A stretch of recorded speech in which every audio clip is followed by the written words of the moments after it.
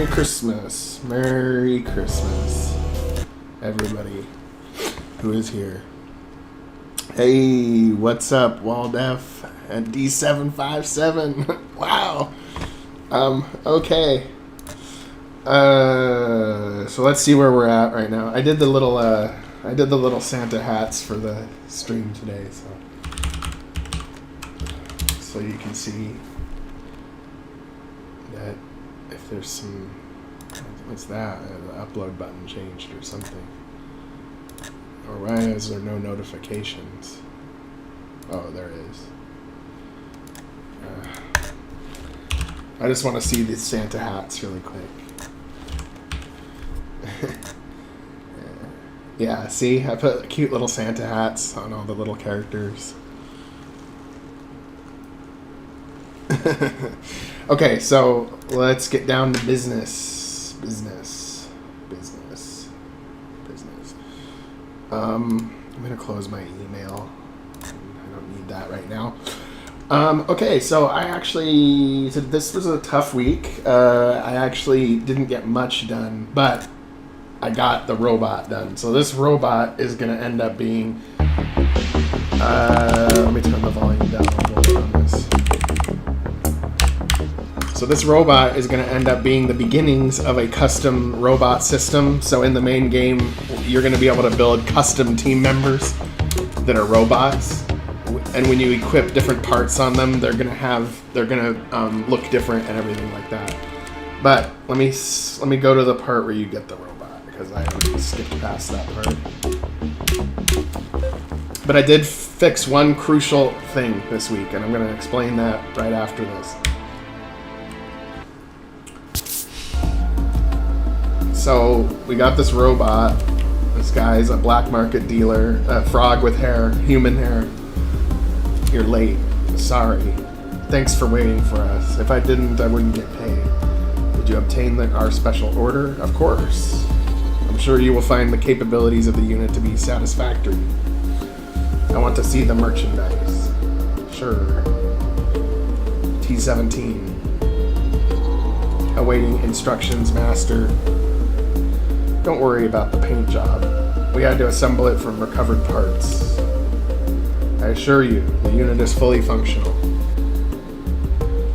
Where's my credits? Transferring now. You have a new master now, T17. Transferring command codes. When can we expect our next shipment? I'm afraid this is going to be the last shipment for quite some time. What? Why? You haven't heard? It's all over the news. The ESA has discovered a way to disable all unauthorized warp travel. That includes guys like me. Continuing to do business under these conditions would be too risky. I've got to go. I'm late. I wish you the best of luck.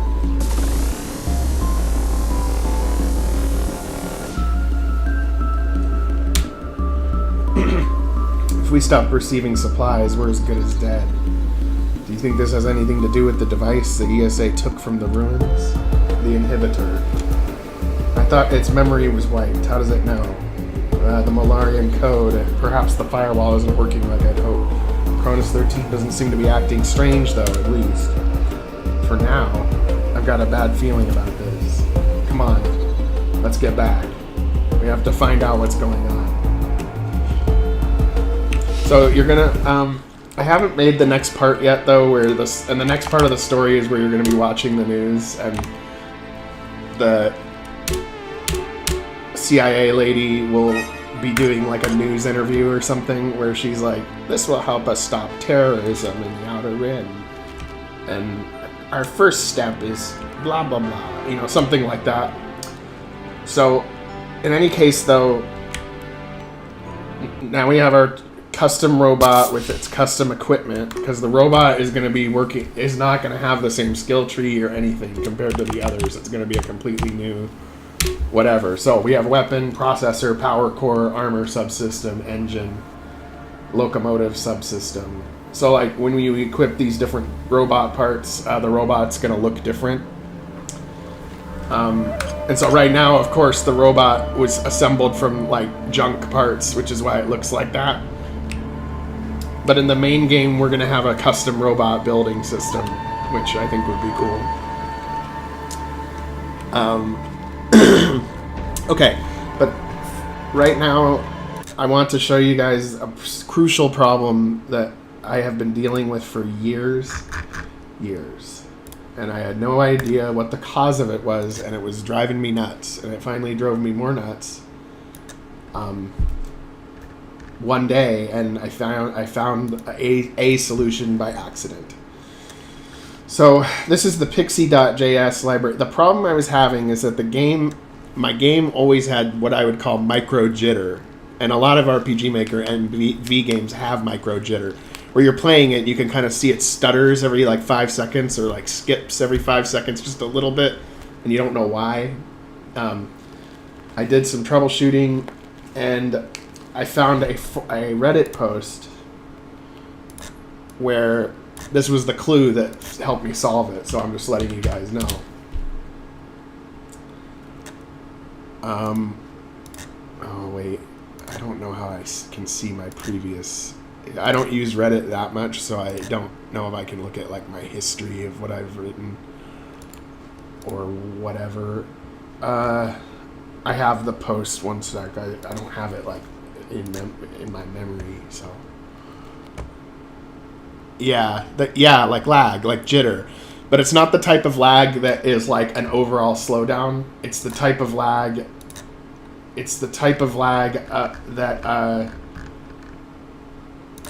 That is like, it's mostly smooth, but then it goes every like few seconds, right? Experiencing stutters. This is a 5-year-old post, by the way, but it's what gave me the clue. That's why I hate when forums close a thread if it's too old. Like they like, don't post necro thread, and then it's like, well, I found the solution. I know it's 5 years later, but why won't you let me? Anyway, I'm using RPG Maker MV. For some reason, I experience stuttering every now and then by walking around. Anyone have a solution to this? And this guy, Hoodell, says, I noticed it too. It even drops the FPS a tiny bit every few seconds. I spent days trying to figure it out, but I gave up. It seems to be a problem with Pixie, the root library, pixie.js. Have you tried a preloader, blah, blah, blah? And he's like, I don't think it's a preloading issue or file loading. I had debugged it for a while, and I concluded that it was a problem with the rendering, probably related to garbage collection. So I don't even really know what garbage collection is. I don't know why you'd collect garbage, but whatever. In any case, he said, well, I think it's a problem with rendering. So I know that the game is rendered with WebGL, and that's faster than the canvas mode. Because you can see, if you look in the corner, it's rendering with WebGL, which uses the graphics card instead of the CPU. Now, when I temporarily switched it to canvas mode, I noticed that it was slower, obviously, but the jitter was gone. It didn't jitter anymore. So that led me to realize, yes, it is a problem with Pixie, pixie.js, which is the root library of this. So, and this is a big library file. I mean, there's tons of shit in here. So the solution was very simple, but it was not obvious. So I was looking through these settings, and I came across this section that's like, you can override global defaults in Pixie. You can override them. So I was messing with, all this shit. Target frames per millisecond, textures, resolution 1, and nothing worked. Nothing was working, and then I was just looking. I was like, next, and then, wait a minute. Default garbage collection, max check count, and it was set to 600, but it wasn't actually set to 600. It was actually set to, like, I set it to 12,000, but it used to say 60 times 10. And that's what it said before. That was the original. So at first I was like, wait a minute. Let's just have it check. It was like 60 times 10, right? And I was like, okay, well, maybe if it's checking too much, it'll slow the game down. So let me make it smaller so it just doesn't check as much. Let's see. That guy said something about garbage collection. let's see. And then when I played my game, I got wicked jitter, like bad jitter. And you can see the jitter. And it's a lot more jitter, but it's the same type of jitter. It's the same type of jitter as where it would happen every few seconds, but it's happening a lot more than that. It doesn't happen much on the world map. It happens like in the town. You'll be able to see it.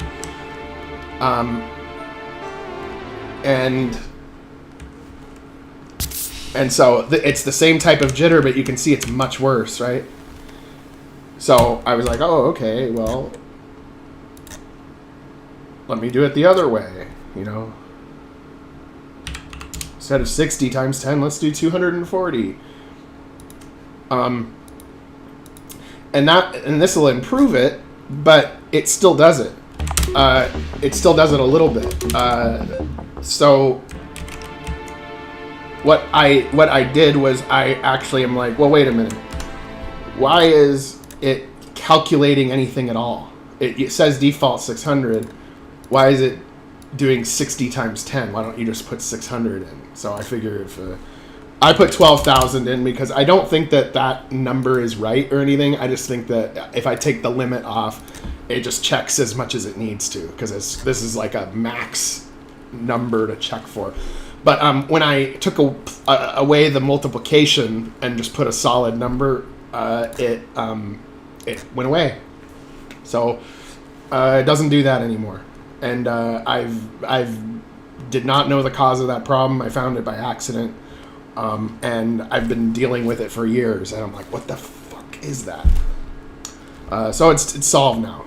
And so yeah, the jitter bug. Well, that's the fix for it. It doesn't make sense. I didn't know that would fix it, but that was the fix. So just letting you know and anybody else know who has the jitter issue, that's the fix. So, but I had to go into the Pixie library, pixie.js root library file to fix it. I was always messing around with my plugins or thinking it was something that I was doing. No, it's just a stupid garbage collection max check count. Set it to a solid number and it works.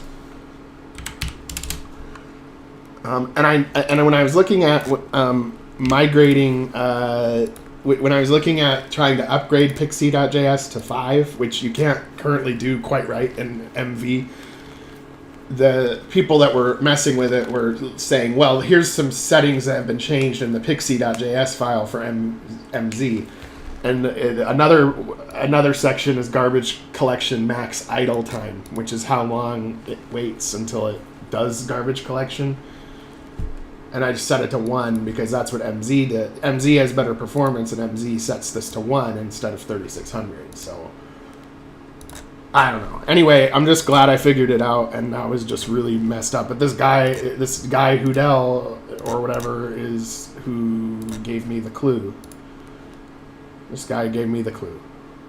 Because I would have thought that garbage collection was irrelevant when I was looking at the file, but he's like, it had something to do with garbage collection. So, and I put the solution here for others, so they can figure it out. So, so now we got to kind of do, we got to back to the game now.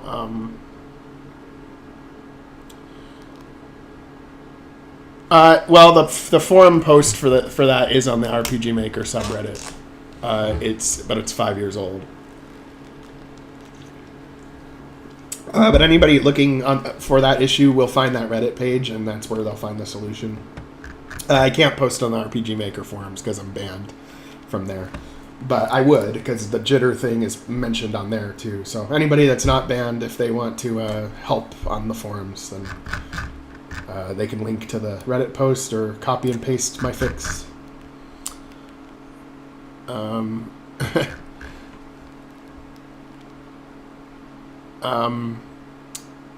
So anyway, let's get down to business. Now, right now, what happened was that the inhibitor was, you as the Android have the Molarian code that is like coming out gradually. The inhibitor is a device that inhibits warp travel selectively. So the ESA can actually decide who is allowed to warp through and who isn't, which before they could not. So you, being the scrappy rebels, you rely on black market vessels, black market trade to get your supplies and everything like that. So it's all getting cut off now because the ESA is going to cut off warp travel to anybody that they don't approve of. And it's about to be put online. It's not online yet. So I'm thinking the next scene is you're in the bar and there's a TV in there. And the TV is the CNN broadcast. And I think I'm going to put a little Easter egg in there that the first part of the news story, it talks about the Raxion incident, which did occur in Origins. And then just briefly, and then it'll go, in light of this, we need to up our game when it comes to stopping terrorism in the Outer Rim. And, Alice Cromwell will speak more to that. And then it'll be like a little interview with her where she's explaining what comes next. And then, we got to do something, once you watch the broadcast. Merry Christmas to all. Speaking of which, one sec.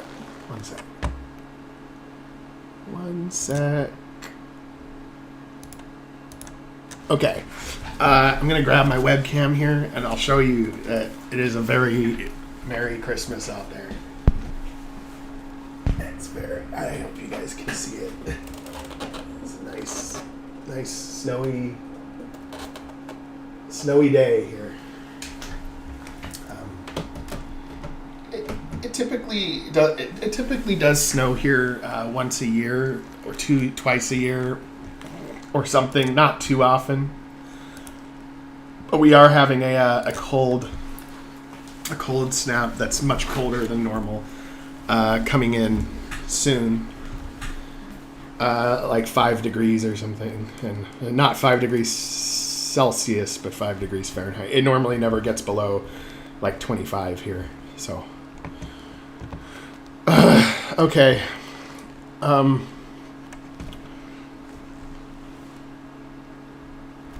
It's Bellingham, Washington.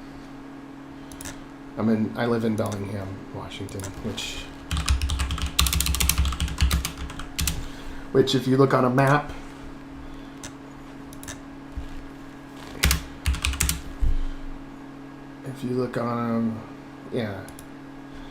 so Washington State is in the upper left corner of the United States, and Bellingham is like right here. So we're about 30 minutes or 20 minutes from Canada, up here.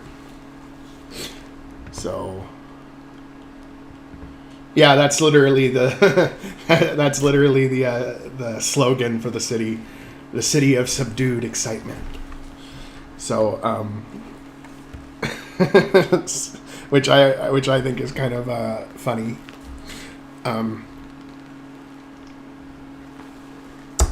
Okay, but we got to come up with a name. Okay, I came up with a sign for Flux Repair. Okay, I'm going to close this now.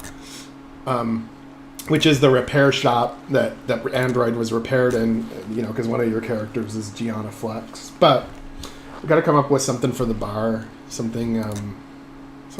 scrappy name for somebody's bar.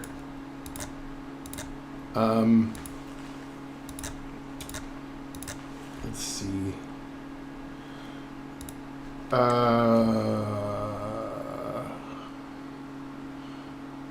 Yeah, subdued excitement, bar and grill. Yeah. Okay.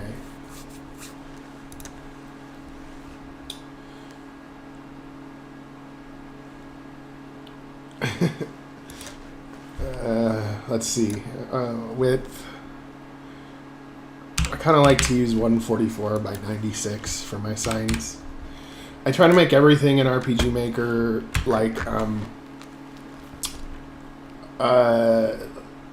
like the size of the squares so that you know how it lines up. Like, because the little squares are 48 by 48 pixels. So I always do everything when I'm making graphics for signs and stuff in multiples of 48 and odd numbers, so that anywhere you put your sign, it will be in the middle and it will line up exactly with the squares, and it's easier that way.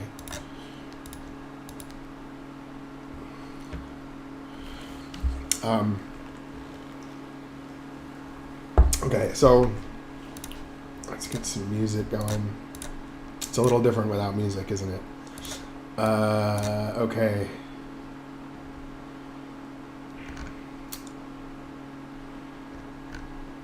Let's see. But I want to use this kind of creepy wind music when, like, you're having the flashbacks, because you have somebody's memory in your head from these aliens, and like the android will like short out from time to time, and like this music sounds like it'd be really good music to play while the android is shorting out. Like, what's wrong, Cronus 13?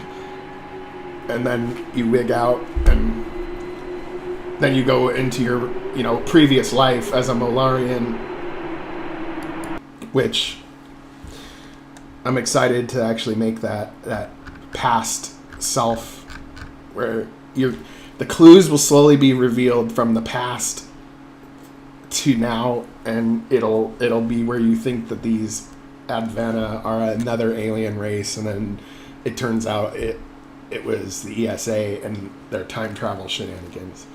So that's what kind of kicks the rebel movement into overdrive, and that we've got to do something right now, even though the odds are against us, that kind of thing. So, because there has to be a reason why they do it. Because right now they're playing it safe. They're playing it safe because they don't stand a chance against the ESA, and this city is hidden, and it has a camouflage field. And as long as they kind of lay low, they're left alone. But this act causes them to have to act. So we gotta figure this out.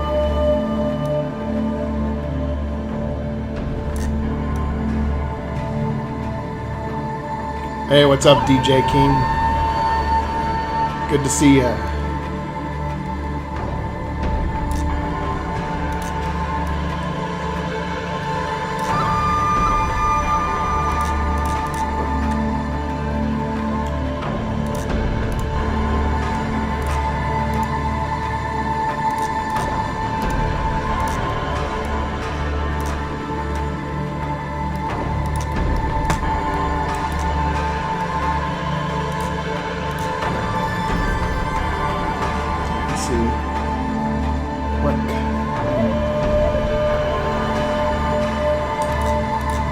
If there's a texture I can reuse.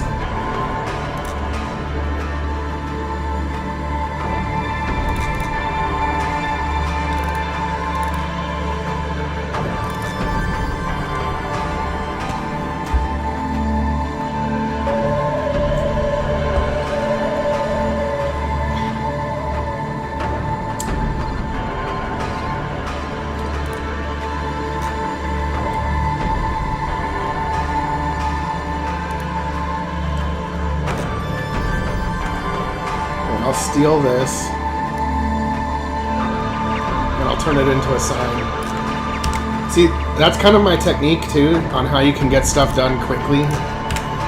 Is like, once you have something, you can actually turn it into something else, like makeshift style, kit bashing everything basically, and then you kit bash your kit bashes. And for those who are unaware, that technique involves it was kind of done a lot in like sci-fi TV shows, where let's say you had like a new ship you wanted to add to the show, that was only in one episode.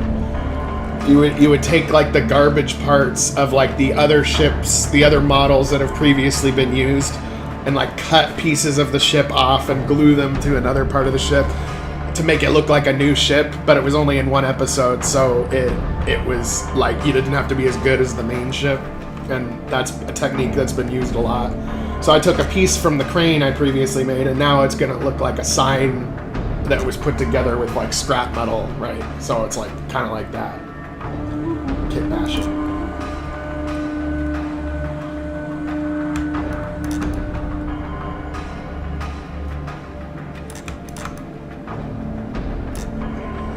And then we'll actually change the color of this to not make it red. We'll make it orange, so it looks rusty. Or in fact, maybe I could just colorize the whole thing to be orange.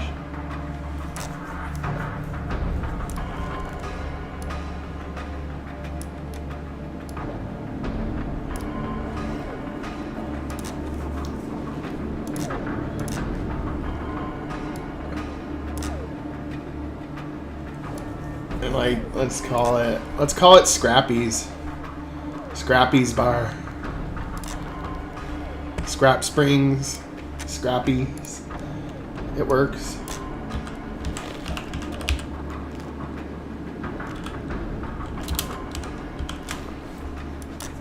I might want to use a different font though. Oh yeah, I know what font I want to use. The one that looks like a ransom note. The one I used for the gun bar in the main game. Yeah, this one. But I gotta make it bigger on this font, but... yeah.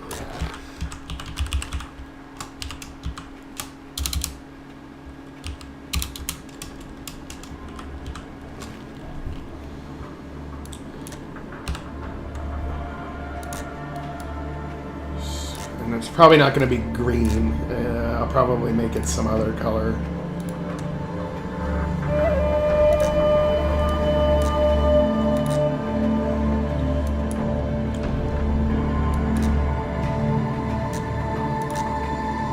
Yellow looks good. And then I got to make the inside black. Like the letters, like a solid black.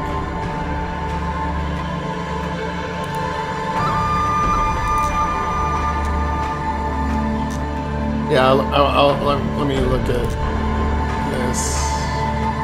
Oh yeah, nice. Nice. I like this background.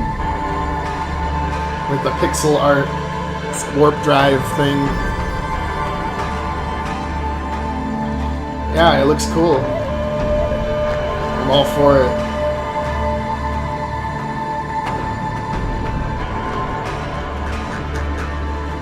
I like it.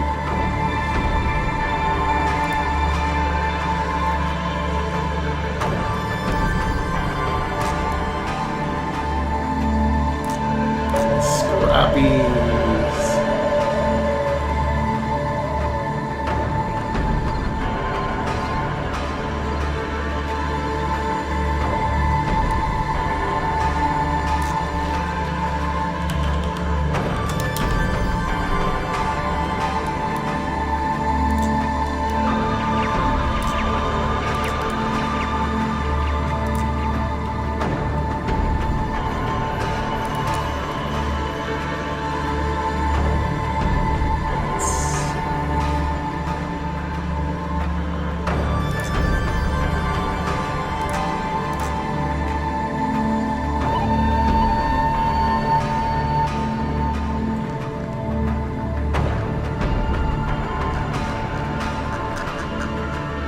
Yeah, well, it does look like the same font that I used in mine.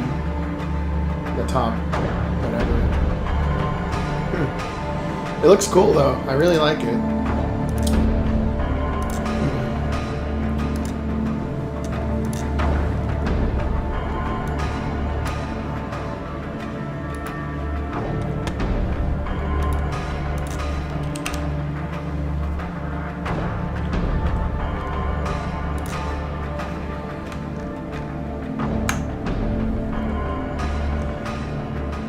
Alright, now what we do is we make the canvas, we make it into a character set.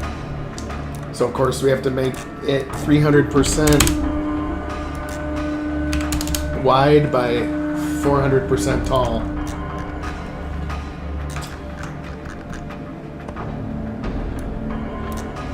Now if we want to get fancy, we could animate it a little bit. Let's see what we got.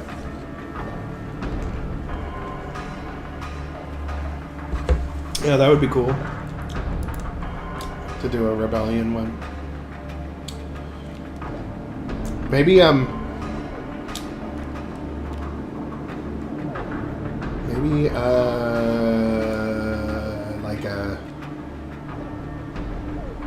like a shot glass or something, like filling up. But fuck it, we'll just do a normal sign. It's not a fancy town anyway, it's kind of like put together with scrap parts, so perhaps the ESA town will have more of like the neon signs blinking and flashing and shit. And okay, I need to know how many from the right, left it's supposed to be. Okay, 1, 2, 3, 4. Okay, 4. 1, 2, 3, 4.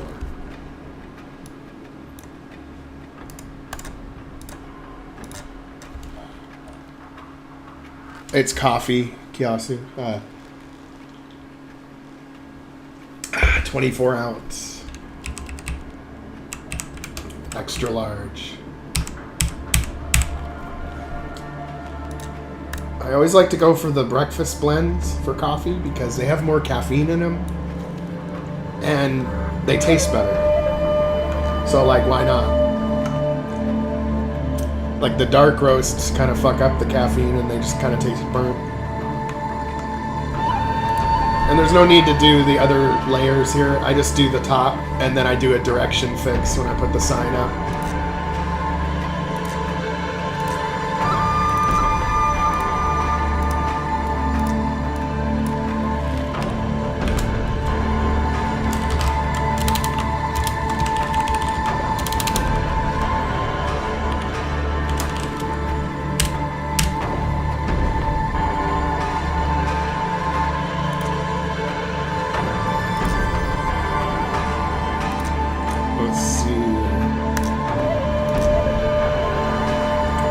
Now we'll put the sign, probably put the sign up here.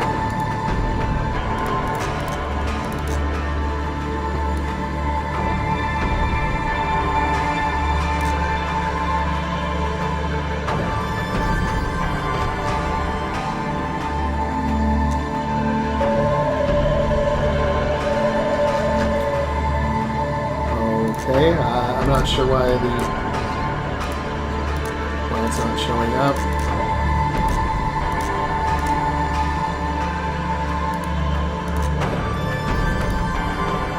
Oh, sign scrappies.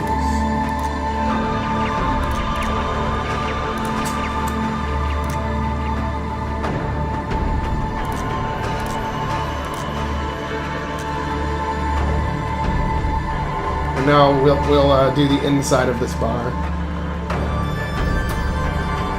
Since it's the same building design as Flux Repair, I'll just copy that and then change some stuff.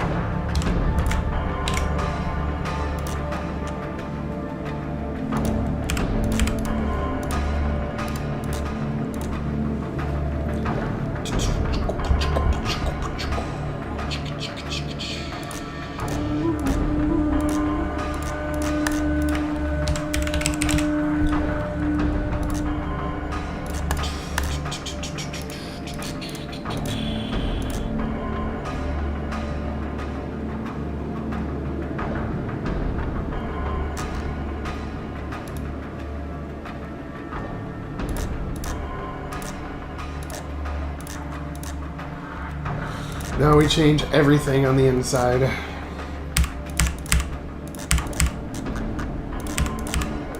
Get rid of all these events.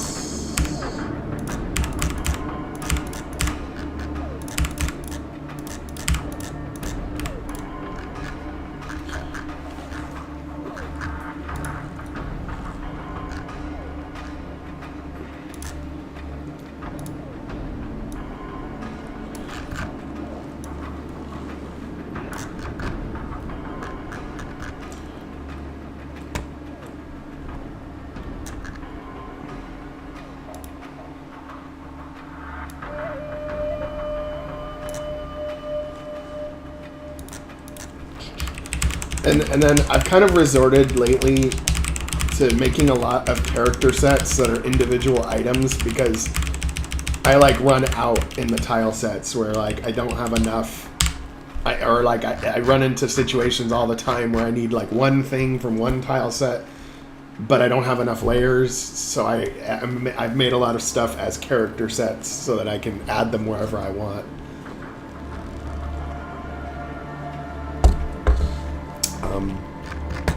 You know what would have been cool for RPG Maker MZ is if they just had more layers. Like what, you know how we have A, B, C, D, E? Why not A, B, C, D, E, F, G, H, I, J, K? Why not? But they didn't, so whatever.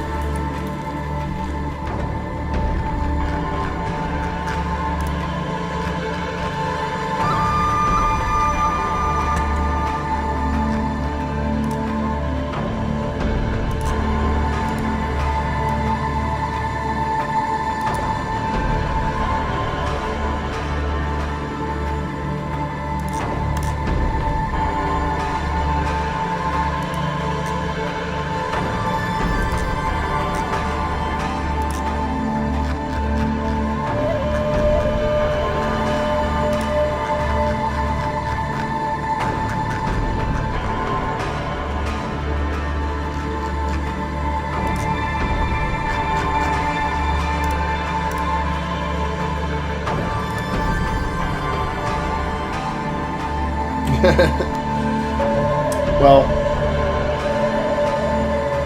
RPG Maker MZ, I think it's fine, except the problem is that the plugins aren't there yet. And in addition to that, the plugins that are available, a lot more of them are behind a paywall than used to be. So you have to pay a lot more to get the same plugins at this time. I'm sure it'll get better, maybe over time, but it does have better performance. I can already see when I look at other MZ games versus MV that the frame rate seems like it looks more buttery smooth, but the plugin support isn't there yet to have like all these advanced features.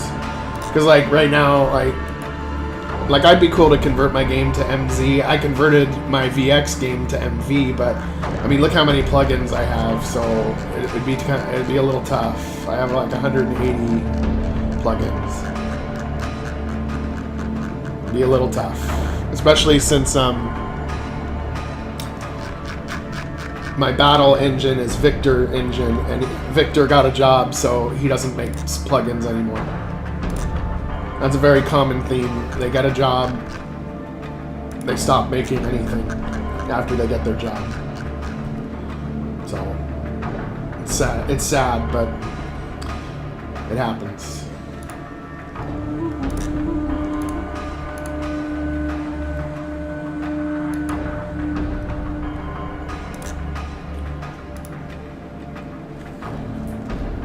Scrap springs inside.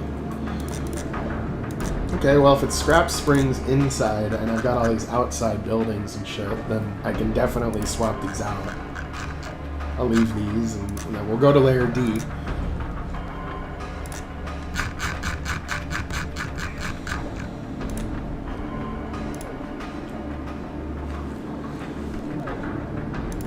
We'll swap out layer D with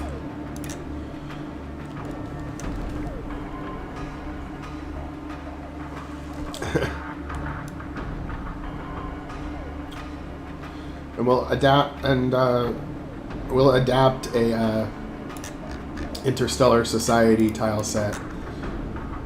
Like I think, yeah, we want those too later. This set, this one, B2. B2A. Although it'd be more like B2 instead of B2A. So we'll get B2 and we'll rename it, and then we'll make a new one that's based on it as a template. So we'll go to Interstellar Society.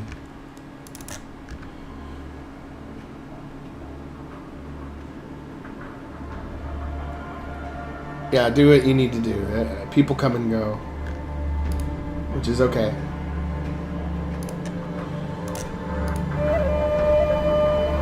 I mean, you have to be kind of dedicated to watch like some development for 8 hours or whatever. I can understand why people drop off, especially too if I'm doing something boring, like repeating the same, like, or something's not working and I'm like having to try the same thing like 17 times in a row.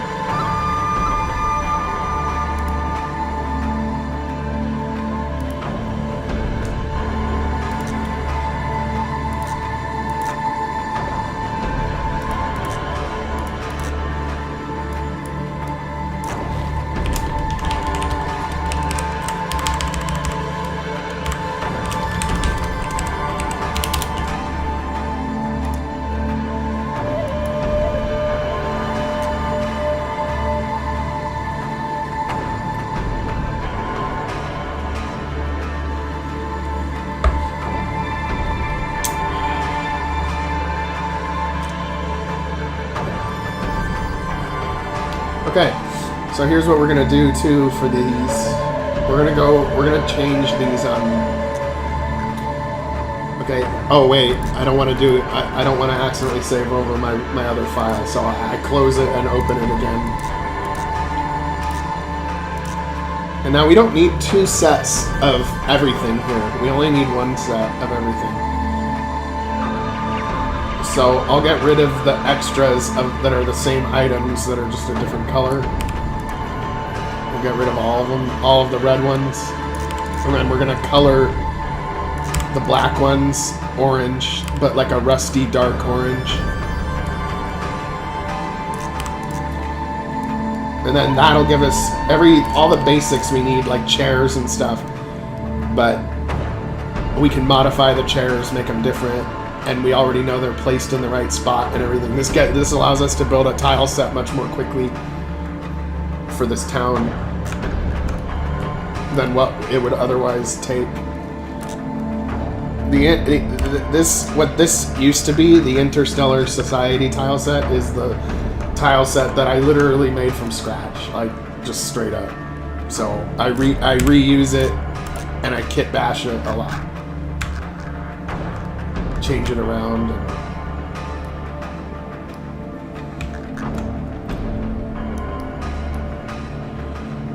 And then I'm not the best at shading. That's why I did these like this weird like paneled look, because it kind of like looks like shading when it's not. But no, I'm not very good at the shading. I'm kind of okay. Like this looks kind of okay, but other people do shading a lot better than me. But I'm learning and we're getting better at it. But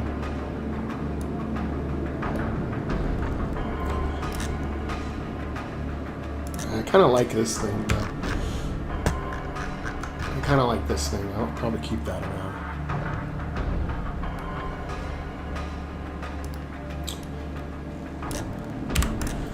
Yeah, because the way that I gotta do it is I gotta move fast, right? In order to get this game done in 3 months, 4 months, I gotta move fast. I can't mess around. I can't take forever to get it done. So you gotta use a technique. You gotta use techniques in which you can get it done relatively quickly, while making it look different and not exactly the same. So that's what we're doing.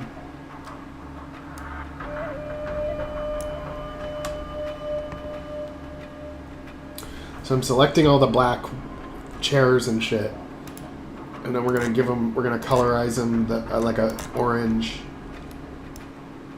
The theme of this game is orange and brown, because we're in like a dusty, musty world with, you know, that kind of vibe.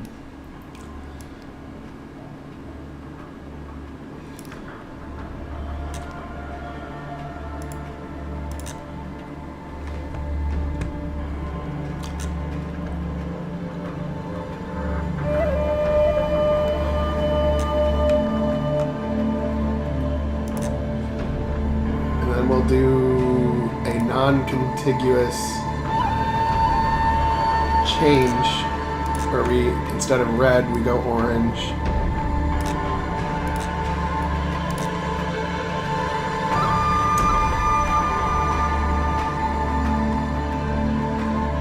Oh, I forgot to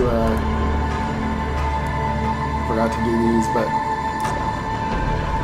forgot to do these.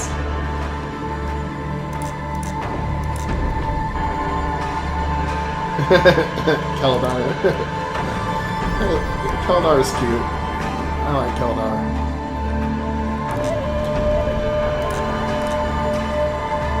And now instead of this white crap around the edge, we're gonna use that same orange.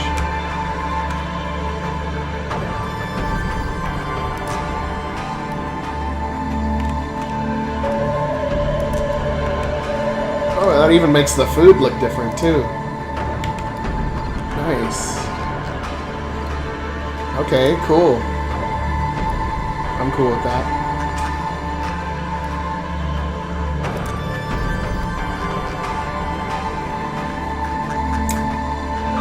Oh, wait a minute. That's a little bit... It looks too much the same. We need something, another color. Maybe like this color. This is black. Yeah, that looks slick, actually. It kind of fucks up... Okay, here's what I gotta do. I actually gotta do it the long way, which means I gotta do... Because if you uncheck contiguous, it means it'll change the color of every color on the entire graphic. But if you put contiguous, it only does it within the object you're messing with. So, like, if I do it there, it only did it along here instead of everywhere on the image. Sometimes if you can do a shortcut, and this time I could not. So we just have to do these manually. And I'll get the little bits and pieces that don't, like the little white pieces, I'll get those later in one step.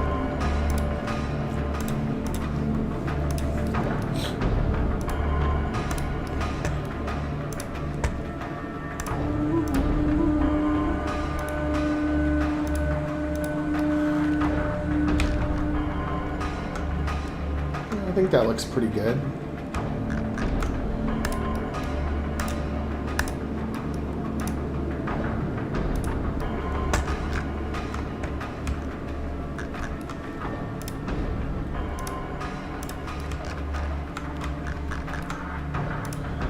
And then, of course, I can go back and change the designs of the tables and the chairs, but I just know that they're like in the right place and everything, and the right ratio of the character being able to walk above it or below it or whatever. I wonder if Levin Zachary is a bot.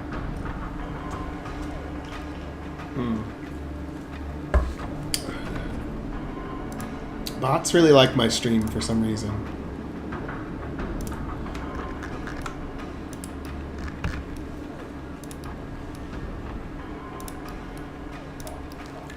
I just don't know what the point of these bots are. They come in and they just say random things, and then it's like, okay, fine. Like...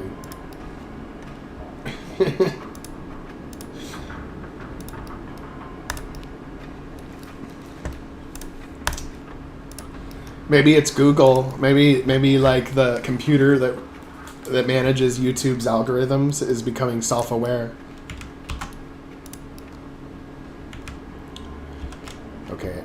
that one, I think I like the orange for this part. Yeah, the orange is better for that part on those.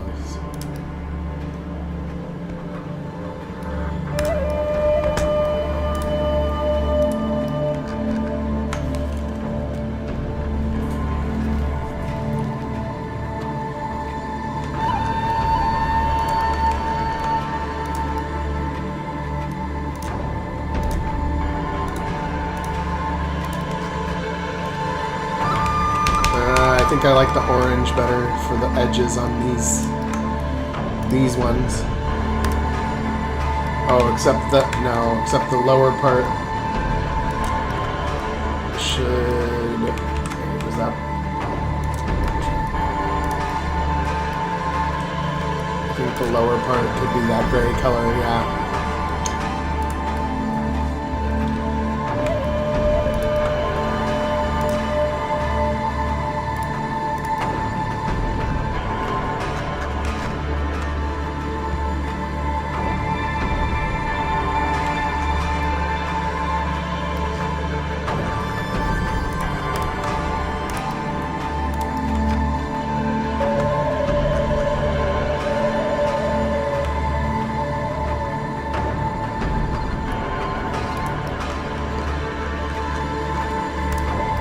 Because it's a desert world, you know. It's supposed to have kind of a little bit of a Wild West vibe, but not overly so. Just a little bit, just a touch, but a space version.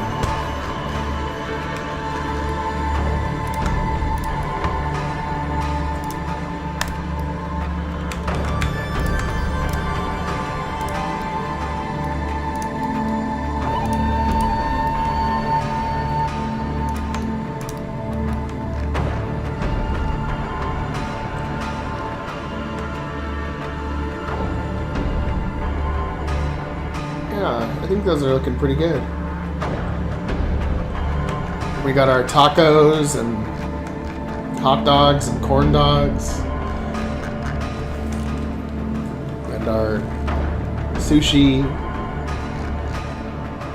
We got moldy sausage, moldy steak, moldy burger, moldy piece of shit.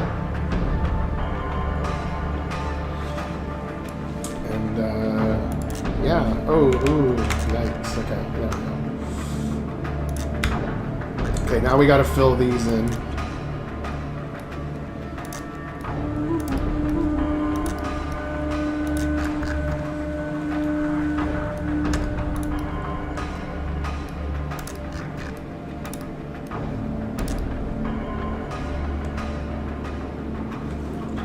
Yeah, Terran hamburger. Some people find that part of the main game unsettling when you're in the prison. Like it's like too gritty for them or too dark that they make you eat human meat.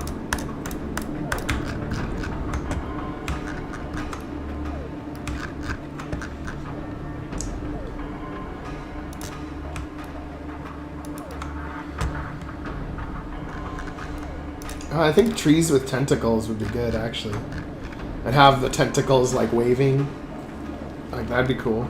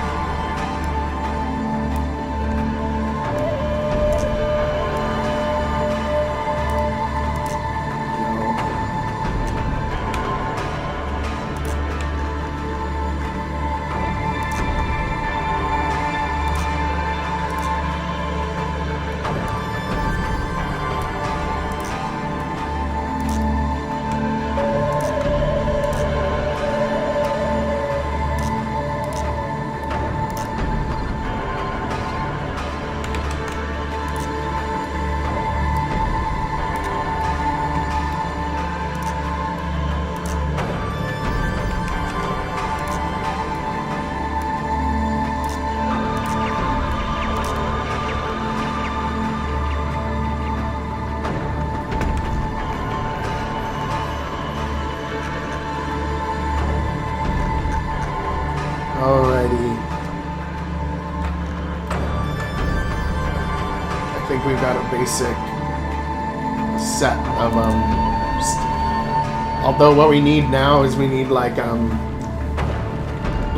shelves with like drinks on them and stuff for the bar.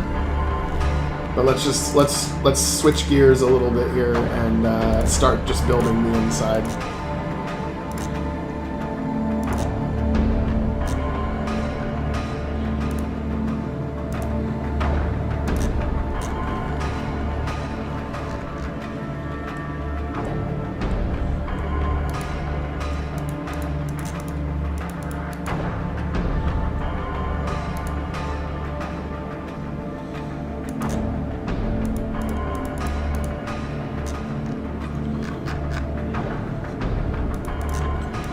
I hate this part, worrying about the passability. I always seem to fuck it up.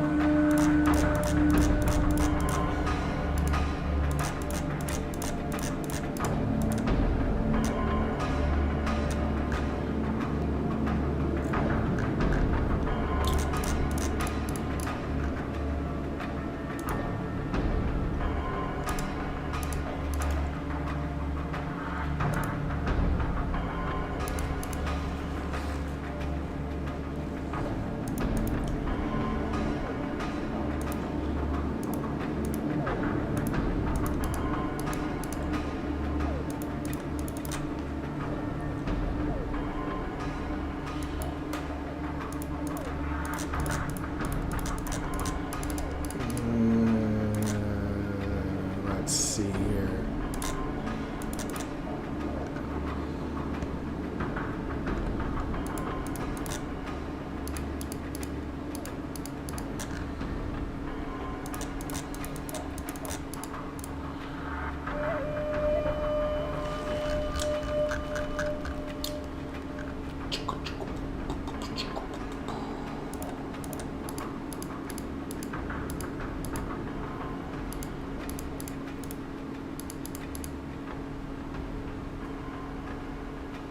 Okay.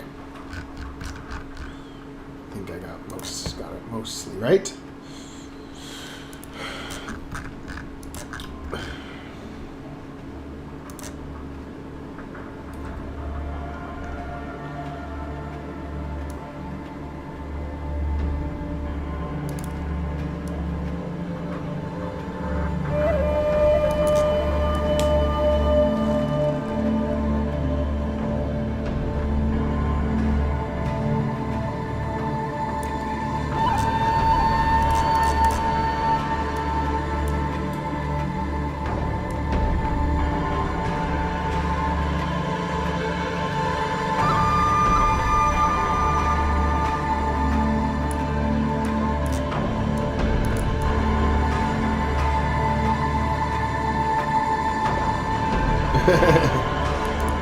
Yeah, no, Magnus is going to be showing up in the main game, though. I think he's going to be a favorite character of some. I like him. He's actually one of my more favorite characters.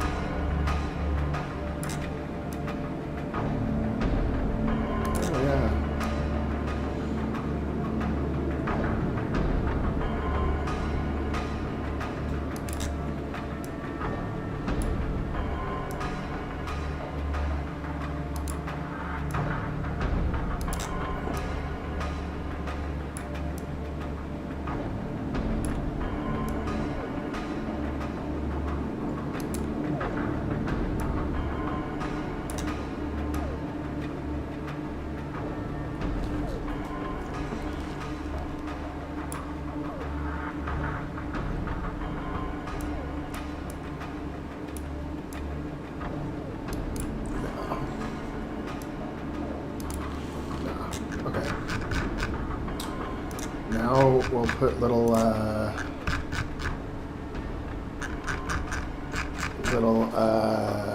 like little bottles and stuff like that, drinks.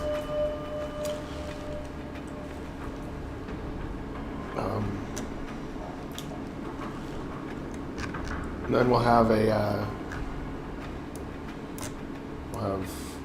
food synthesizer and drug dispenser. We always gotta have those. Always gotta have the drugs. Always gotta have the food and the waste disposal.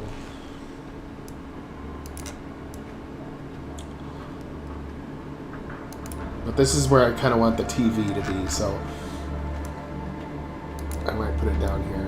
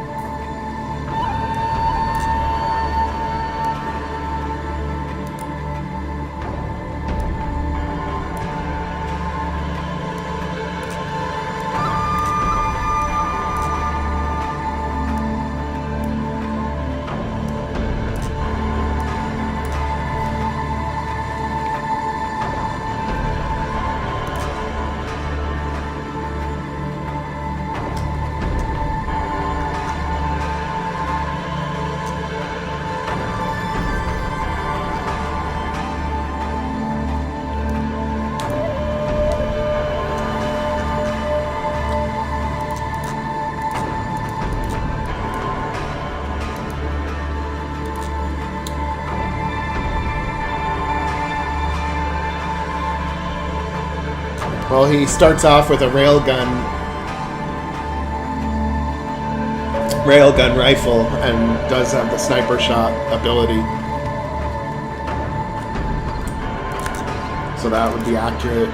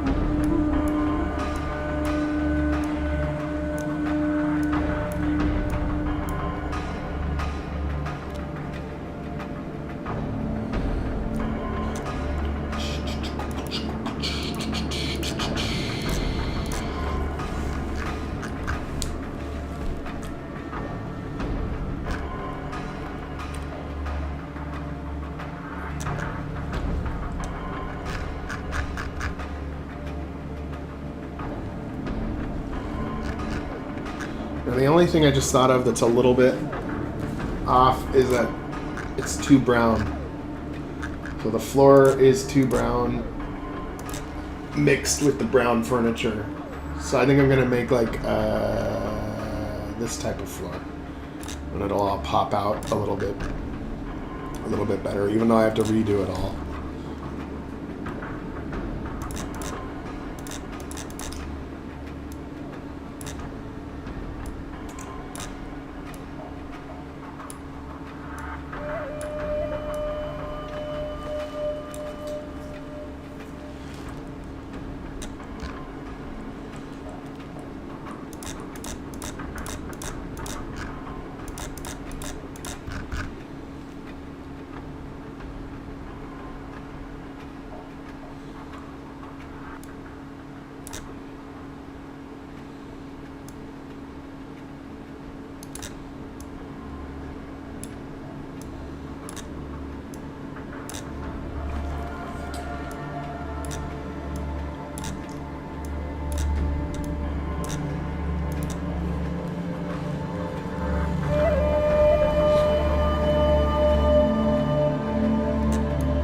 these are just a tad too low.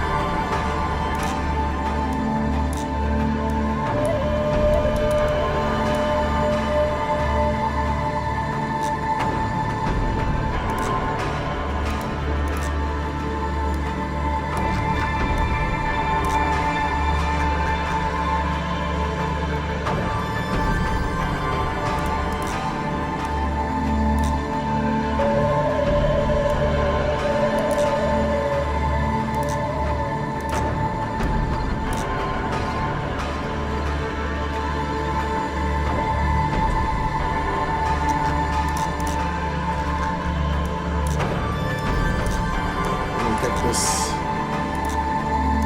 bar will be coming along. Oh, these are a little too close together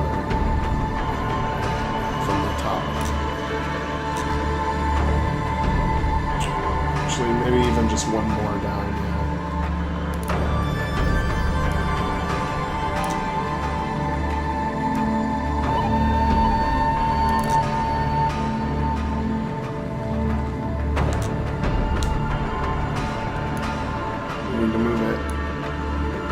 Step down at least.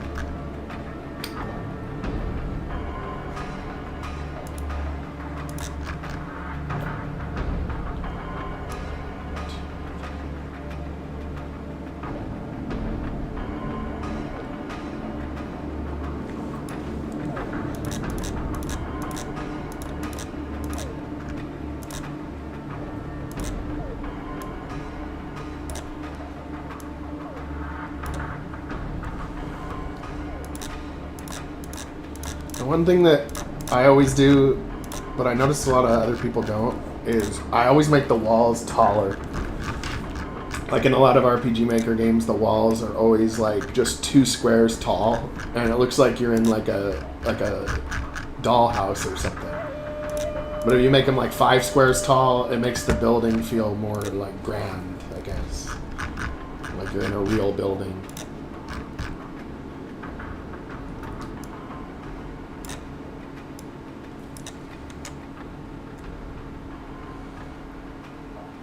Yeah, and one thing I need to work on is the problem that I have is that I actually do need to make the game harder, but also I need to give the player more options.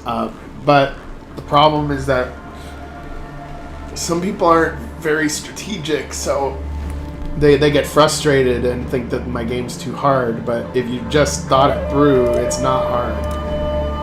It's almost too easy, but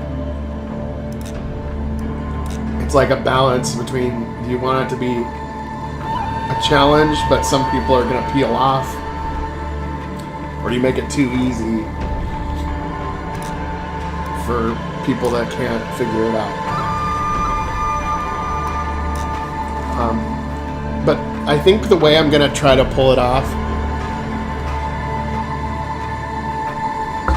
is I'm gonna make it easy in the beginning, and then as it goes along, it'll ramp into overdrive where you really should have. You're gonna have to think harder. But once you've already gotten like 2 hours or 3 hours in, and you have to, then you're like, well, maybe I really can get past this. But the enemies will do stuff that if you didn't stack your skills, you'd die. But if you did stack, it's still relatively easy. And coming up with more variety of attacks and stuff that the enemies do to you is something I need to do too. I'm going to be piloting that a lot in this version of the game. Like I've already started with, you know, those trucks, the little truck, the things on top of the enemy trucks. I added a bunch of AI stuff in it, and that wasn't there before. I also made it so that all the skills have cooldowns, so they won't use the same skill in a row too many times. So...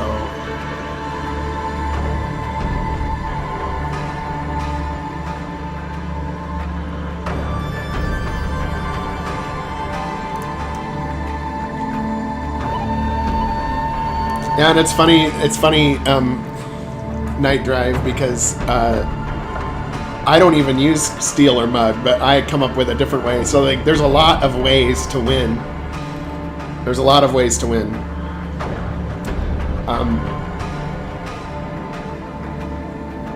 I typically win my own game by as quickly as possible getting the skills that affect the entire party rather than just one character, such as increased attack or whatever, or increased agility for the whole party, or decreased agility for the enemy party.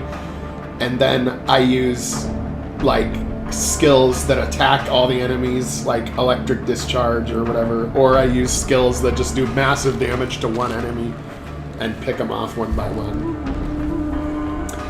But everybody plays the game different. It's funny seeing other people play my game because I'm like, oh yeah, I didn't think of that, and then it's weird. It's like, even if I intend to play it differently, I still have a tendency to play it like I always do. Like it's my bias of how I play. But everybody else has a different way to play, and so that's why when people stream the game, it's really interesting, because I'm like, oh, okay, I need to adjust that, because I didn't think of that. Like everybody plays it different and gets stuck on different spot and whatever, and it's all very, very valuable feedback that helps make the game better.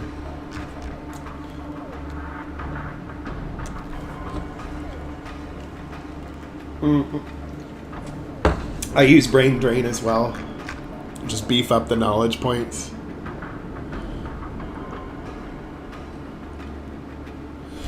Yeah, I'm gonna add more skills. Like, the skill tree isn't done.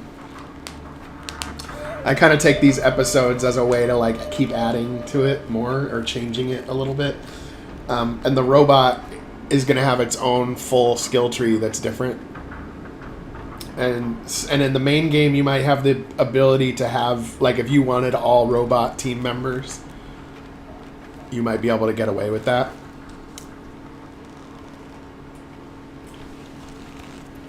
Like all robots that you built yourself.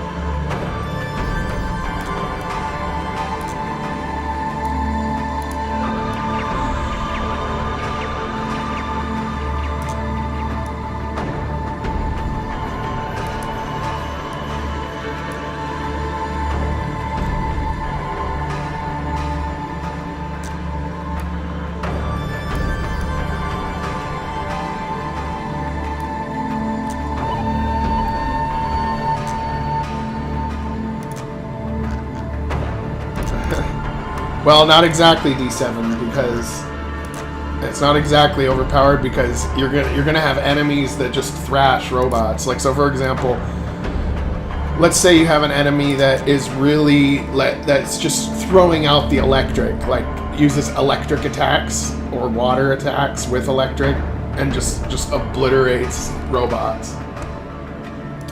So there will be instances in which robots are a downfall or a downside.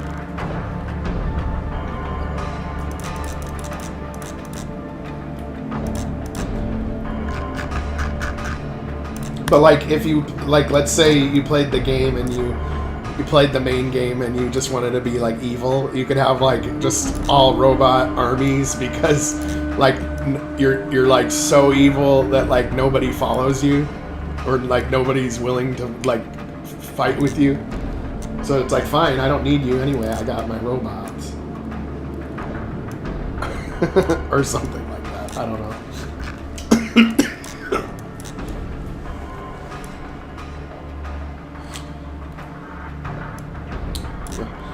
Well, the final boss is going to end up being Kern.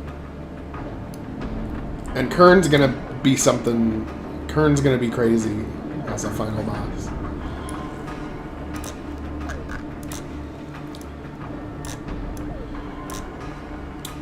And I'm kind of toying with the idea of... because Starshift is already known to have been out for a few years, even though it's not done yet, the main game. And the main game has a lot of choices in it, right?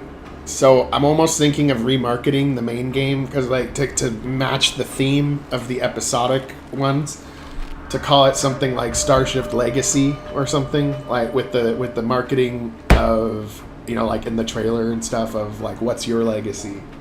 Like, what did you leave behind? And based on your actions, you know, perhaps the ending is that you've done everything, you defeated Kern, whatever, and then like it goes to like a classroom or something, and they're discussing you and what you did, like almost like it, you know, it happened 100 years ago, like a history book or something, and you know what you left behind, and the classroom will look different depending on whether you did things right or whether you did things fucked up. Or something. I am toying with the idea. I don't need to decide anything like that now, but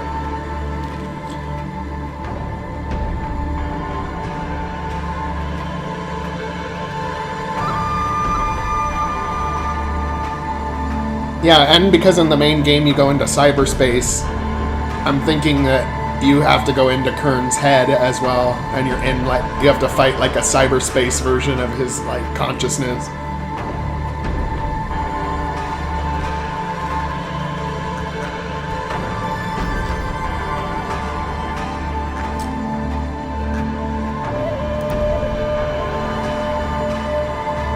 Okay, so I'm gonna go into the bar and see what this looks like now.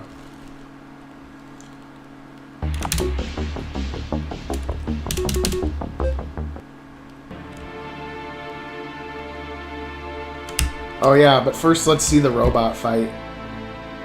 I just gave him a basic railgun cannon, but I'm gonna make him fancier later. See, he looks cute.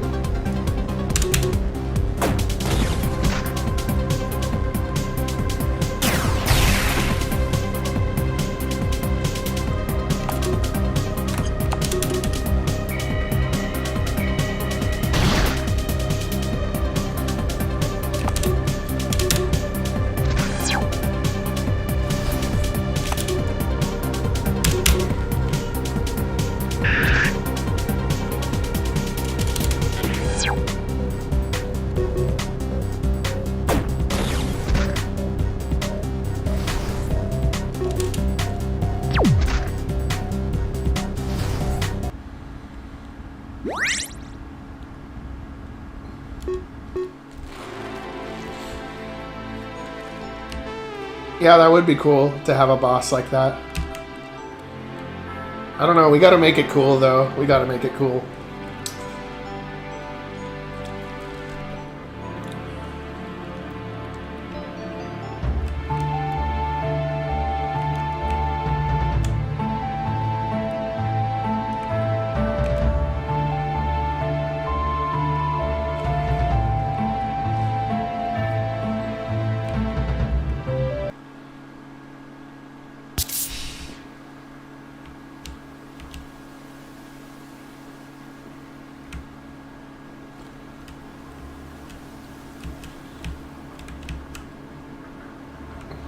thanks. Oh yeah, Scrappy's bar. That doesn't look too bad, actually. It looks like a sign.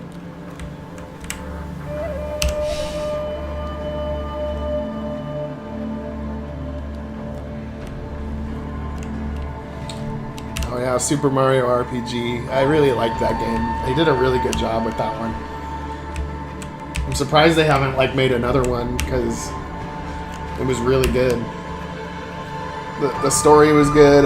It was probably my favorite Mario game out of any Mario game I've ever played.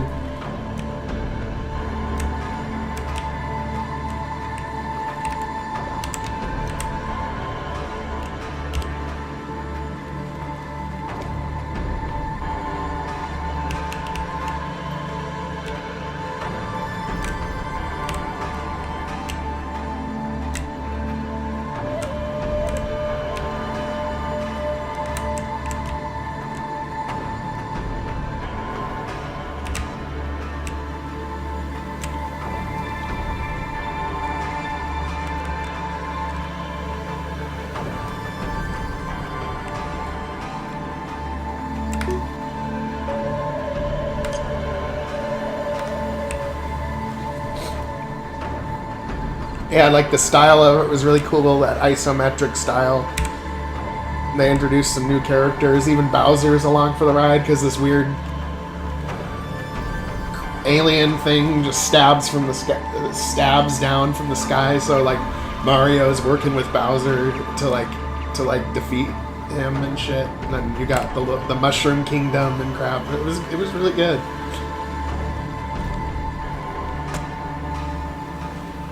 Yeah, Gino was good. Gino was good too. I used Gino. I liked him. Bowser the benevolent tyrant. Okay.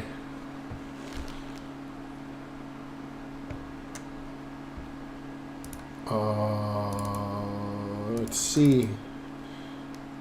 Now we're gonna have some music playing that is like uncertainty. This one, this one's a popular one I use a lot.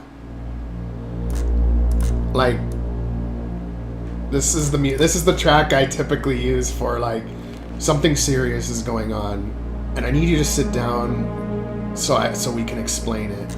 You know, like that kind of thing. Like where they're having like an interchange of dialogue about something serious,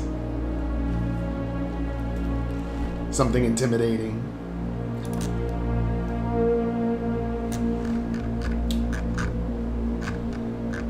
So I'm not going to worry about the NPCs in the bar for now.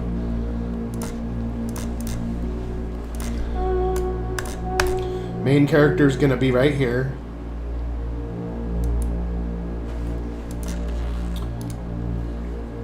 And we have to have this one activated by a switch.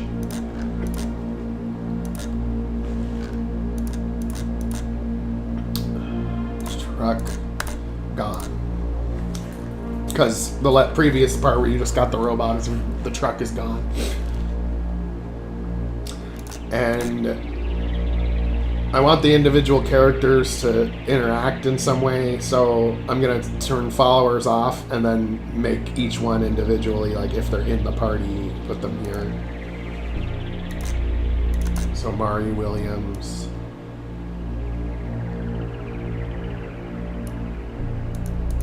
I think I called her Mari Reimagined or something. Oh, but without the exclamation mark, it's just the $sign.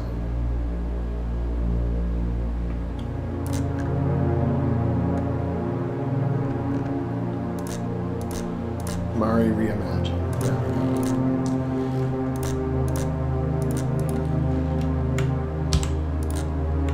Because you're basically going to be watching CNN, you know, like right when you come back to the town. Like, in fact, we'll probably just not have you get out of the truck at all. Like, it won't be like you hop out of the truck and then walk around in the town. It'll just be once you get to the town, it phases directly to the scene where you're in the bar. And you're watching the TV.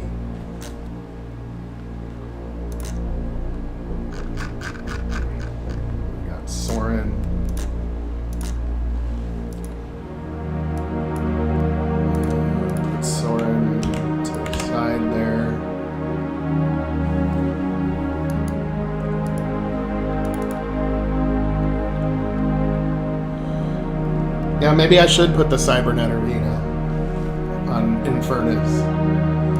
I was thinking about it, but I wasn't sure.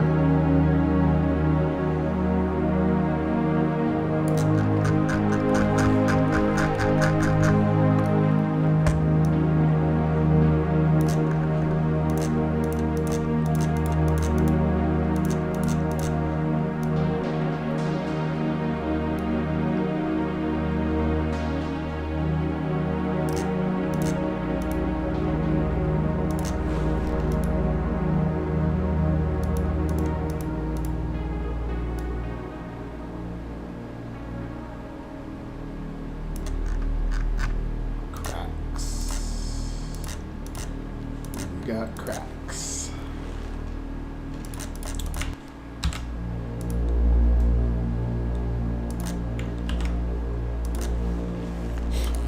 Oh, we gotta have cracks grog. Cracks grog. We'll have Gianna.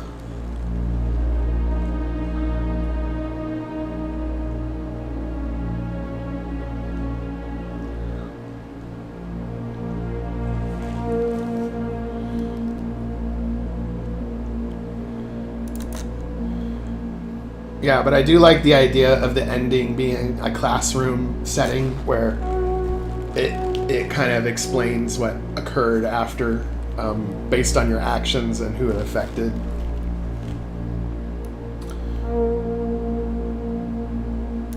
But you're long dead by that point.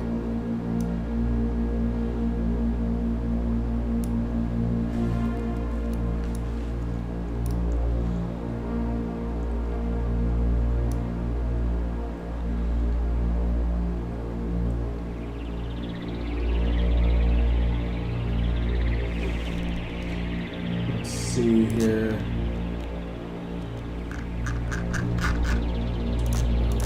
Okay, there we go. Gianna.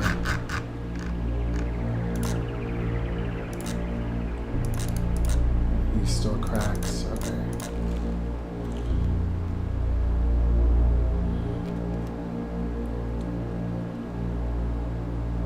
Oh yeah. But I use this track a lot, though. It's like something serious is going on, and it is kind of during the scenes where there is a lot of exposition. Like, that's not a Novus prototype ship. It's a Terran Republic ship. After they went through the portal, they were lost to time. But what about the Krill? Well, they were able to survive by using the gate, the slipstream gate. You know, like that kind of scene.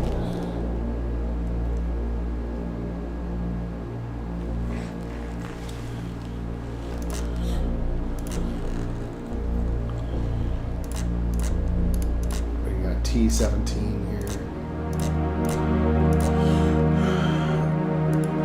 Yeah, in the year 2347. Crap. Okay, so these guys are set to be activated. We have an auto run event.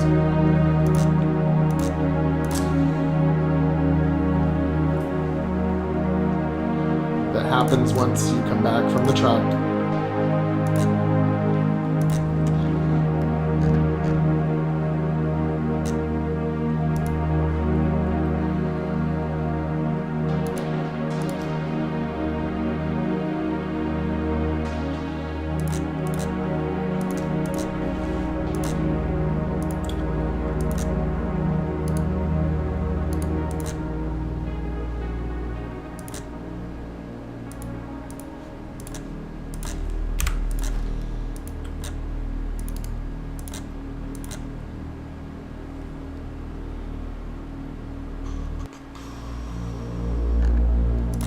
Scrappy's bar. You'll end up right there, direction up.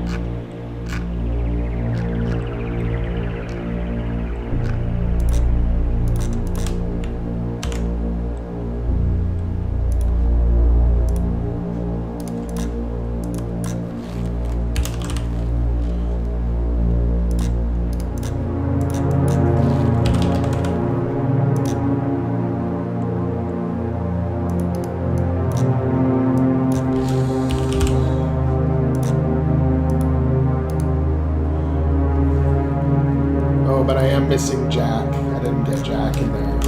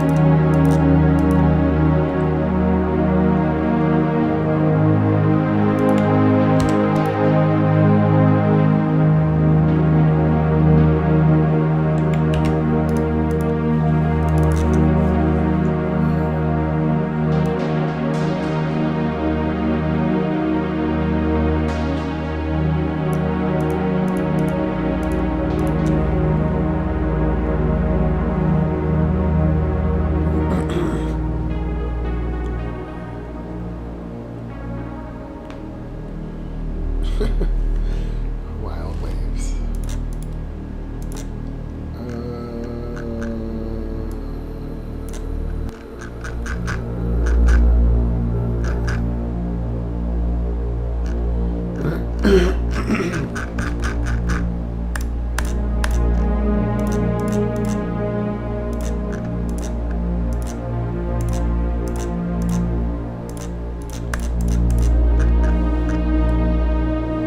I forget which one is Jack. I would have organized my file names a lot better if I knew that this would go on like this. But whatever, it's too late now. I'm not gonna go and change it, because if I do, then it fucks everything up from whenever I use that file name in the game, and I'd rather deal with the disorganization, honestly. But if I was making a new game, it would be much more organized.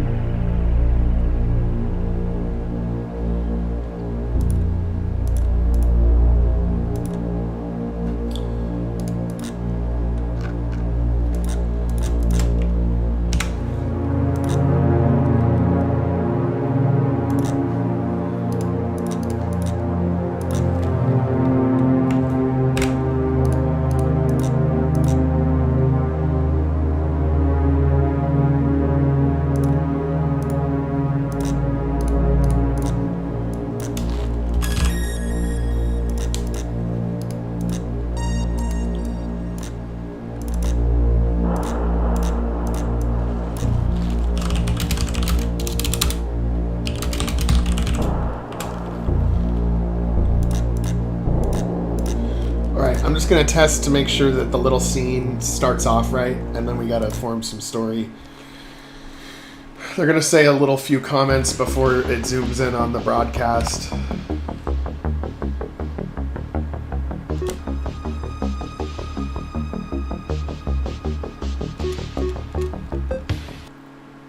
Alright, we got another bot.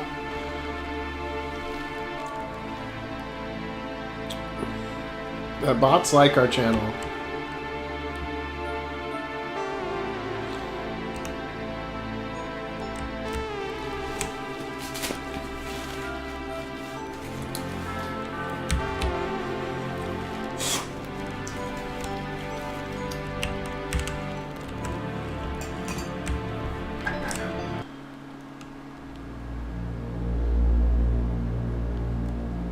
Okay. That works, except it was a little too fast. The transition felt a little too fast. And I think just if we make a subtle change, instead of the fade out, we do a tint. We do a tint screen. And we have it take a little longer than normal, actually. 2 seconds.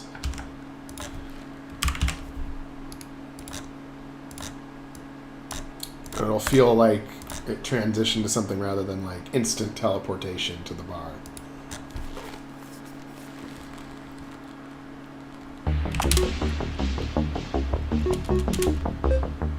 Let's see.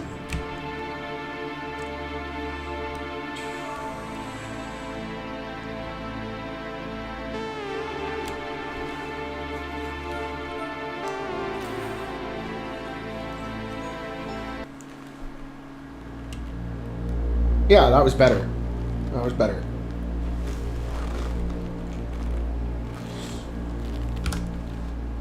Then what we'll do is we'll make it even a little bit more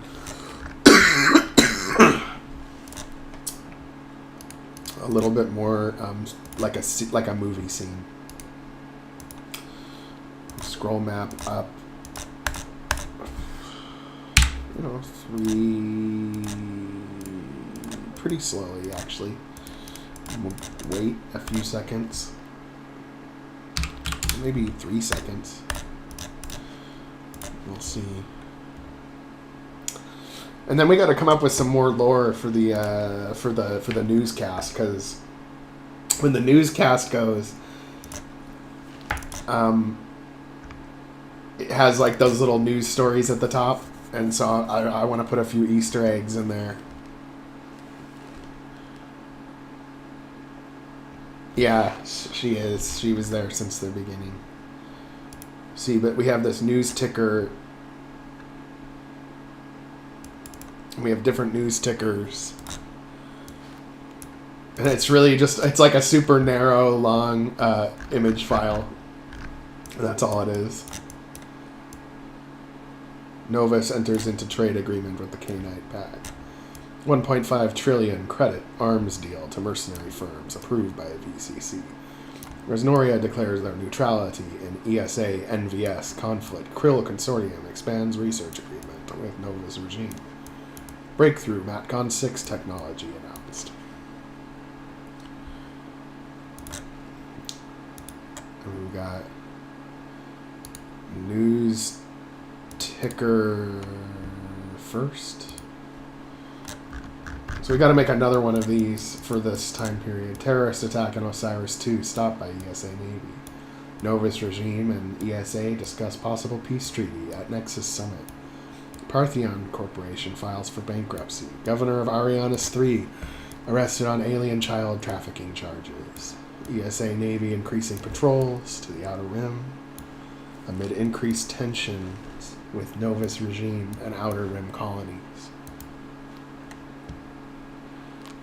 Strength, unity, victory.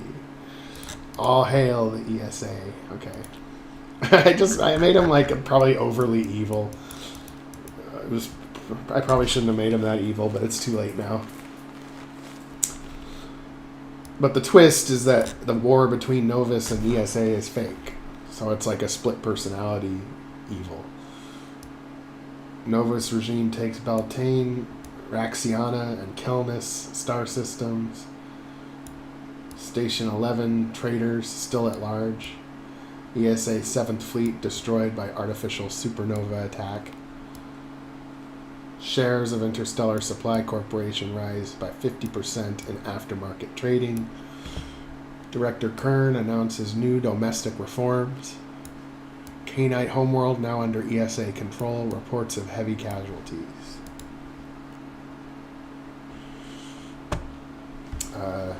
So I don't know. I like adding little pieces of lore like that. Hey, Waldef, what's up? Welcome back. We're getting to the next scene where, you know, my favorite part of doing this is the story parts. it actually takes me longer to do the story because I have to make all the maps and stuff. Like, the maps and the graphics take more time for me to make than the story. I like making the graphics too, but it's the story. I can whip out story no problem, but like, okay, for some reason it doesn't scroll up. The camera doesn't scroll up.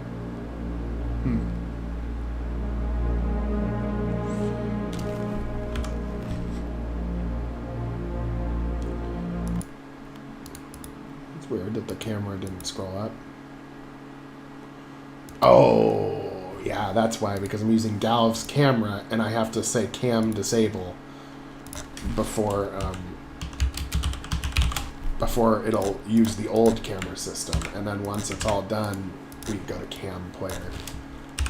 Because I like Galv's camera system, it kind of gives it a more smooth look, and if I wanted to like just point the camera really fast at something, I can do that. But sometimes when I'm trying to do that cinematic feel, the scrolling of the camera looks good.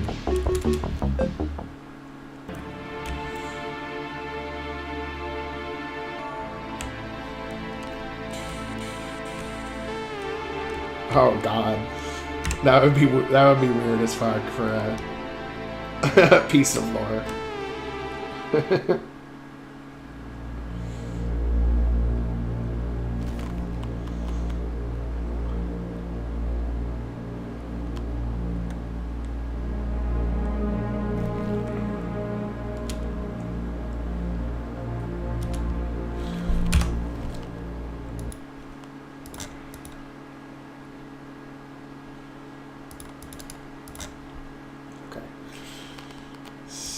So I gotta change one little thing. I gotta make it so that the return to normal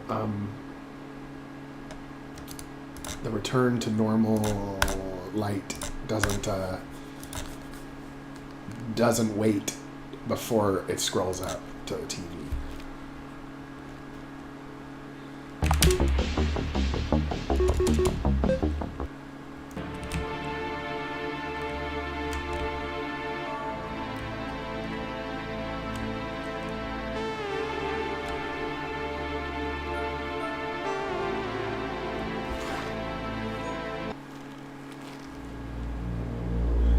Yeah, that works. That looks good, yeah.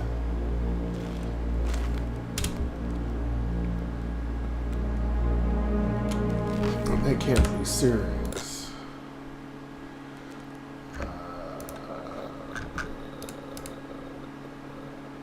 Then we have, we need cracks to say something.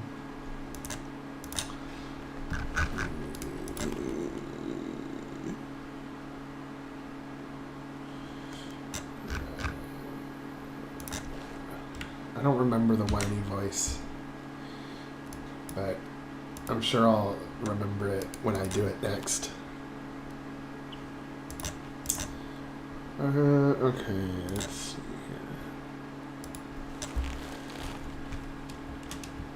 here. So I'm replying to somebody on the Facebook live stream, because I do a live stream on Facebook and YouTube at the same time.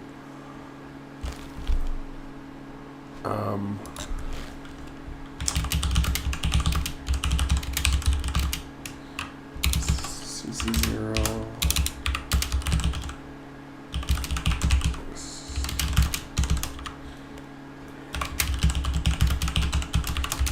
Also give out all the tracks for free for others to use in their games. Check out our playlist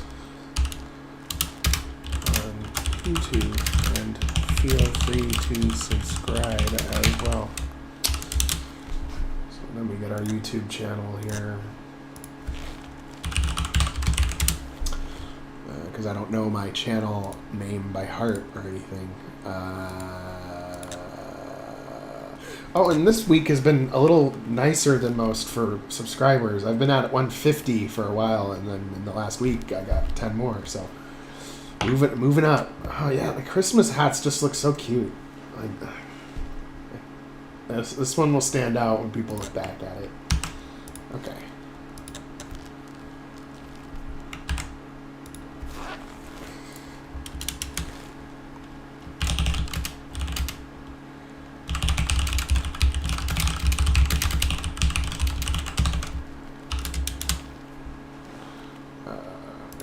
Show them the playlists that we have for the music.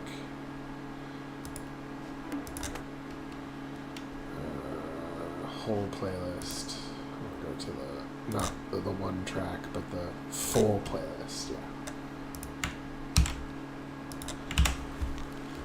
There we go.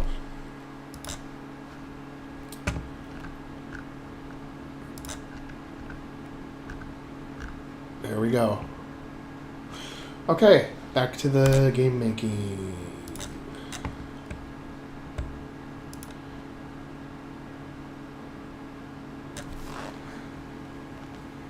Yeah, usually subscriptions come in like that though, like they come in flurries.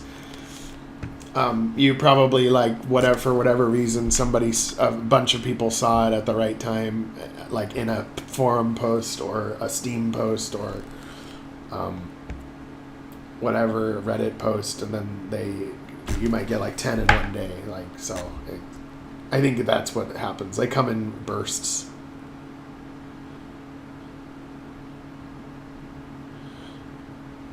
Wark Tech. Yeah, it's like what the messages, the spam bots.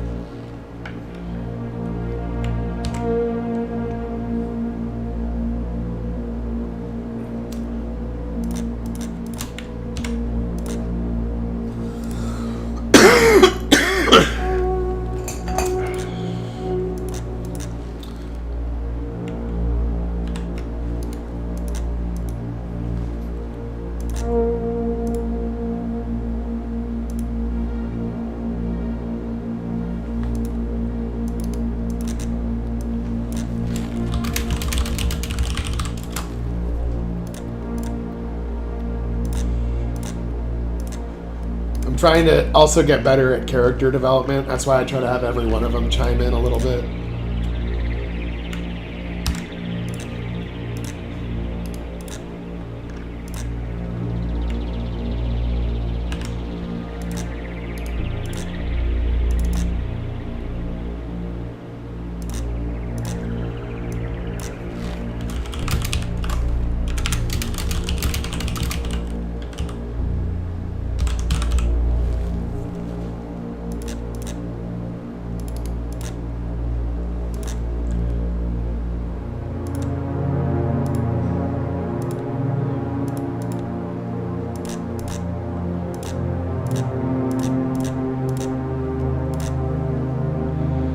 Then now we do the super zoom into the TV.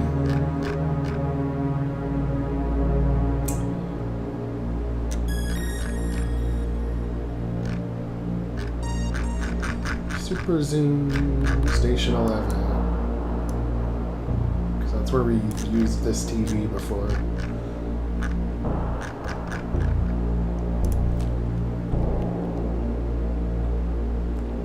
Yeah, they have been rearranged. Pig guy is still gonna be in there, but he's not on your team, so I took him out for the robot guy, but Pig guy is still gonna be in here. He's kind of gonna be like a shady merchant who, after the ESA cuts off warp travel, he's like the shadiest guy, and of course he's approved to do whatever he needs to do through the ESA.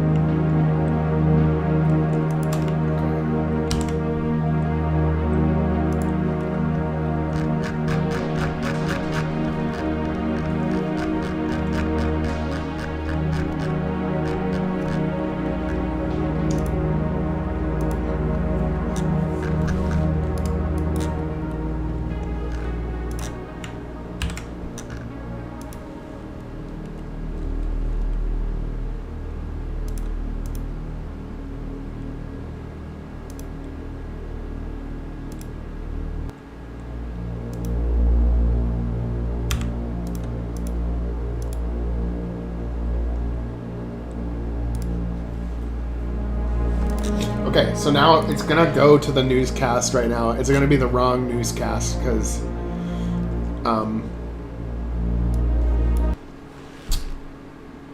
we're replicating something we've kind of done before, but we'll see if the format works.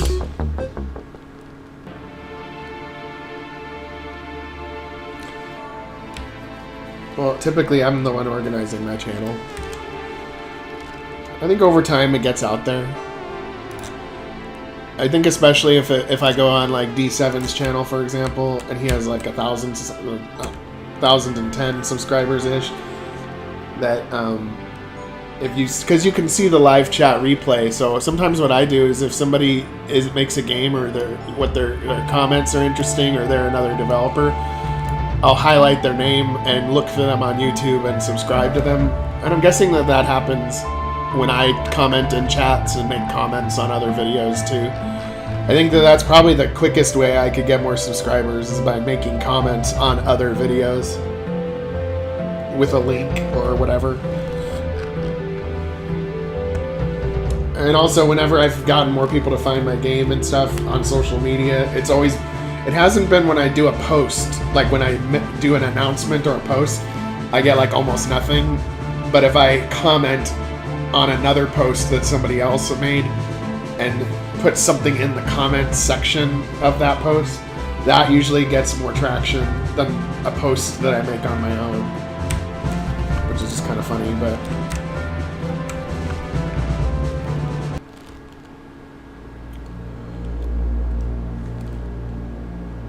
what? No. They can't be serious. We have to do something. Shut up. I can't hear the broadcast.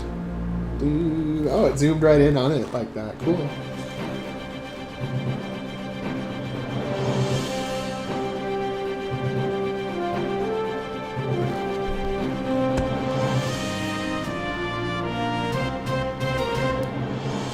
Okay, it's not supposed to be black like that, but maybe... Oh, it's because I didn't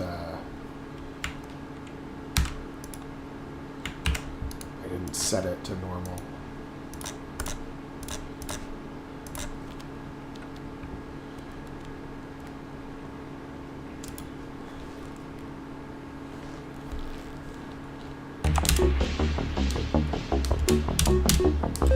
And so the reason why I'm going to put in the small little tidbit at the beginning of the newscast about the Raxion incident is because it's to give the player a timeline of, because in Origins the Raxion incident occurs.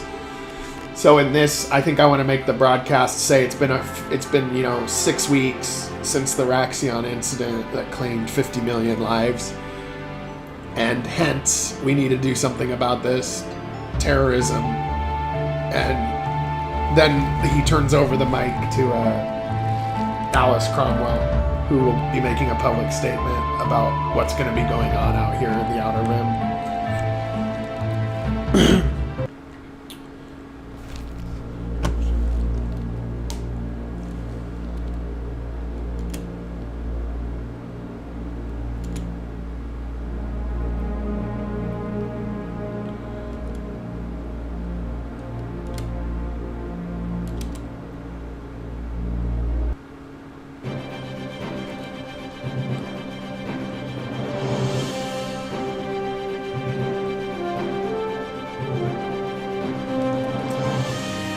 Something that is preventing the ticker, the news ticker, from going. I think I fucked with the news channel guy in Origins, and then the news ticker that I needed went away after that. So I gotta fix that.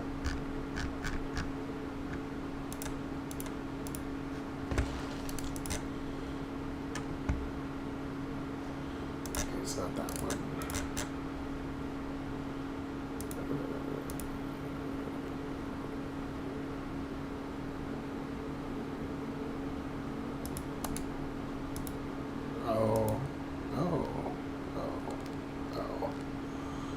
Oh, okay. So I gotta change this to news ticker. Actually, you know what? I'll change it to truck gone. That way I don't have to make new switches for every little thing. And we'll keep the ticker as is, but we're going to change it. We have to put new lore in there. But it's just so that the look of it is right and everything.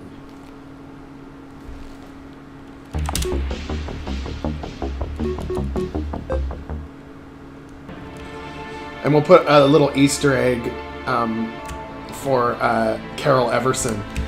The news broadcast will mention her, that she initiated the attack, you know, something like that.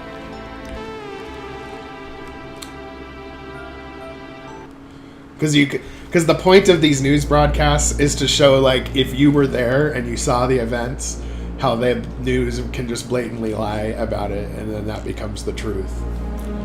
You know, that kind of lesson.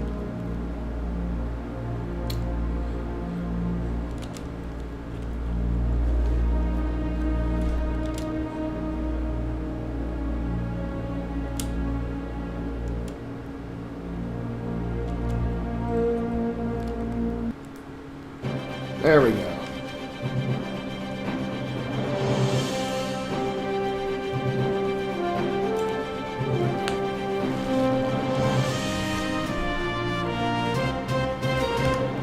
Byron Williams is also a nod to Brian Williams, who was caught lying multiple times.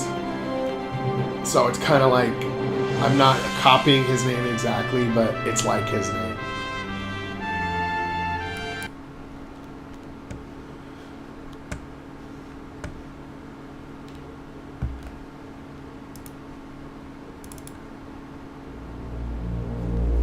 And now we've got the newscast music. Let's see what we got there.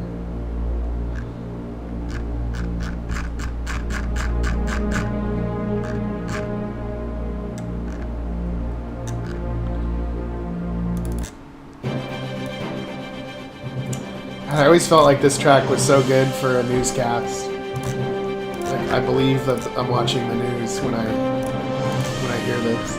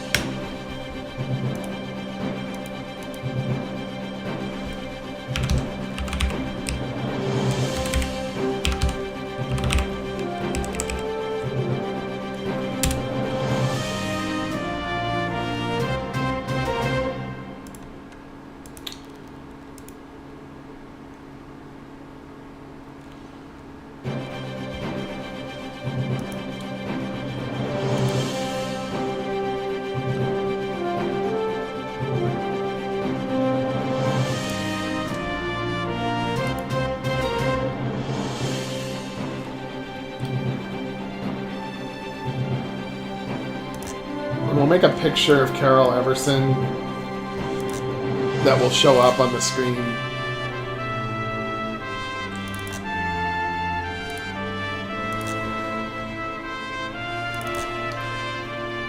So like you don't have to play every Starshift game to understand, but if you have, you'll be like, oh, cool,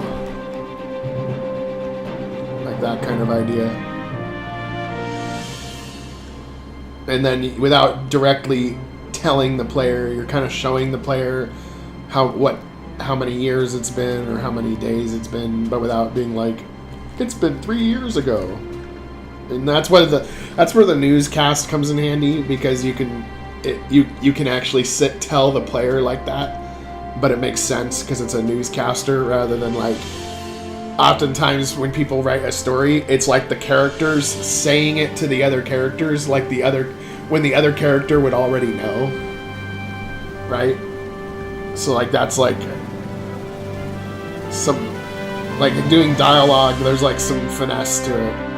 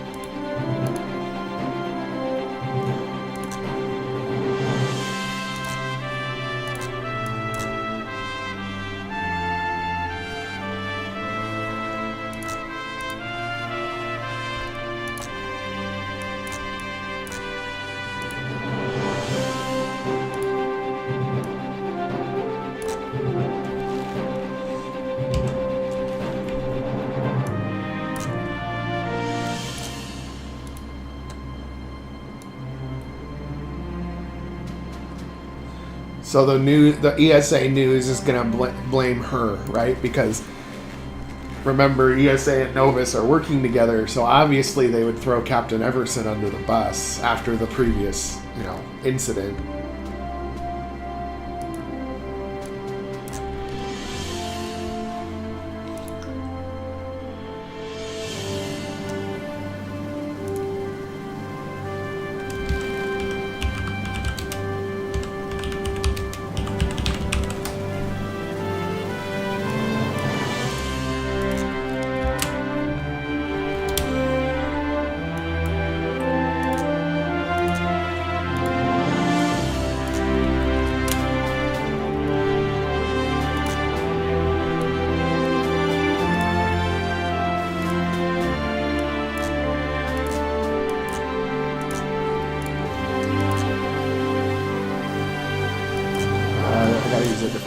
Besides this, because it's not spaced right.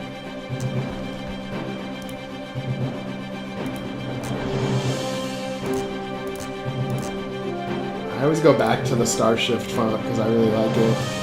It has that like pixel art look.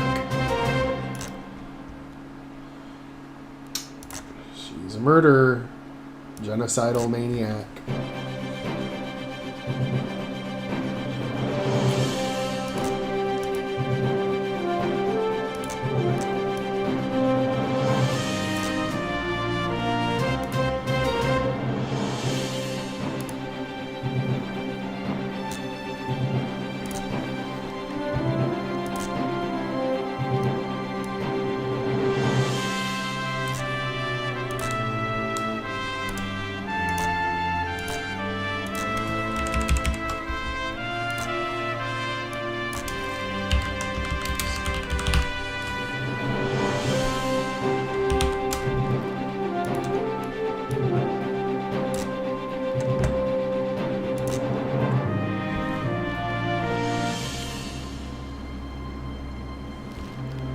mass murderer.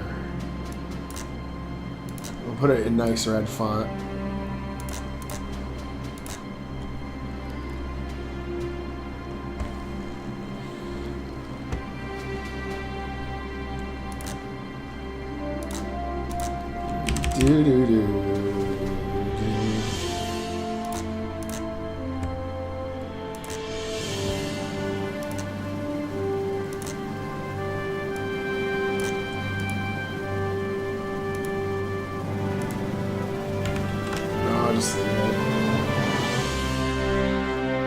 Actually, I'll do this. Because they're even going to doctor it up so that it looks like Everson is an ESA officer. So her outfit would look more like an ESA, or a Novus officer outfit.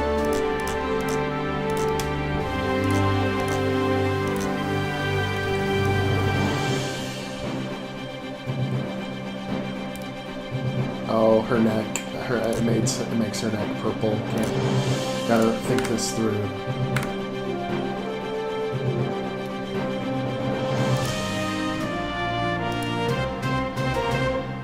Gotta do it like this.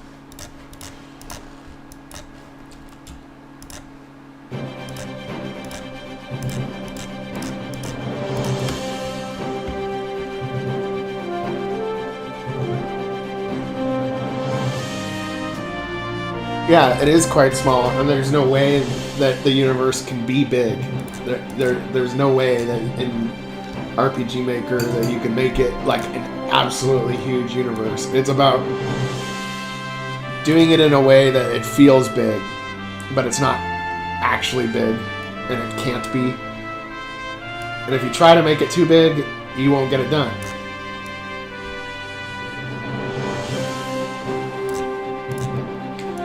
So there's other stuff going on out there, but of course, since the ESA is the top dog, it's their world, right? And that's why the events and stuff are centering around these characters. I mean, of course, there's other space governments out there doing all kinds of things, but those will be side quests or just talked about, and maybe show up in future games.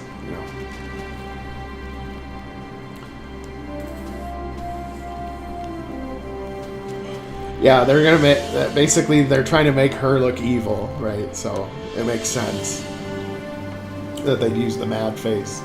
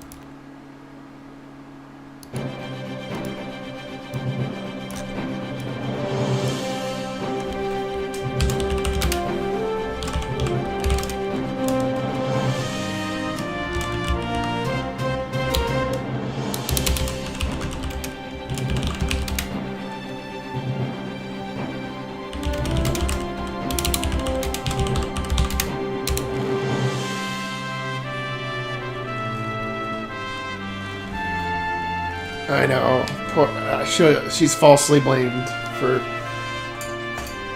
what occurred. But it helps develop her character. That's how she becomes a lot more like determined to move forward, but also scarred from the experience.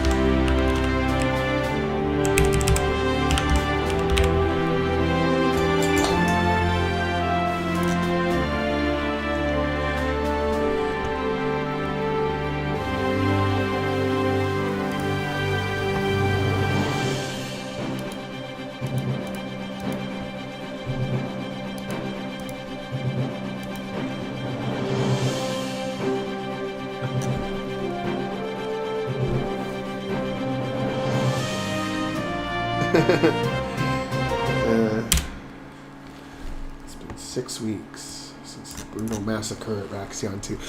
I always, by the way, when I do dialogue, I always speak it out loud. Because sometimes when you, and you speak it out loud and imagine you're talking to somebody and like, does it roll off the tongue? Does it sound good? Sometimes it reads good and then you go to say it and you would never say it like that to somebody in real life and it sounds awkward. So just reading it out loud is a good tip to come up with, like, if the words flow. Because sometimes if the words don't flow, people will speed read it and they'll get like the words confused while they're reading it and stuff.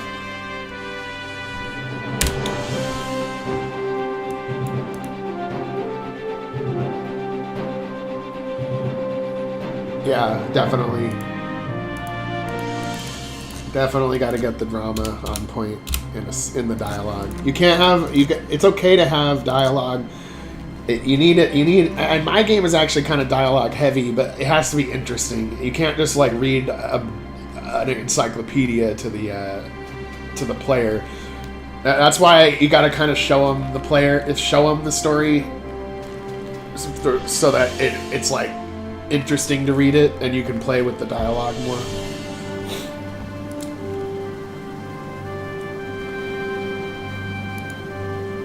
And you gotta say everything, but in the least amount of words possible.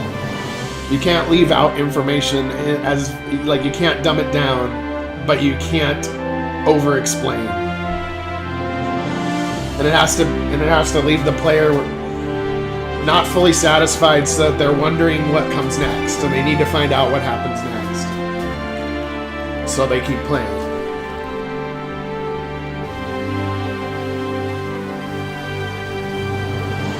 And some games do that better than others. Some games have parts that hook you and keep you playing, and then there'll be like a lull, like 3 hours in, and then that's when the player stops playing, you know what I'm saying? And then it gets better again 4 hours in or 5 hours in. So when I look at my game's statistics on Steam, I can actually see when they drop off. And in the main game, when they drop off is when you go to Station 11 in the beginning, and you're going to Director Ra's office, and then to your apartment, and then back to his office again. You know, that part is where not everybody drops off, but that's where you go from like 90% who played it to like 50%. Because at that particular part, there isn't like a fishing hook that keeps you going. It's kind of like, okay, I got to do some stuff before I can see the next part.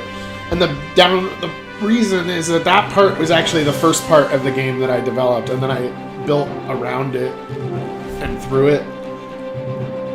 And so it's kind of like a part that was the beginning, first part I made, and then I had to like adapt it later. And so it's still the biggest trouble area as far as keeping the player hooked. Then once they get past the prison part, or even at the prison part, and after, the hook is a good hook all the way through. But that part is the most problematic, that I'll have to retool that a lot when I finish the main game.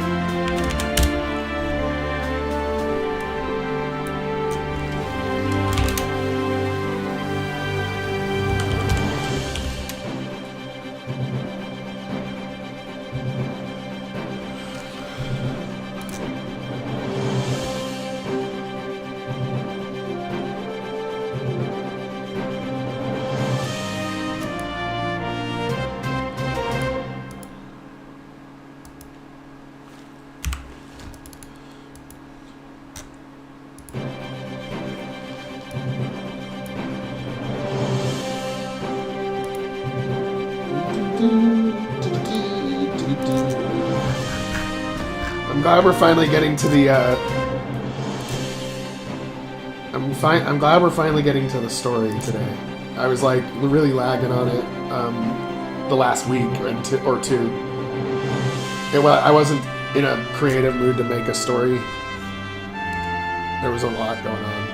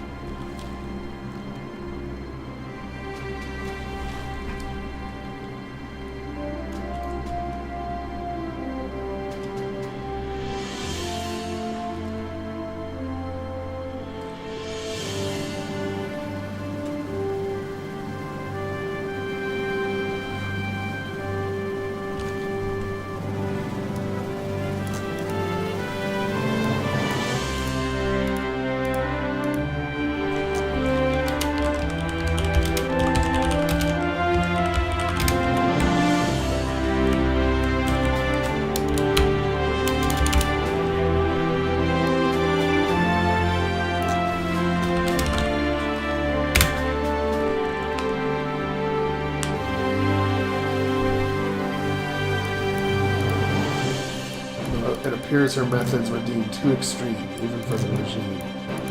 She is currently serving a life sentence at the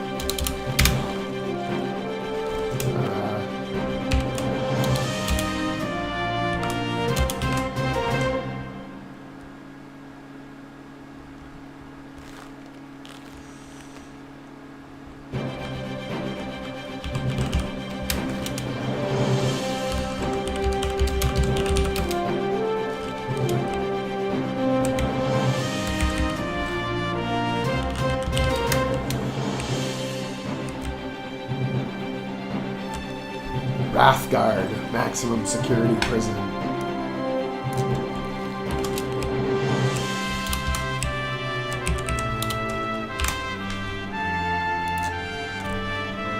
Wrathguard.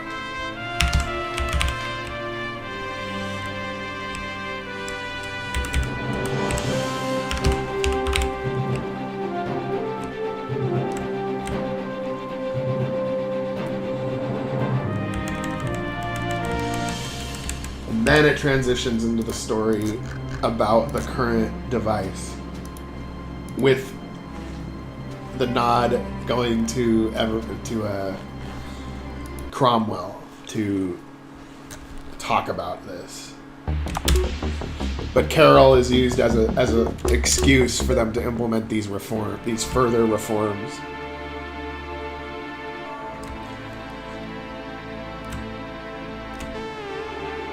The orc motto would probably be like, whatever it takes to get the job done. Or those who want to live free, or something like that. Yep. Have a wonderful Merry Christmas, Waldef. Good to see you. Hopefully we keep seeing you. Have a wonderful day.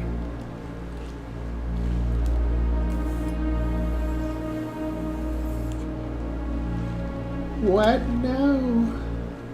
They can't be serious. We have to do something.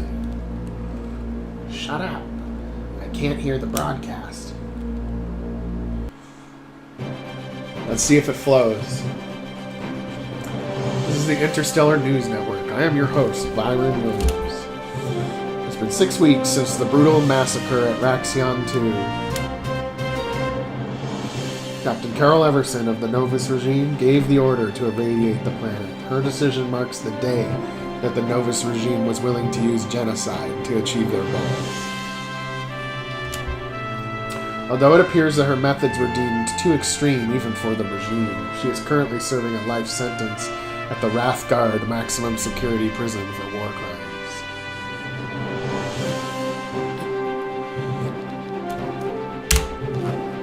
Yeah, it's not going to show the Raxion attack. We're not going to show it again. But it's like the tail end of a broadcast. And we need to make it like more like 400, 250. We're just messing around with the X and Y of the image to make sure that she shows up in the center and doesn't block anything.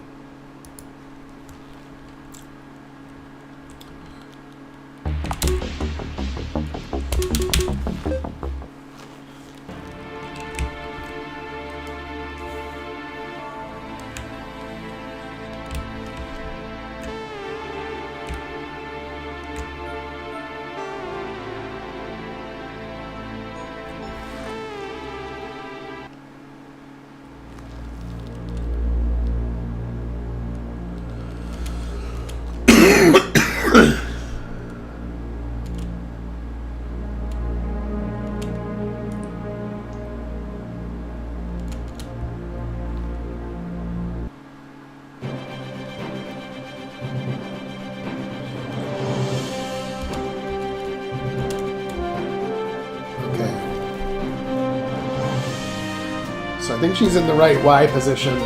I think for the X position, not X position, but X position.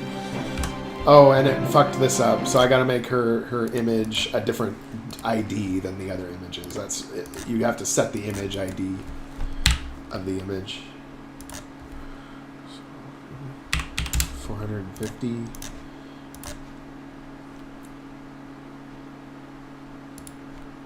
Right, but no, but Novus can't say that because they don't want to tell the public about that the Dauntless came from another reality. They want the public to think that the Dauntless was actually their prototype and not from somewhere else. Because Novus allowed her to take part in their mission. So if she wasn't one of us, then why did you let her take part in the mission? And it's actually smarter for Novus to say that she was out of line and we imprisoned her. You know, Novus doesn't condone this type of behavior. And again, Novus and ESA are working together in the background, so the ESA doesn't really care if Novus looks bad.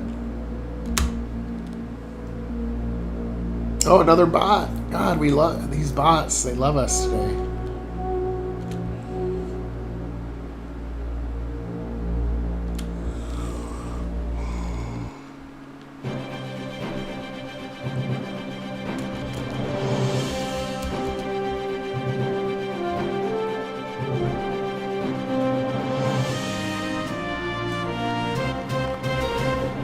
Oh, yeah.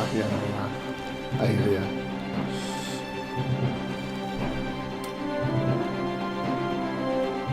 Okay. Let me measure it like this. Let's see.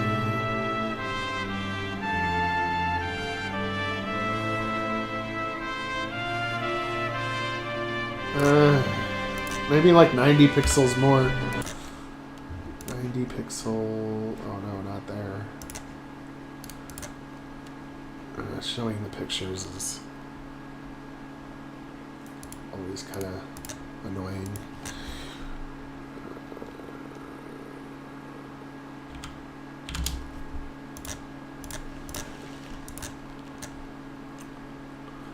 I know, it's like when you don't have any real friends, you know, they can be your friend.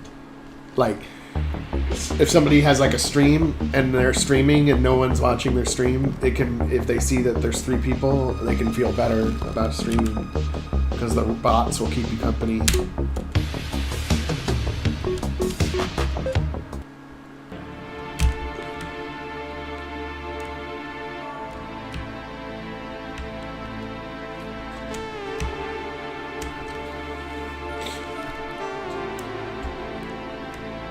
Let's do this.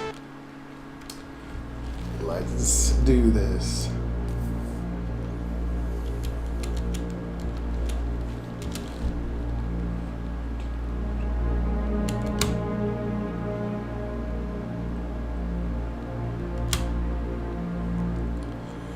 And see, Cromwell is going to make it seem like the device they've developed, which is really the inhibitor that came from the ruins you were in, that they developed it themselves in response to the Raxion incident, when really they got it from ruins.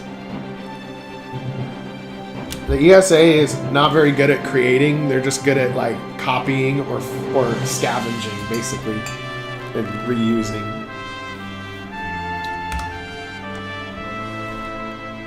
So more like 520 then. 525, not 125, 525.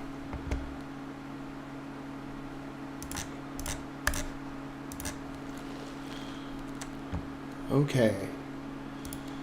I just want to get that image right, because later when we show faces on the news broadcast, we can just use that same exact measurement and it'll work out.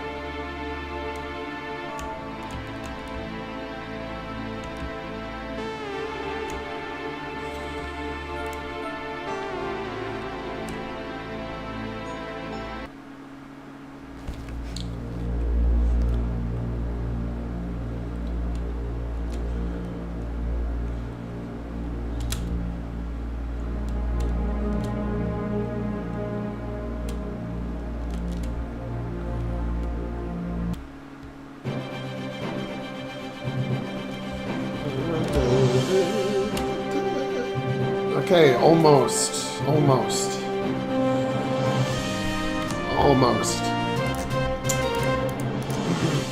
I think straight up 500 even.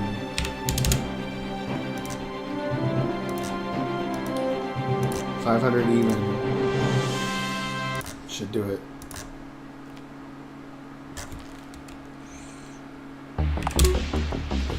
Close enough. I'm not going to worry about if it's like 10 pixels off, but just that it looks mostly centered to the naked eye.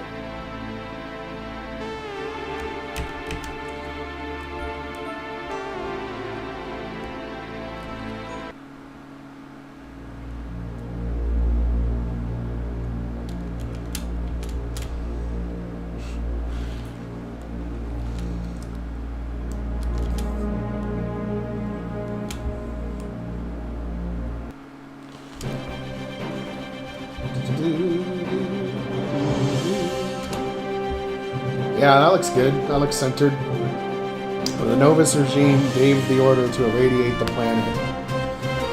The decision marks the day that the Novus regime was willing to use genocide. Although it appears that her methods were deemed too extreme even for the regime.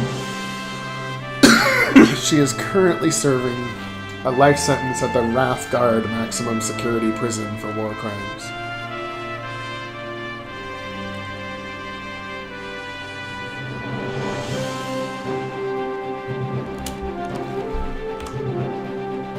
And then that's it. We give it a little bit.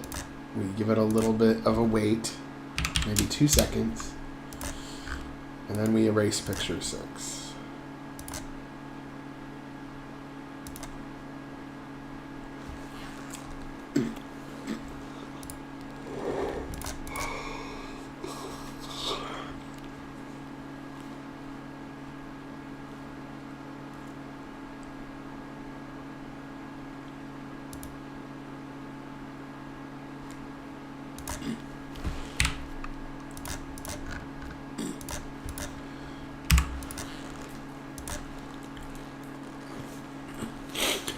Yeah, do what you need to do.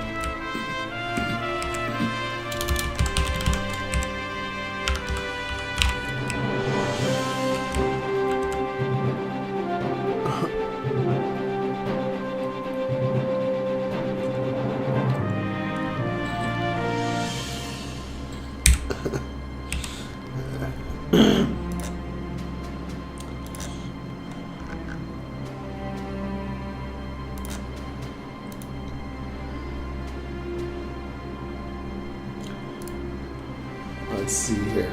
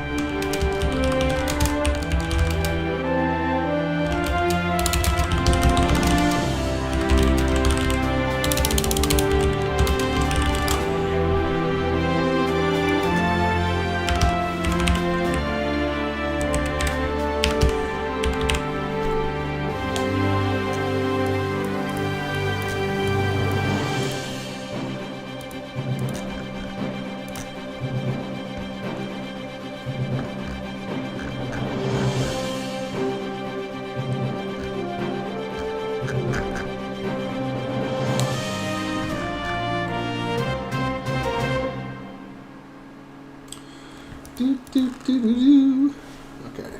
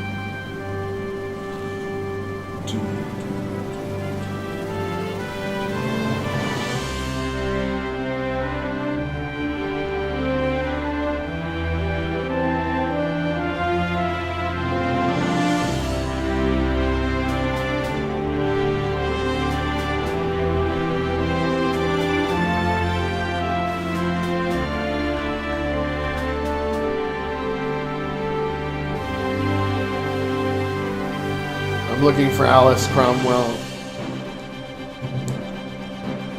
And I remembered since I changed the image from one that I had before, it's not the correct name, but it should show up at the top because I'm arranging these by date. Because it was a recently edited face, so... Let's see...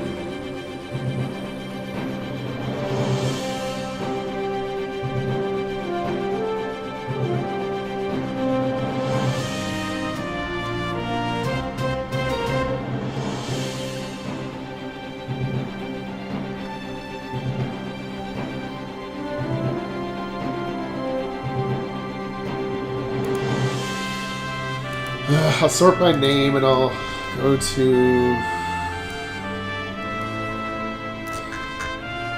maybe here.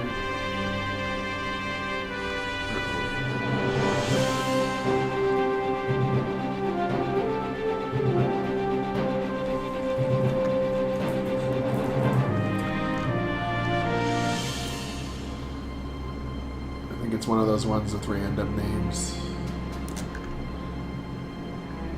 There's so many faces. I gotta get rid of all the faces I'm not really using because I can make my own faces now. To an extent.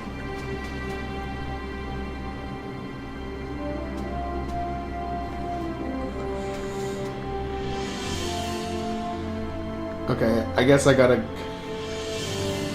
Yeah.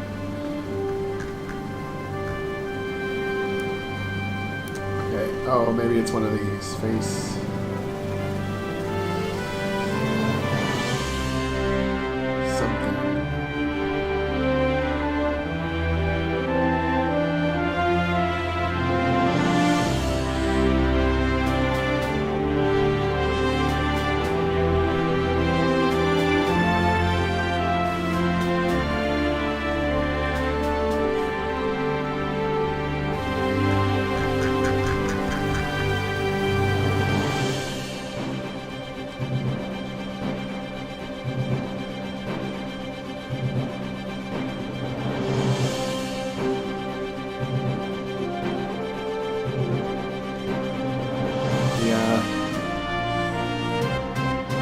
I had to do it over again, I would organize better, but I have all these faces as placeholders because every character has a face, and it just adds a different dynamic to the game that's I like a lot. But I gotta find her face. I don't know where it went.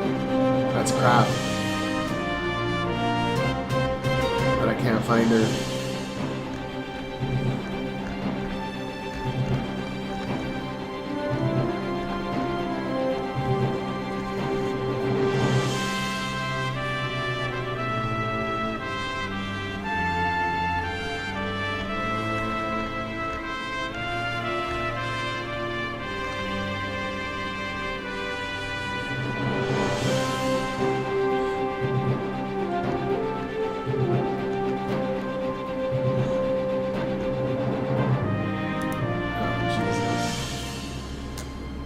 Okay, let me see if I can find.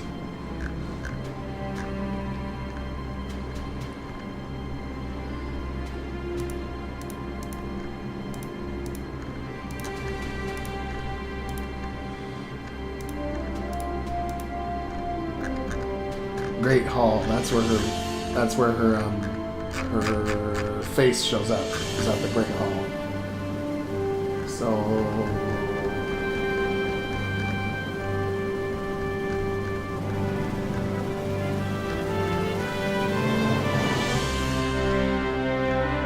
there's the fucking Great Hall. There it is.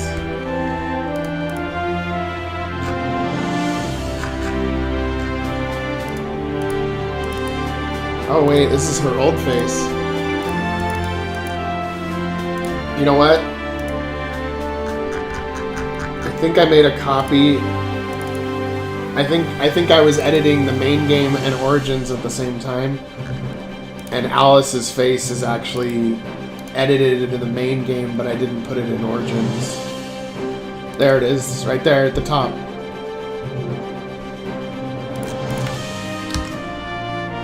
I guess I didn't see it because it wasn't in there. Okay, well, now that we've got this resolved.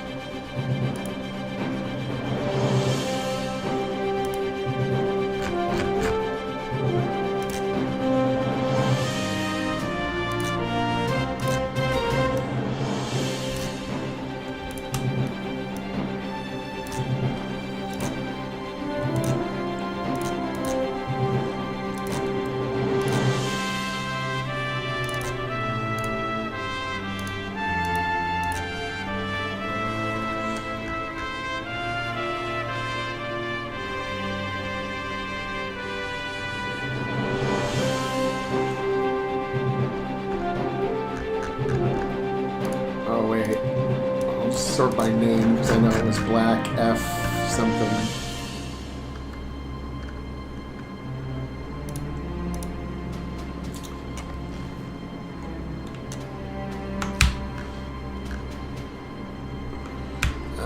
We want to make her kind of crazy. She is kind of crazy. And I'm trying to think of the best expression for the newscast. And I can change some of her facial expressions. I only put a few in there. I think it was because of the face I was replacing. I just made the expressions the same as the face I was replacing. So maybe the duplicate copy of it actually has the other faces on it.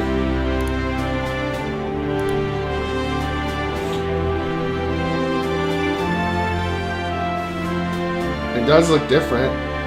I think this is the one I want.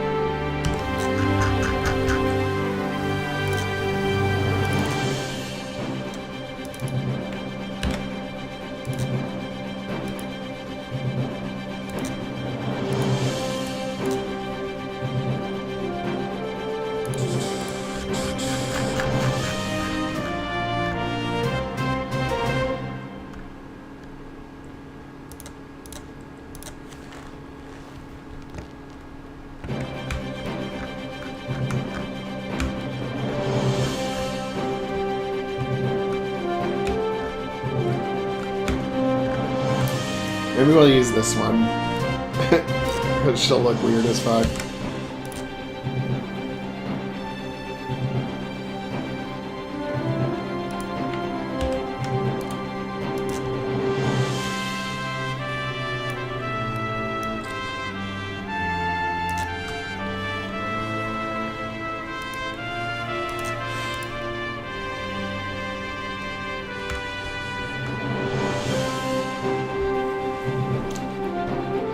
She's a hero.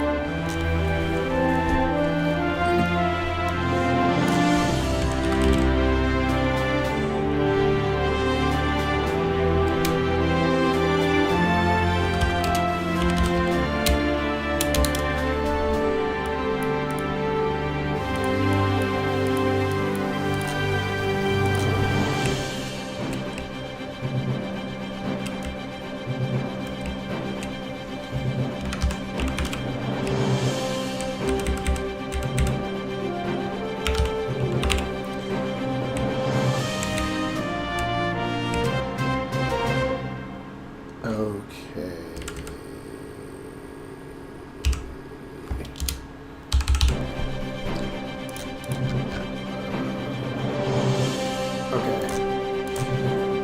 Well, this is gonna be kind of a mouthful. I gotta probably break up this dialogue a little bit more, but I just want to see how it feels. As much as possible, I try to make the sentences where a sentence fits on a line and then another sentence after that, rather than like a long sentence that has a comma and then goes to the next line.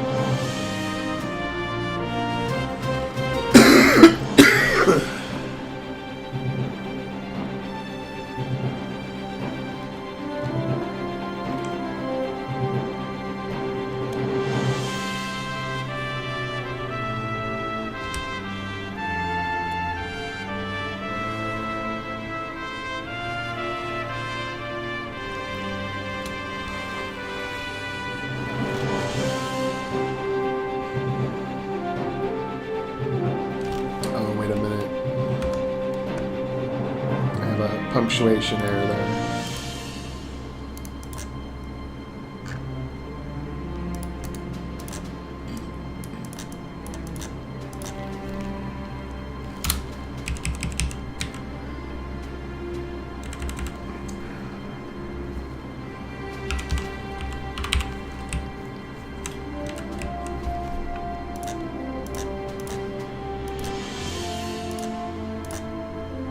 In a prepared statement made earlier today addressing the ongoing threat of terrorism in the Outer Rim, Deputy Director Alice Cromwell, head of Central Intelligence Command, announced a series of actions.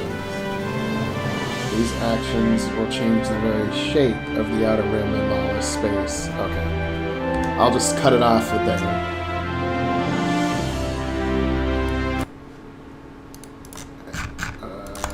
Lawless space. And then that was okay, actually. It's long and it has a lot of terms in it, but it seemed okay when I read it.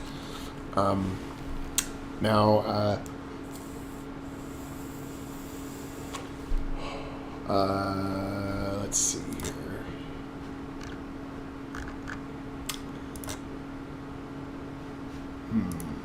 We will go to her prepared statement. So we have to build a room that has ESA look to it and has like a podium or something with the ESA flag in the background, kind of like the like when the president speaks.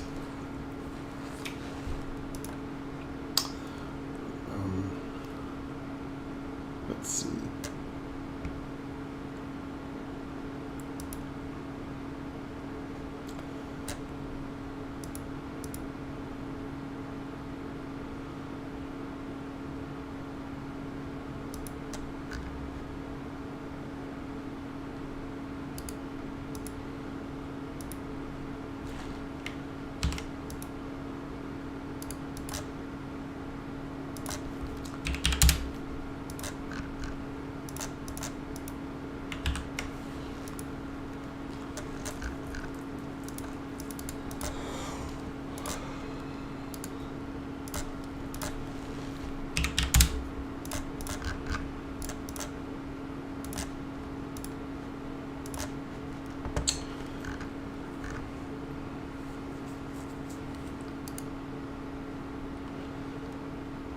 New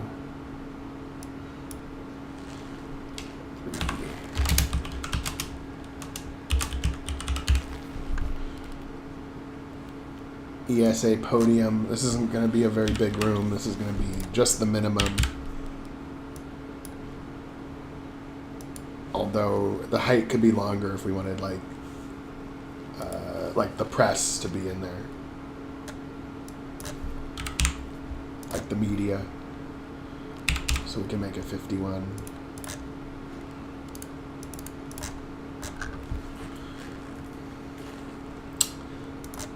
Station 11 is a good place to start, as, you know what,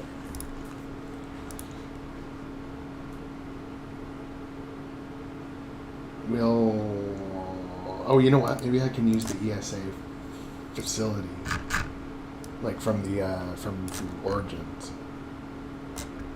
ESA research facility. And I can make a modification of this to be different, but we'll use this for now.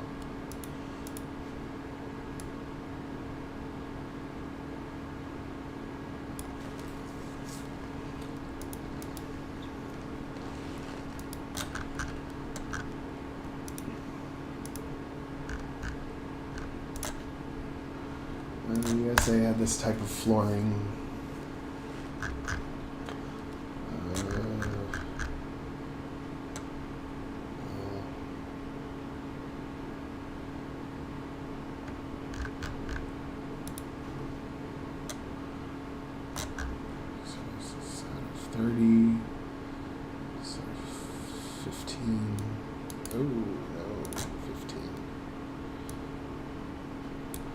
We'll have it look fancy for the part where she's standing on the stage part.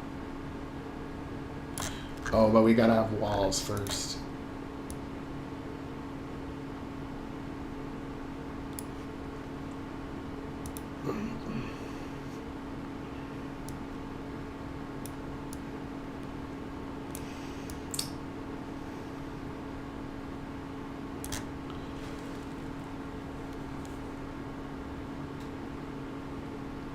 Maybe this will be smaller too, but we gotta have like the ESA flag right in the background.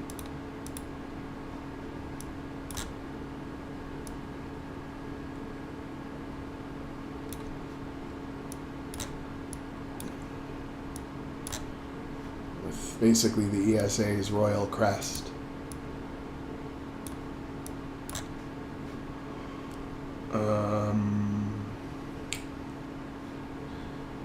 Tone this back a little bit high. Yeah, I'm wondering if we play different music for this part, or whether we just keep the news music through this part.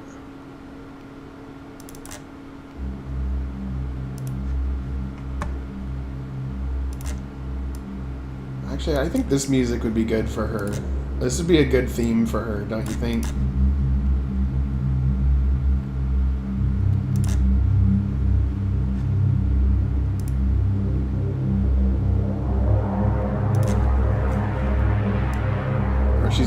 Where she's willing to do unspeakable things to achieve her goals.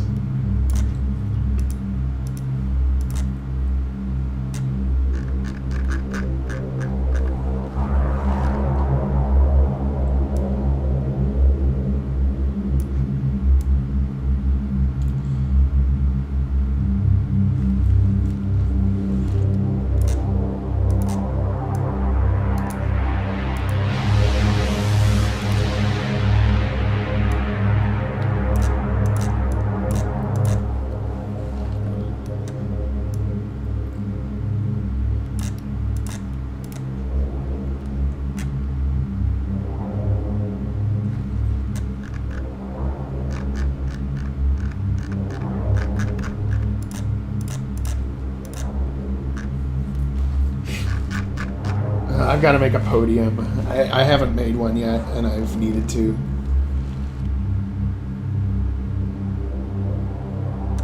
Oh, hey, Walter, what's up? Good to see you on the stream.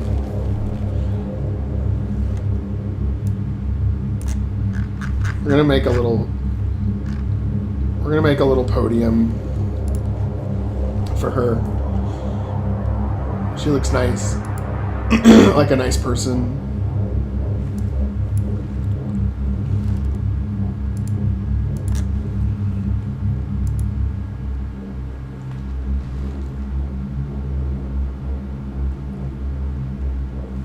Let's see.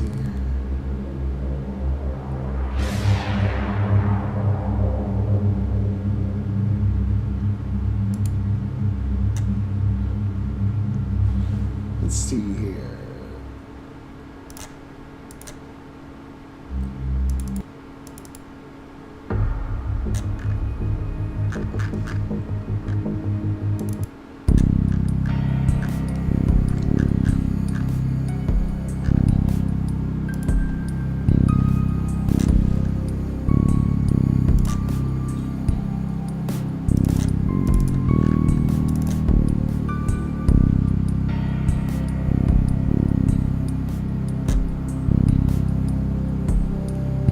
Hi, what's up?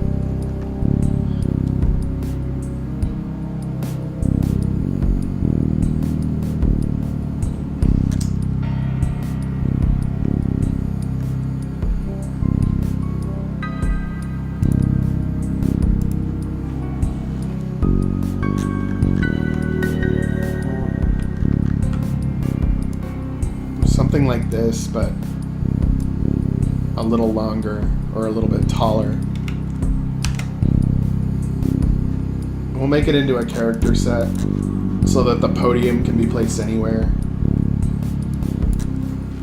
Make it 48 by 96, which is 1 square by 2 squares.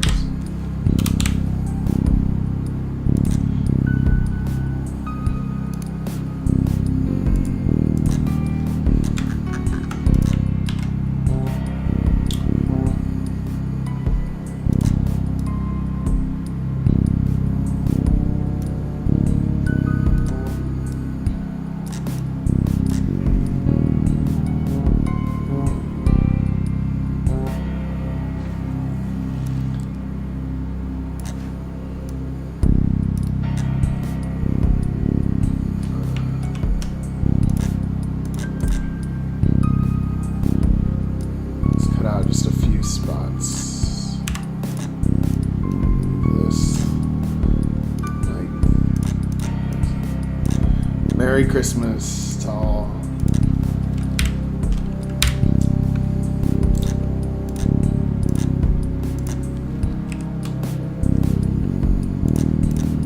It's actually been a good day so far. No major we're getting a lot done too today.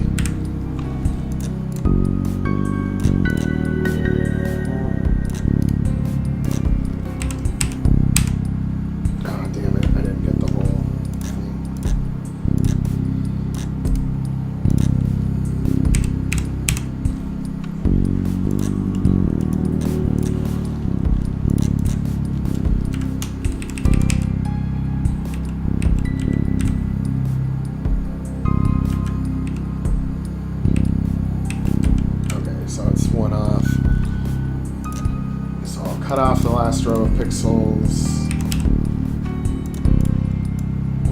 on that side, and then we'll add a row of pixels on the inside.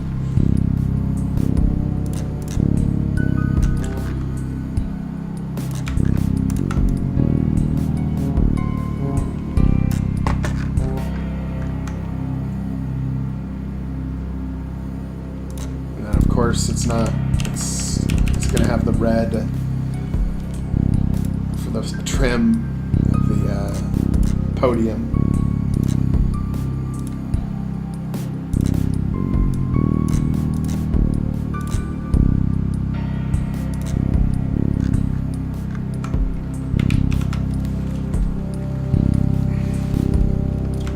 This bottom's going to get changed a bit, but for now I'm just focusing on the top part.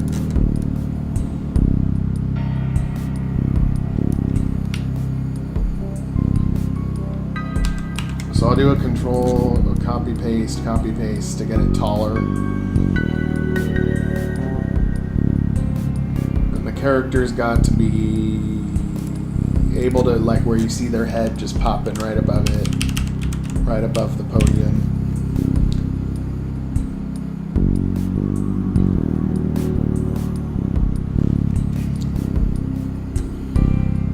I think I want to make this go like almost as low as I can.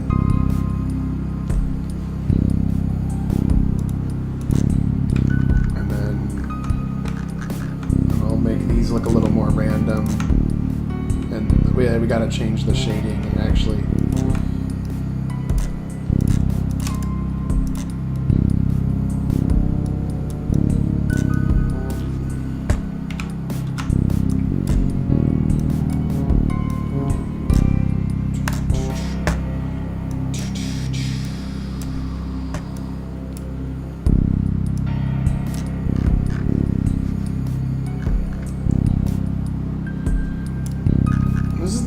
is the music that I'm kind of thinking I want to use for the ESA town. Like, you're gonna go to an ESA city that is kind of like they're just using the population for like slave labor and stuff, and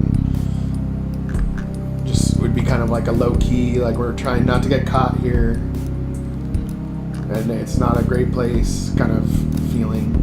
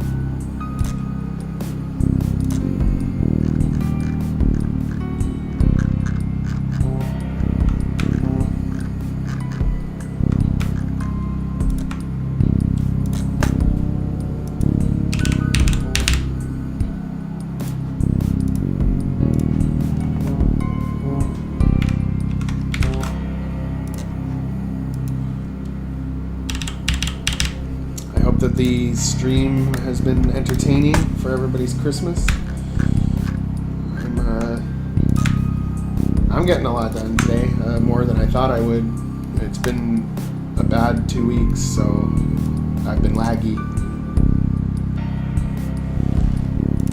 Not bad, but like really busy and hectic.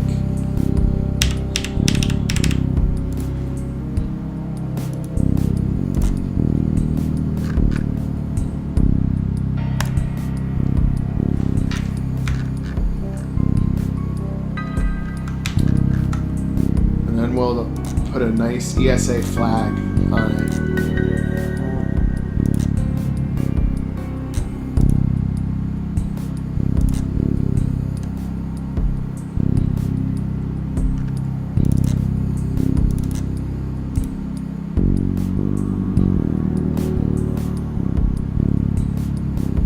I'm wondering if I should put the banner or the flag on it. Of course, the banner, you probably won't be able to read the letters, but whatever. Yeah, the banner is probably better, actually. It looks more like what would be on a podium.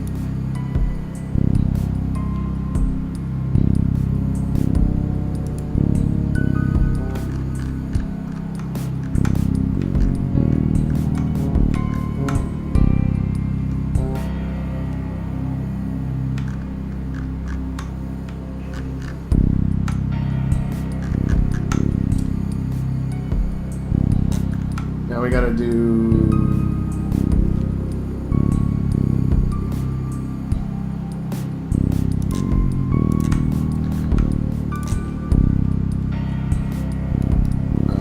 this.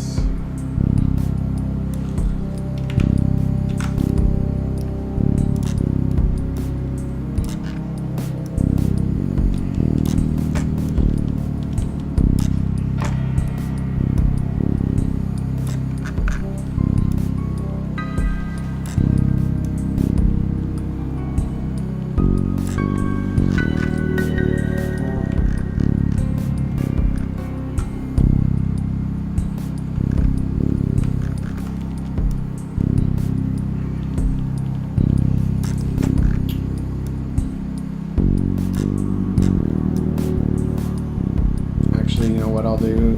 I'll do one of these in the middle. Okay, I'll make this three width, but then I'll make it like a pinstripe pattern where the one in the middle is black or gray. So, but you can see, guys, this art technique works really fast. It's basically kit bashing. Like I took a little piece of something and cut it up and layered it on top of itself and changed a few things, and then, you know, we turn a table into a podium, you know, that kind of thing. want full black, but let's do 1 1 1 1 1 1, which is very close to black.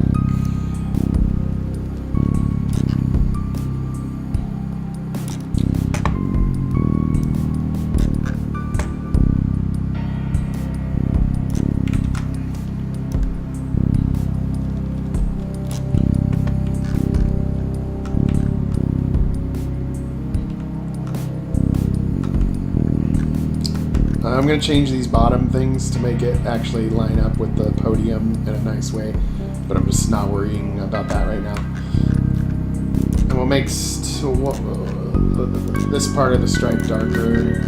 I'll give it a little bit more depth. Oh, but it should be the other way around, where maybe the insides are darker and the outsides are lighter. Yeah, that looks good.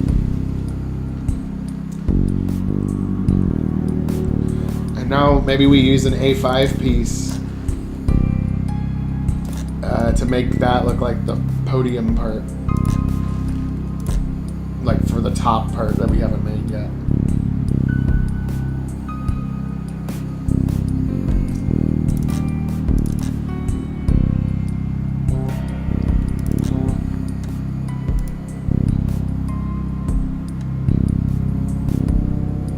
Or sorry, not an A5 layer. Maybe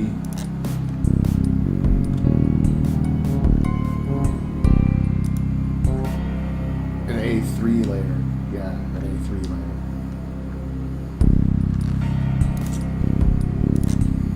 I think I'll do Interstellar Society A3 layer.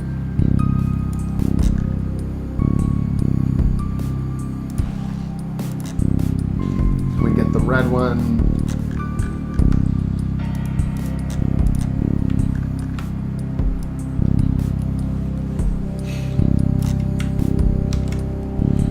Something with this.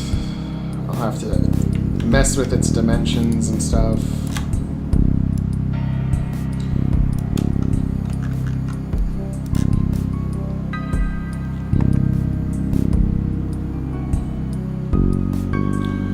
I need to make it like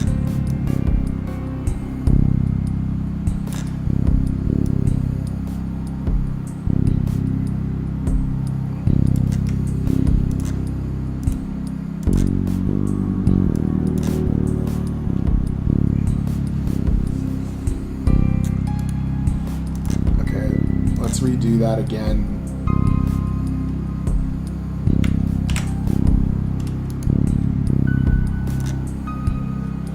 We'll make it exactly 25%. Sorry, more like 50%. 50% by 50%.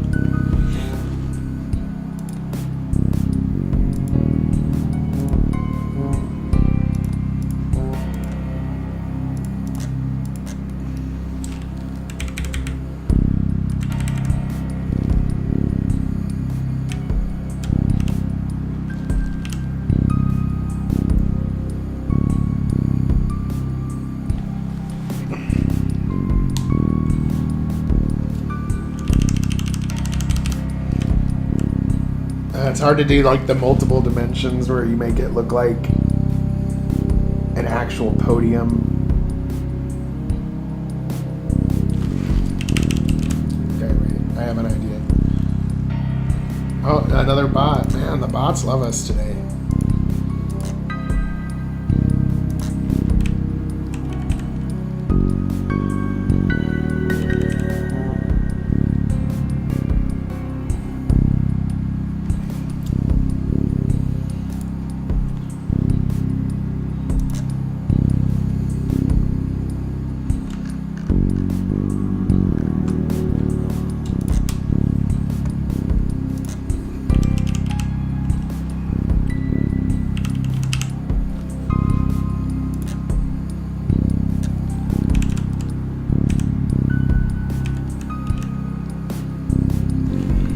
I almost think I want that little ridge part on the top though. So if I go to this and I erase,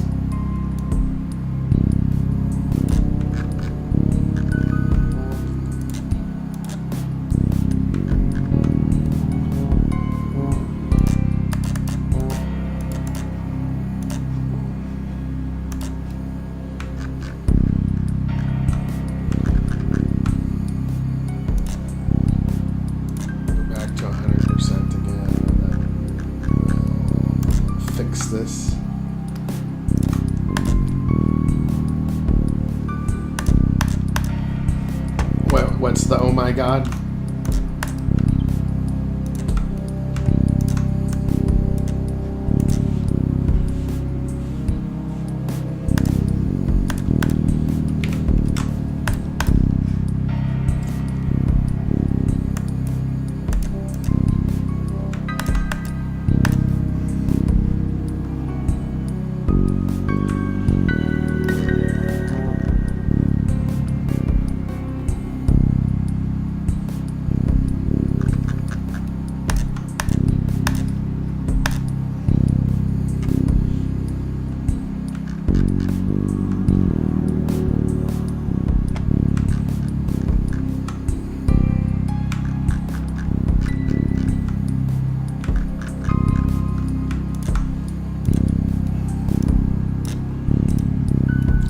Nice shading here. Try to make it look like it's a little three-dimensional. But again, I'm not the best at shading. But it adds a little bit of kick. Oh yeah, it's getting better. The shadowing is kind of making it look more 3D-ish. Maybe if we do it to the other side too.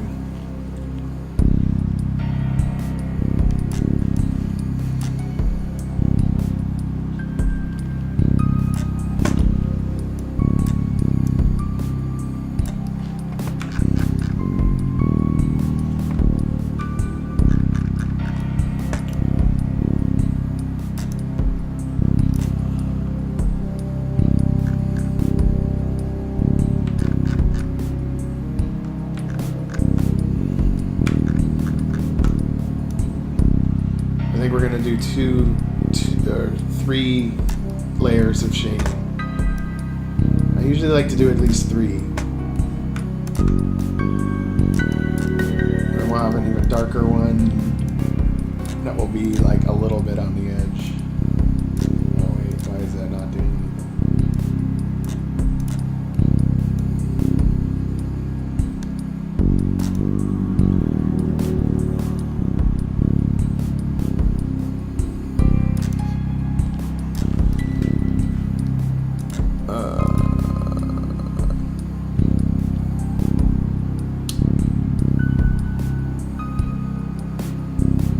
I don't see the B word.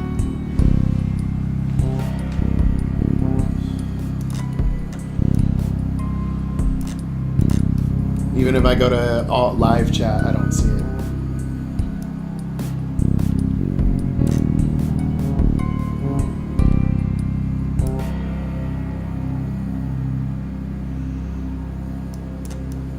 Merry Christmas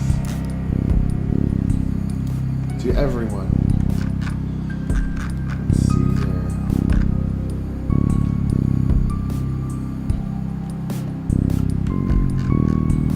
Yeah, it's starting to look like a podium.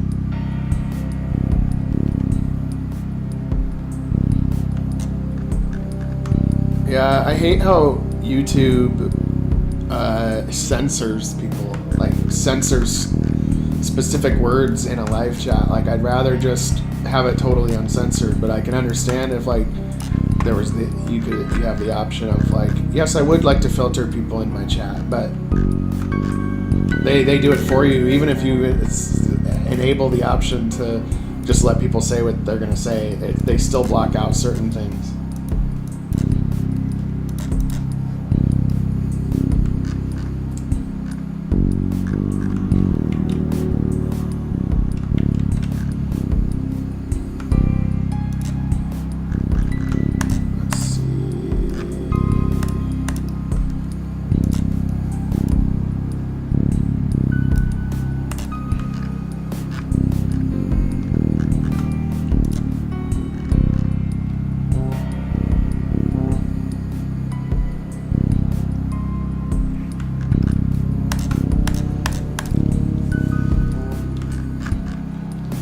I'm not a fan of censorship myself.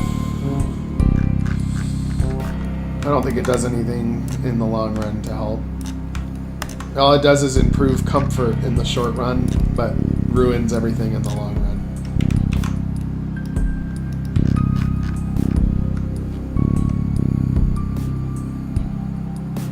No, some words aren't censored. Sometimes, like when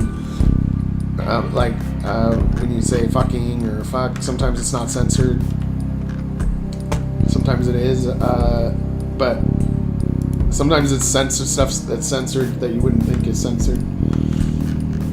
The way to tell for sure is to open up the live stream on another browser where you're not logged into anything, and you can see what shows up and what doesn't. I hate that they censor it in a way that it shows up for you as well,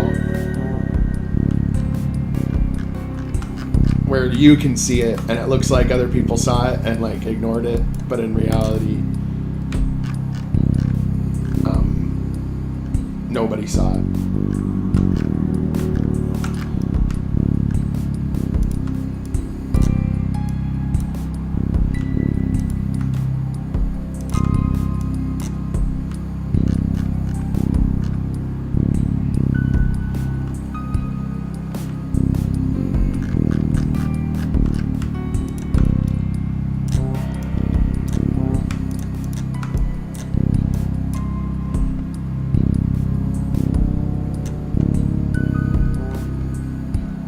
No, it does. Typing does. Open up your browser to the YouTube video on another screen, and don't log into your account, or even be logged into another account, and then say something that might be censored, but you don't know if it is or not, and then look on the other screen, and you'll be able to tell if it was censored or not. We went through a whole video where we did this for like 30 minutes. There was some stuff that was censored and some stuff that wasn't. It was weird.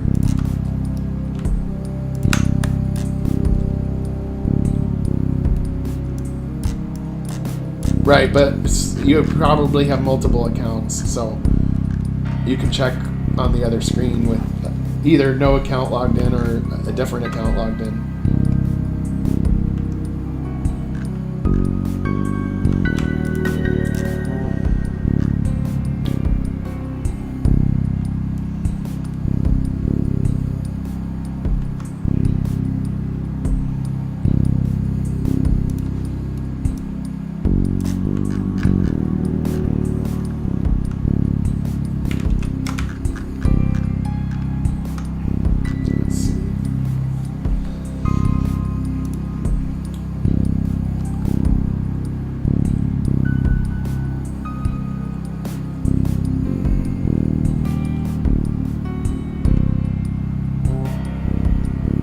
I can see it.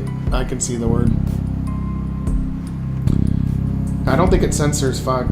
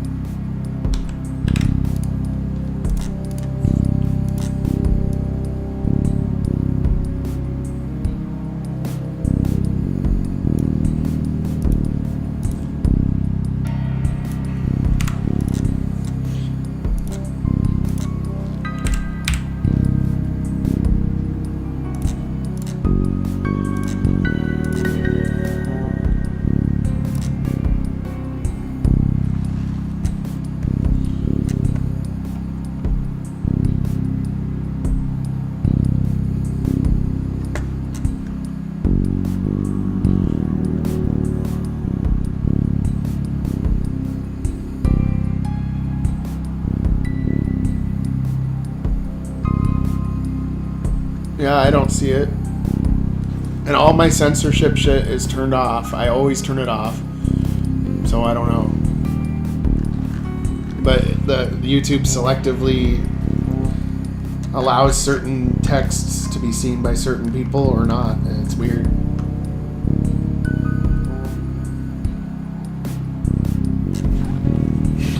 And I'm in live chat and not top chat.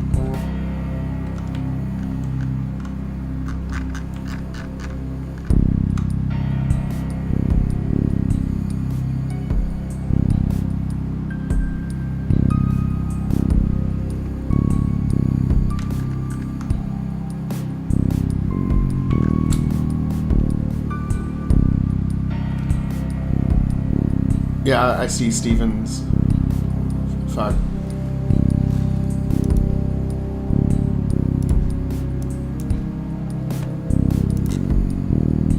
Oh, no worries. You don't have to apologize. I don't have a problem with swearing, honestly.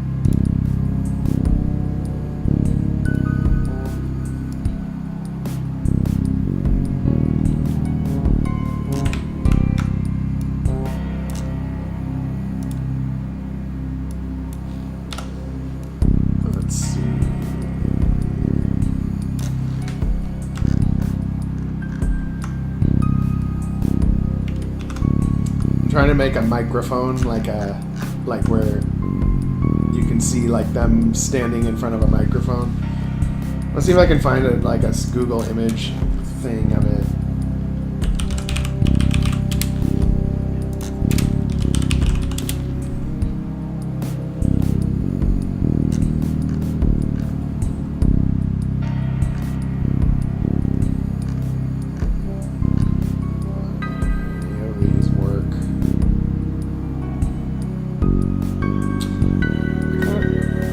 This one looks cute.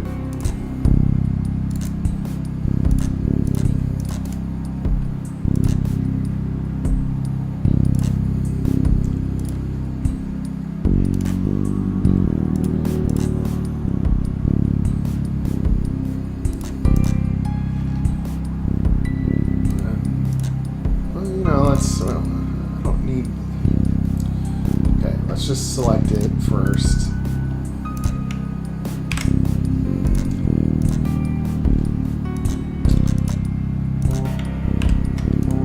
It's got a white border around it, so that's a problem, but we'll fix it. Uh-oh.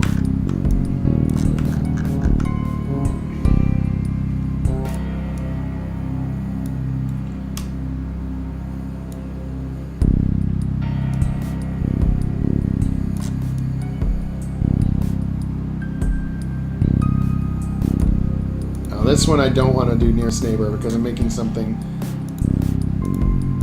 When you're making something that's detailed and you're trying to make it super small, I don't typically do where there's not enough pixels to do it. Here's what we got to do. We got to duplicate this layer to make it like harsher.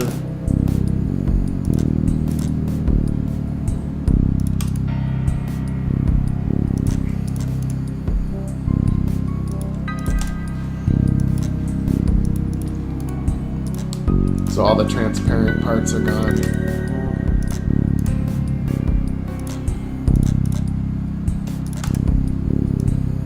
You can get rid of weird transparency on the borders of an object and stuff in Photoshop if you just keep duplicating the image over and over again, and then eventually it becomes fully transparent while keeping, or not transparent at all, but keeping the correct color and everything.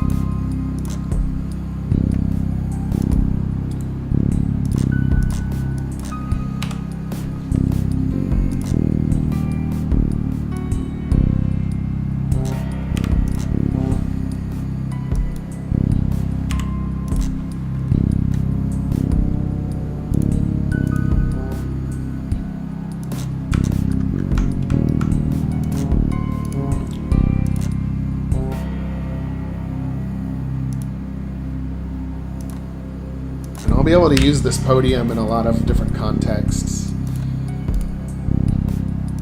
which will be cool.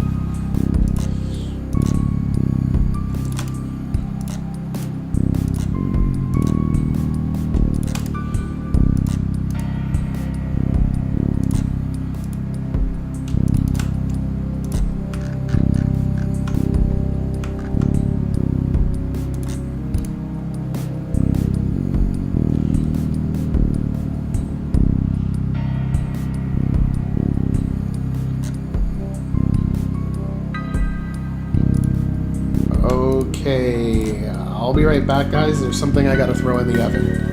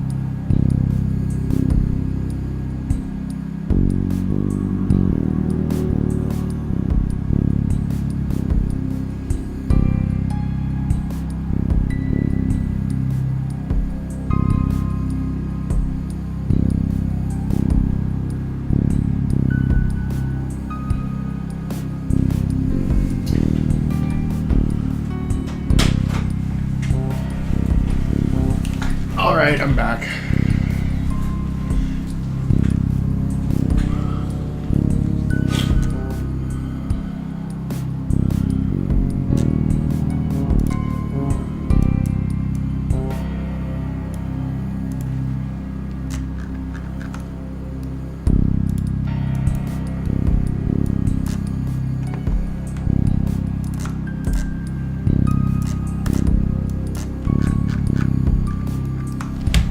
There we go. I think that's our podium right there.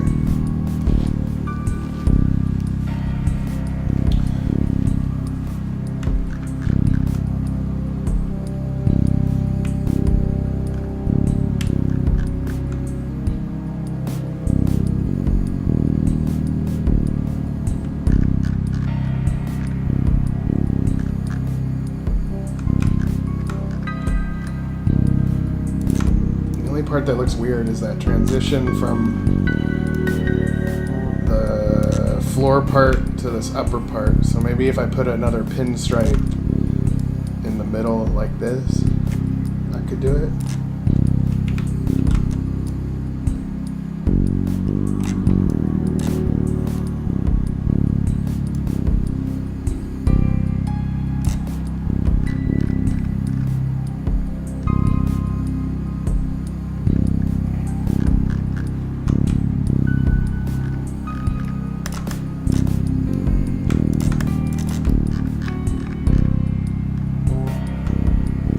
I think that looks better, actually. It's looking more and more intricate.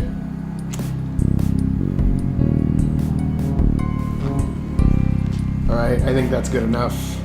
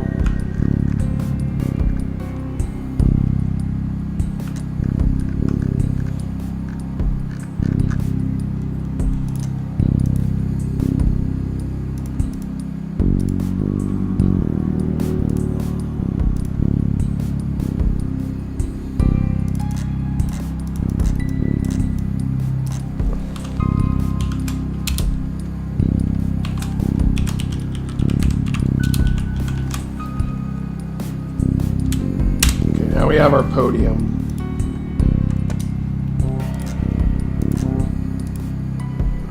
We have a podium.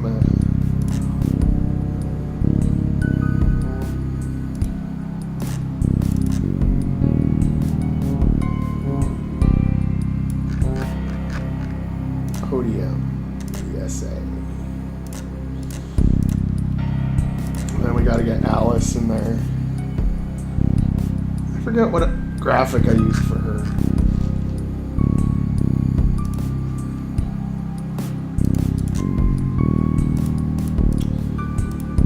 I'm almost thinking we need to make a new Alice. This is like a little off. We need to make a new Alice. Take special care.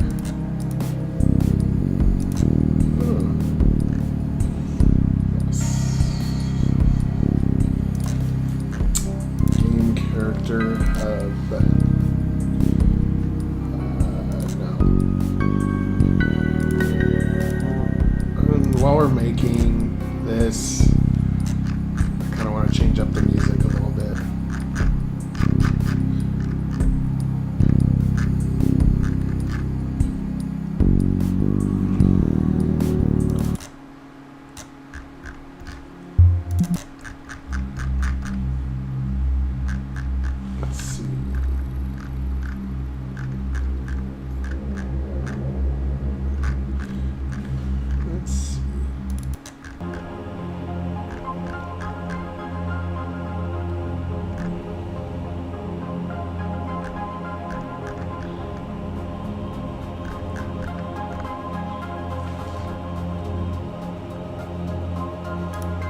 go with this for now.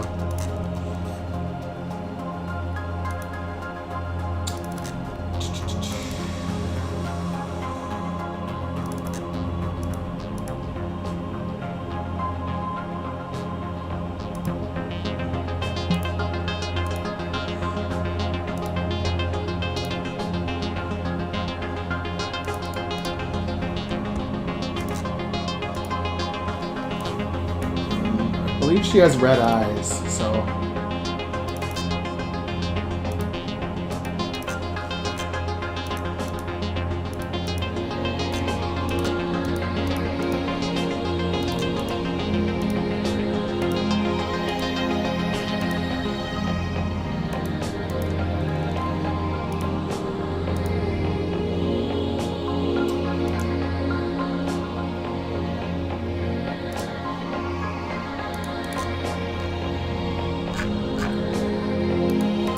Yeah, she has red eyes.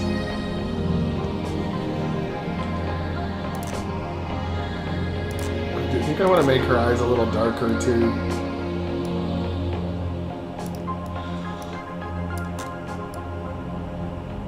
Yeah, that's better.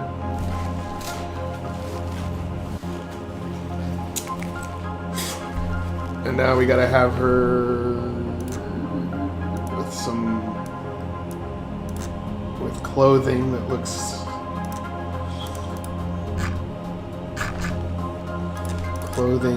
looks like almost like a pantsuit with black with red trim.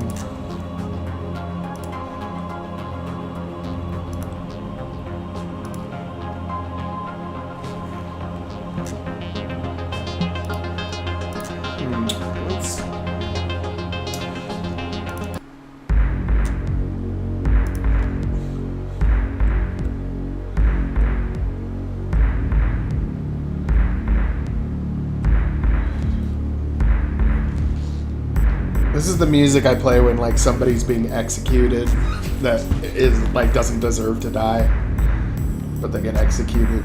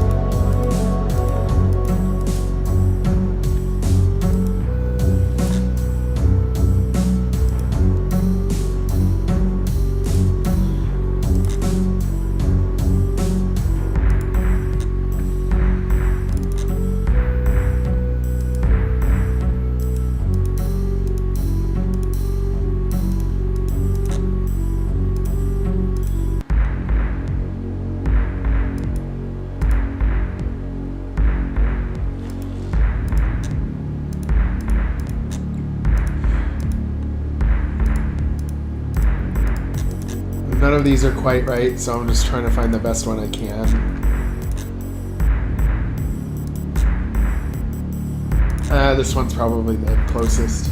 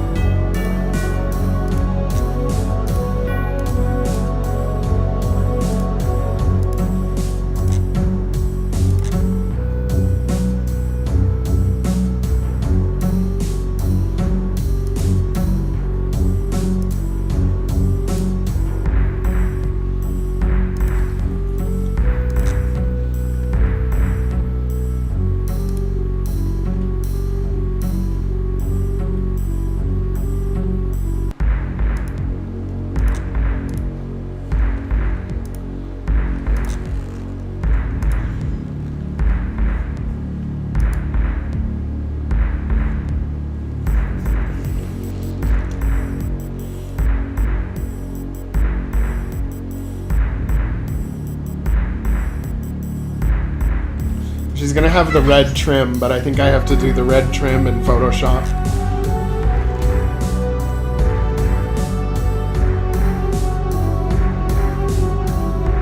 We're making Alice Cromwell. And the music is called Blood and Iron, and it's basically the music I use for when somebody's being executed, but it's like a good guy being executed, like they didn't deserve it. I use it for when the Cainite Alpha gets killed by, what's his face? Vampire guy. Thraxton, yeah.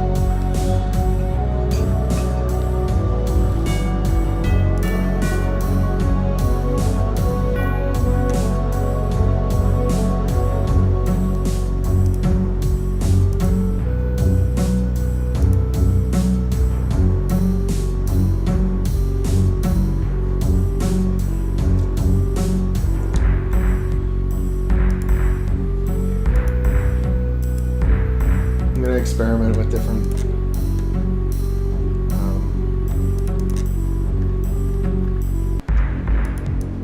thingies.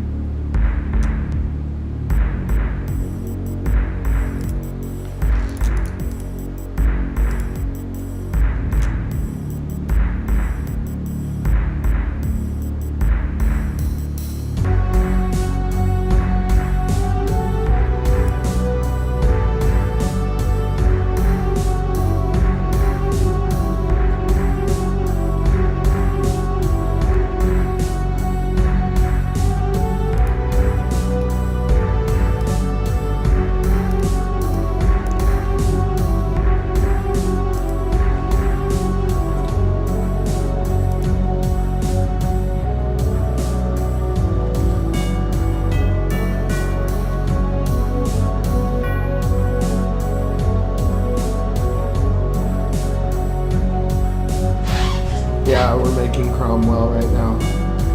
I'm gonna have to do some touch up in Photoshop, but we're making the basics.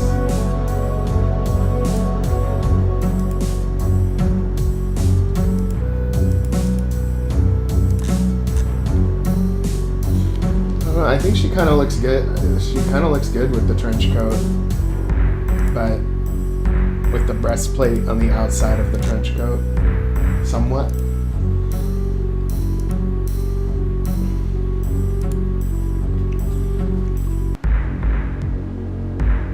But it'll have red trim instead of that white-ish, whatever.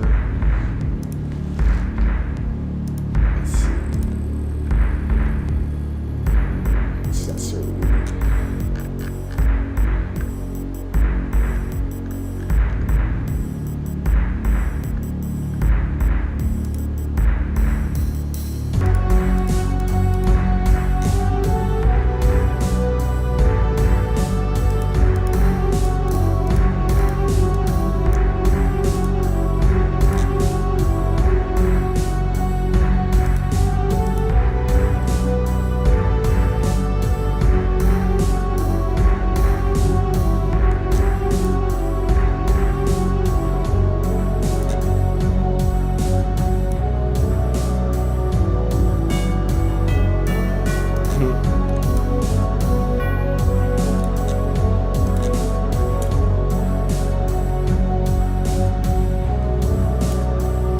I think she needs like a belt like over the trench coat or something to like break it up a little bit so it doesn't look like a trench coat.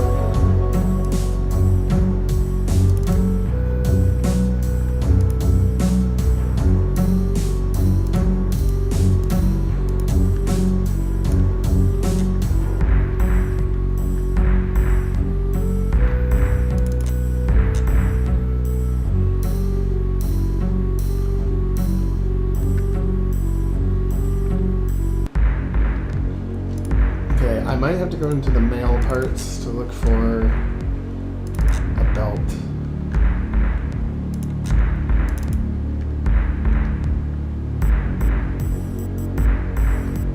There is no belt. But there was a belt with a certain shirt, the Roman shirt. The Roman warrior shirt. Tunic shirt, yeah.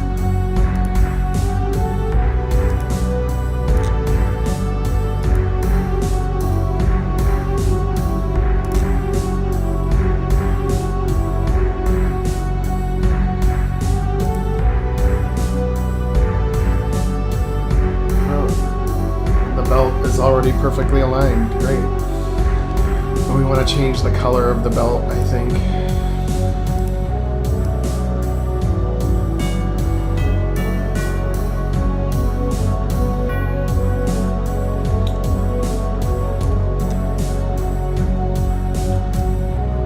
Red belt.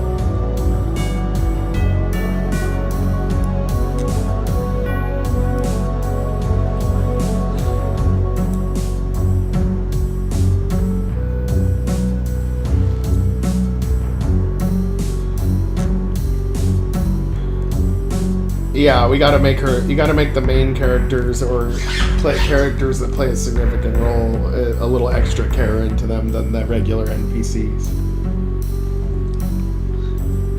So it might take me longer than I want, but afterwards we'll have a character we can reuse, and she'll definitely stand out versus some of the others.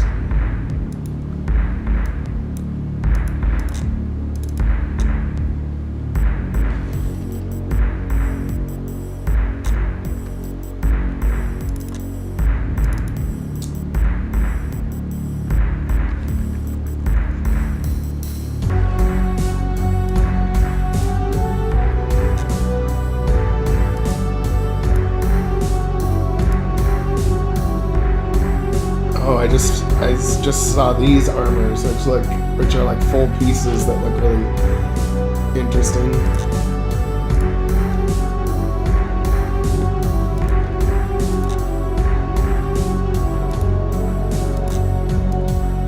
No. Edit, undo. Well, let's keep the look we have here, but let's see if we have some more accessories to add to the mix.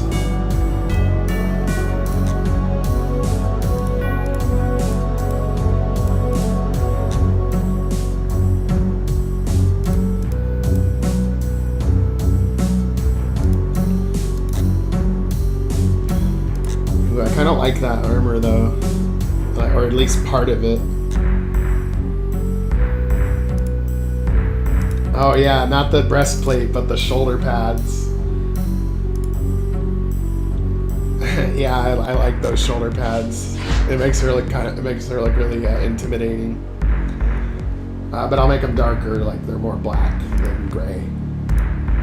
Oh man, red shoulder pads look good. That was by accident. I think I'll leave the red shoulder pads.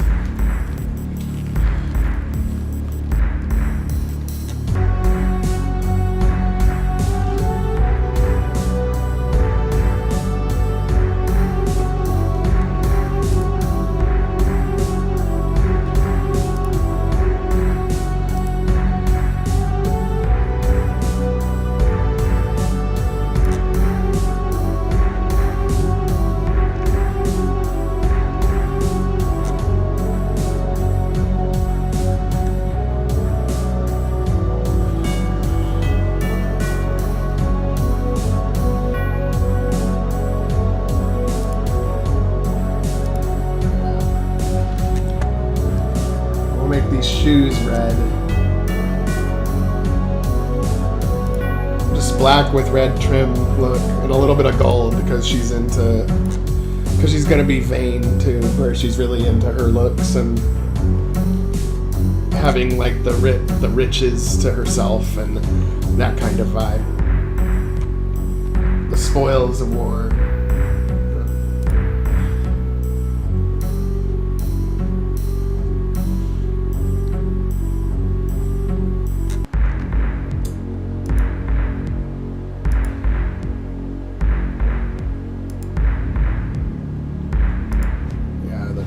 Still looks good.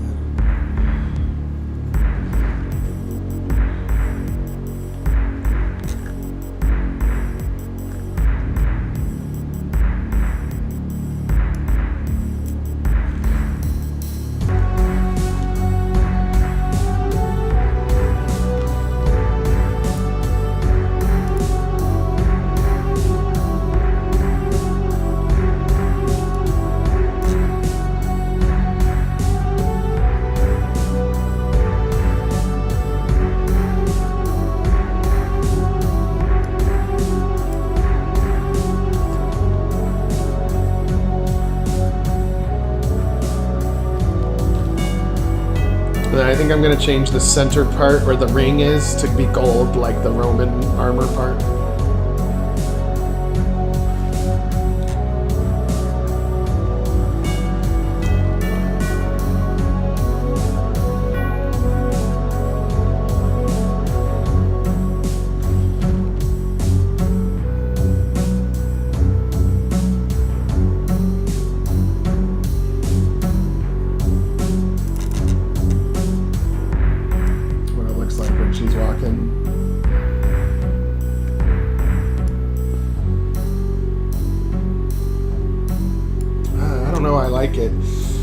We're gonna have to make some further edits.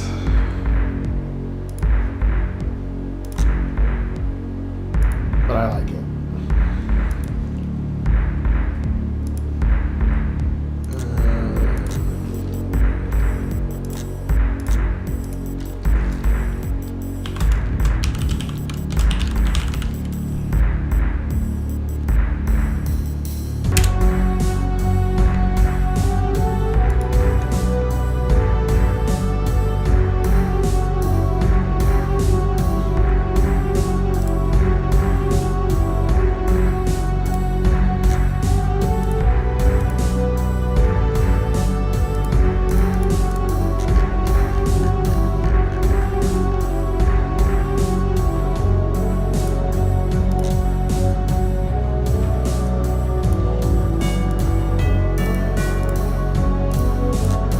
Make it 150% bigger.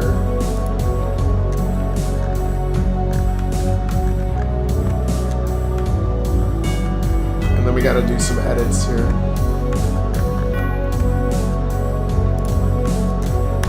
See, I think I want to make the gold.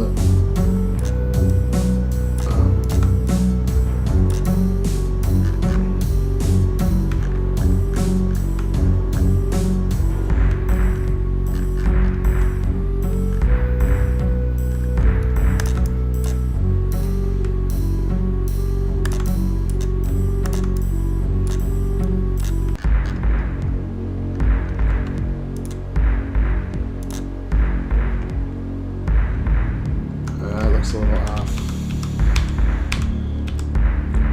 Maybe if I do the opposite, where I put the red part on what would normally be the gold part.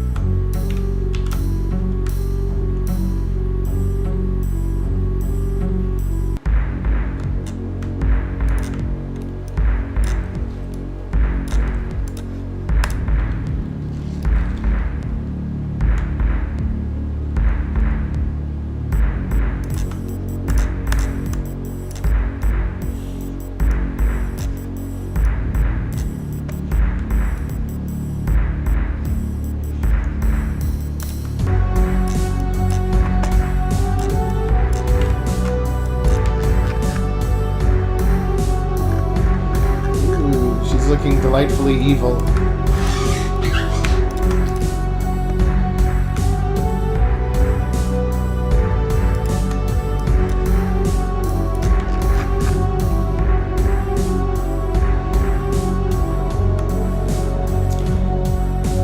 Yeah, I think it looks good with the red trim.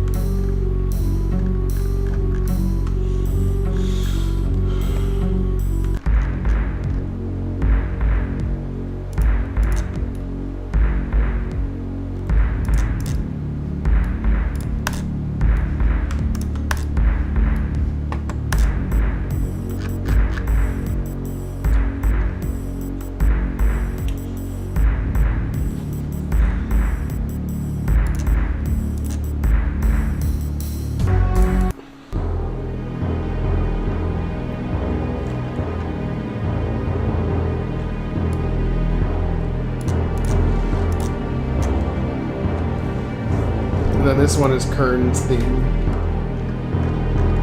Bone Tower.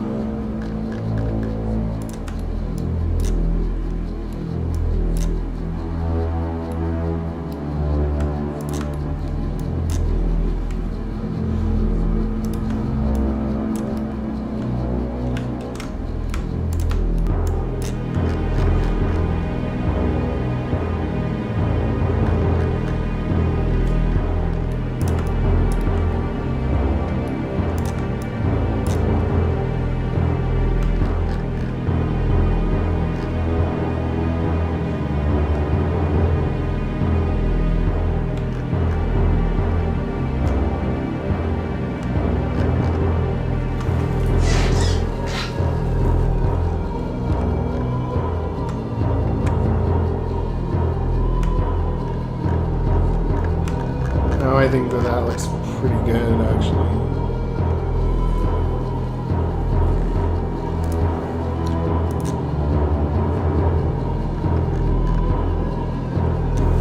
It's basically the track that plays when like his underlings are like reporting news to him, and he's very disappointed in them,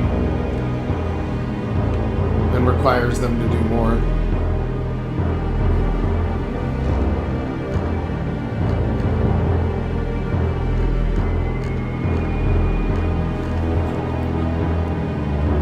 I like the little whistle in there where it goes,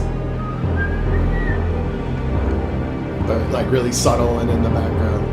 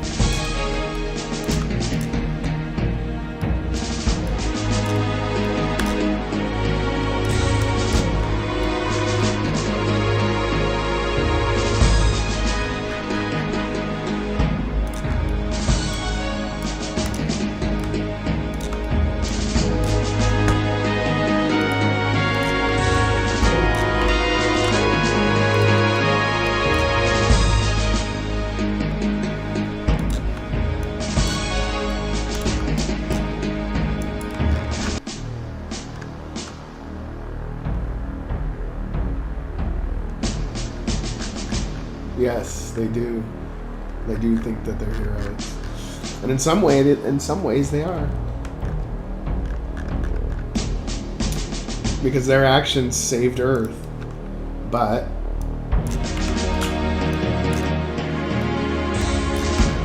that wasn't good for everyone.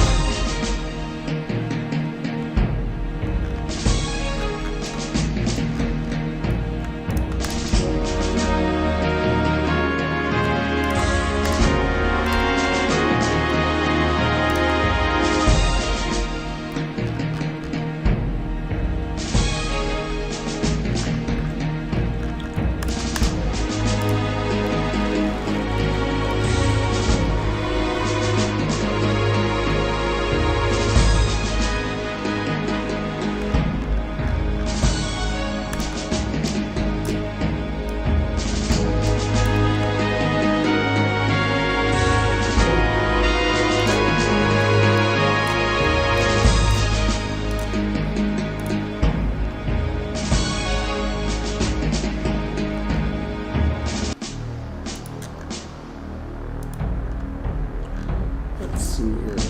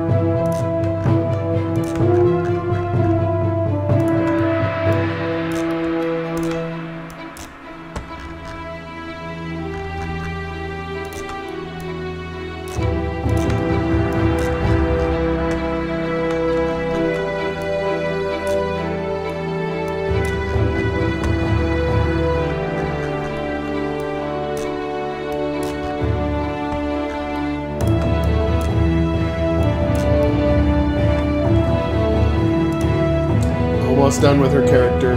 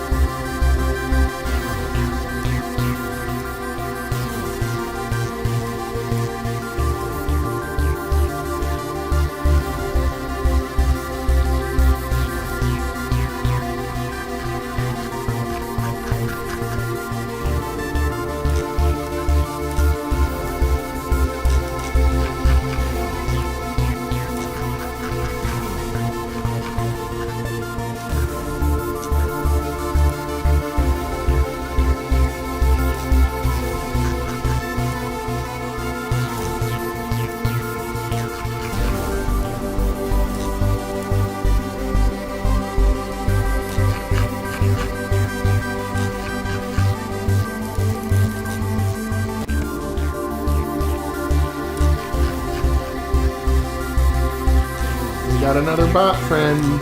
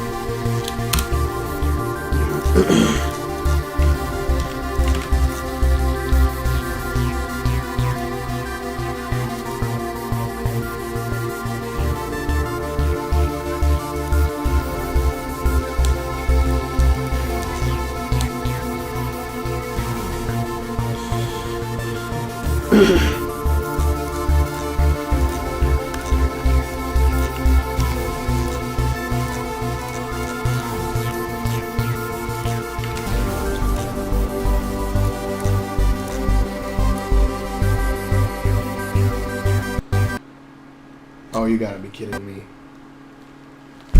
Fuck. I bet I just lost everything I just did.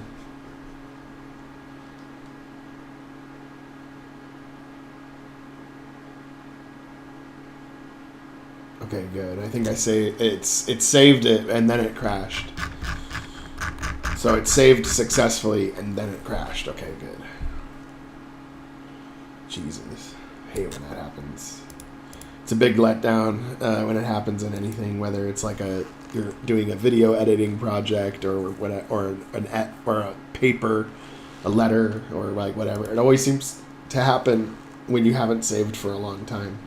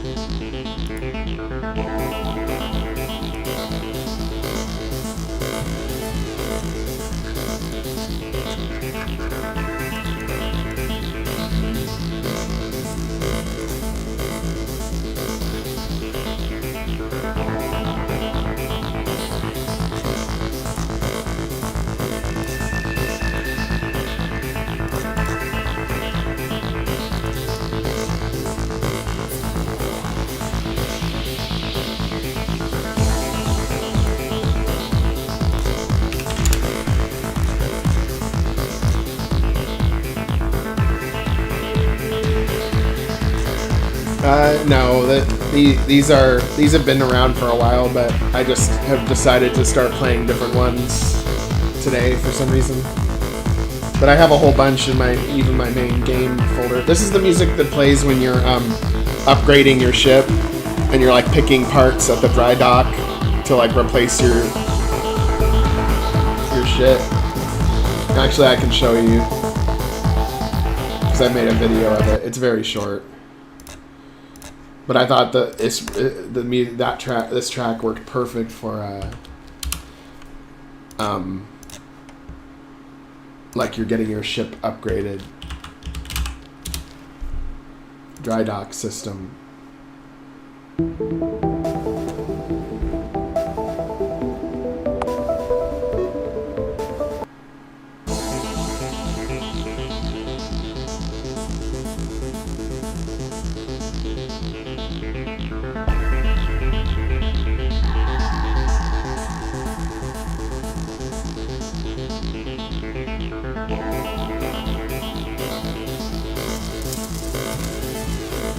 Which I thought the music fit for that.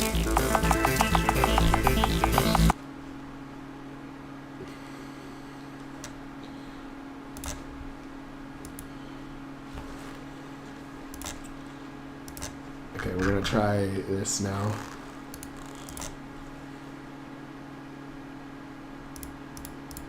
Auto start.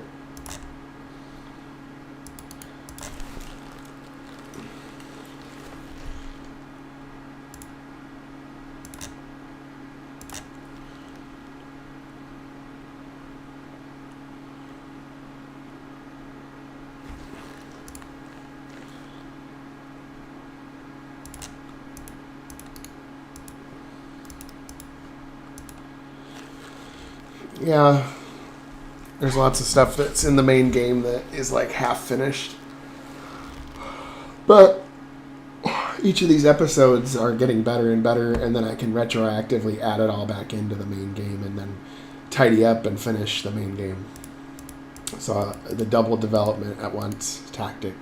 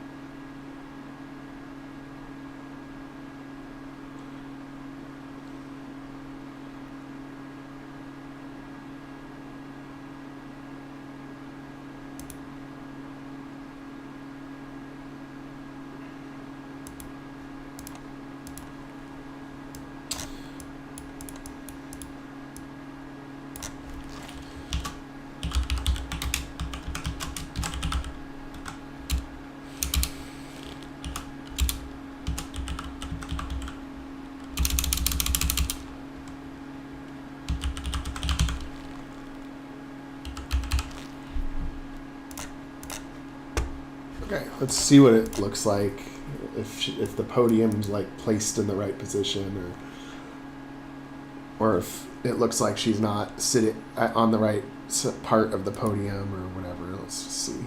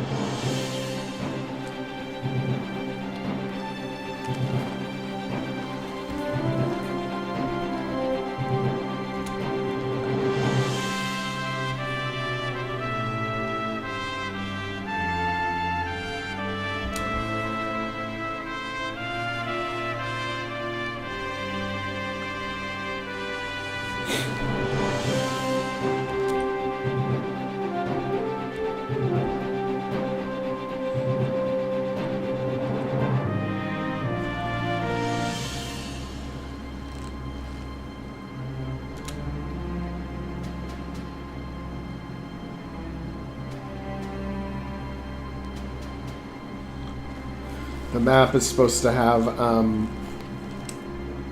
the podium looks great though. I think it's like just perfect actually.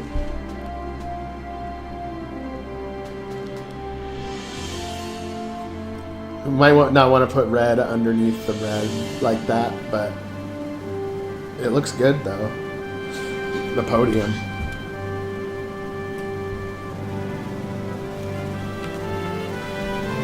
And of course the news story is supposed to keep rolling. Okay, here's what we gotta do though. We gotta fix some stuff. We gotta make this down a little bit.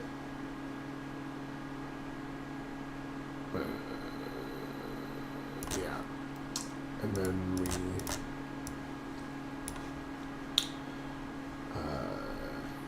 I'll just take it down a notch.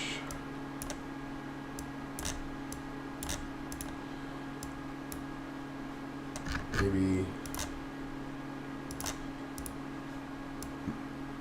some white as a stark contrast. No, I'm just kidding. I don't... the red looks good, but it's red on red on red, so there's a problem there.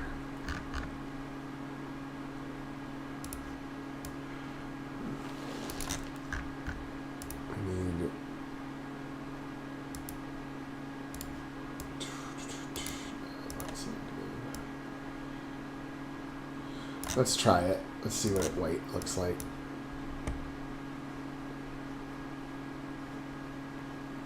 And then we'll make this carpet a little bit more substantial.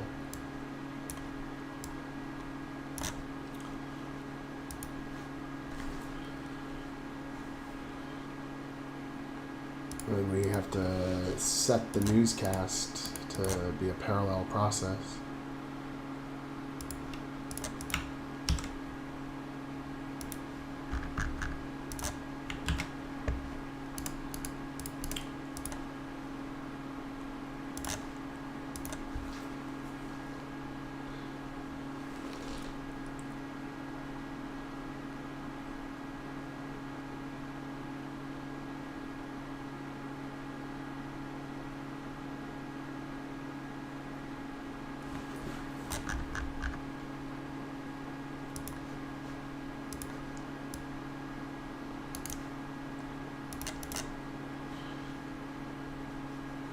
Oh yeah, you know what I can do here? I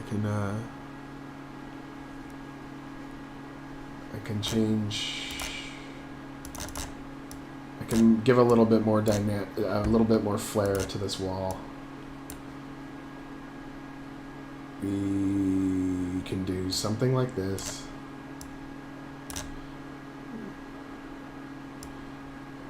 Something like that. And then we put the little flags hanging from them.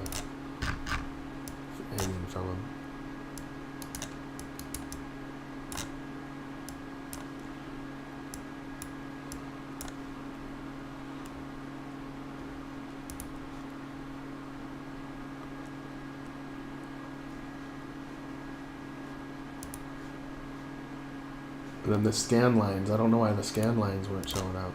Oh, that was the part that didn't save. Because I had just made that change before. I like using the scan lines whenever it's like a broadcast so that it's like you're watching a screen of it rather than being there, literally.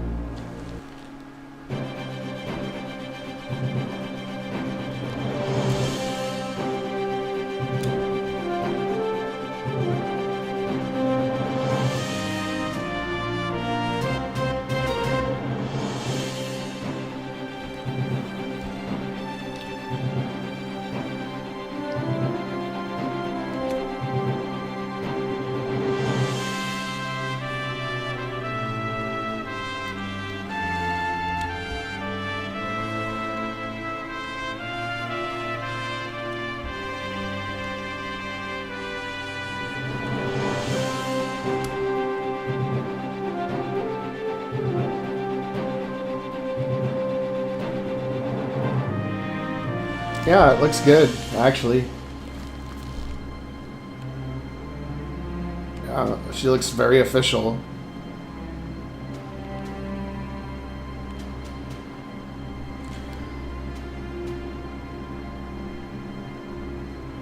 No, I had just saved before when the thing crashed, so that's good.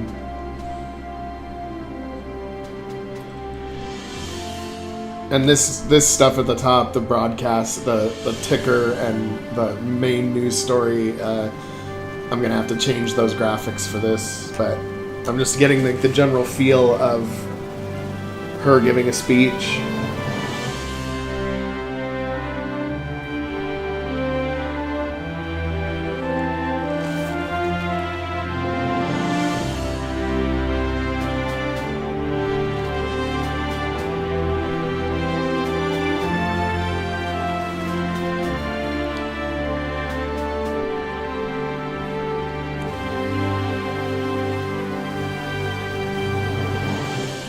But I want some more decorations on the wall and stuff like that. I'm just thinking of what to do. Maybe like paintings of like glorious previous leaders, like hanging on the wall here. Like big paintings of almost like a godlike status for some of their previous. Or perhaps Kern himself. But I don't know. I don't want to focus too much on Kern. There needs to be like some... Like this... The ESA is a culture, right? So there needs to be something that ties them together as a culture. Even though they're bad, you know? But they think they're doing the right thing.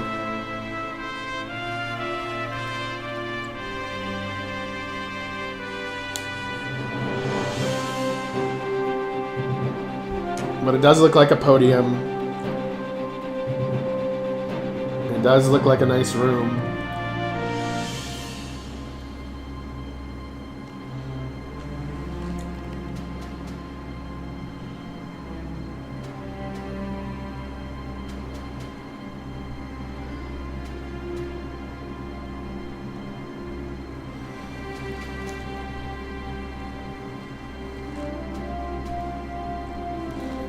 Well, yeah, I mean, we could do some posters of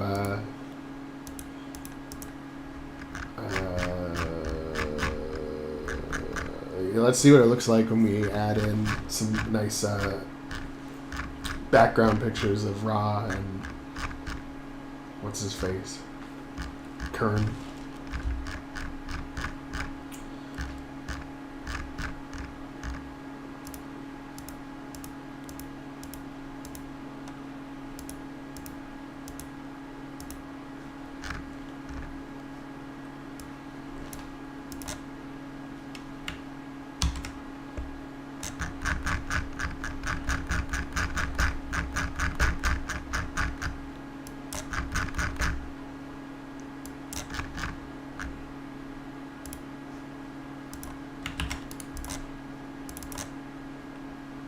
Painting.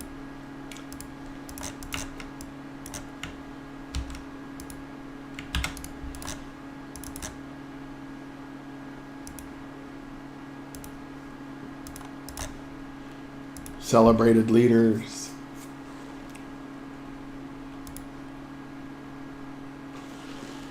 Of this wonderful empire.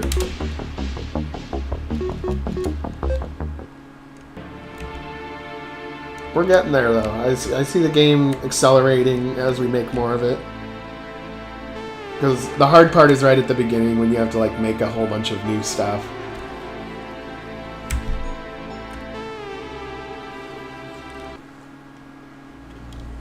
Yeah, I knew you meant Cromwell.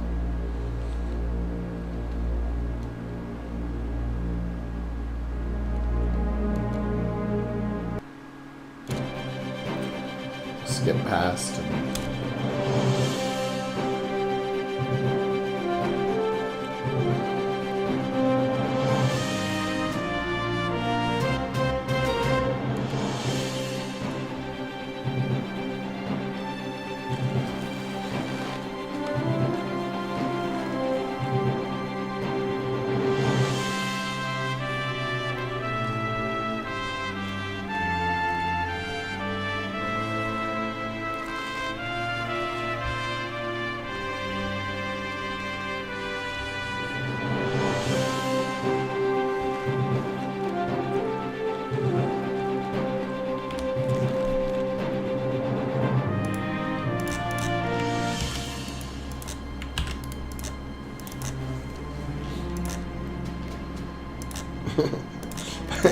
I actually really like the paintings of them, like, because it makes it look like a really like jacked up nation,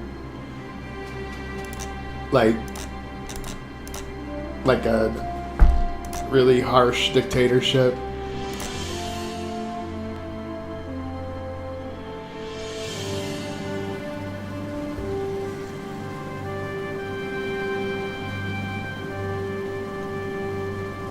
But the scan lines are key to make it look like a broadcast.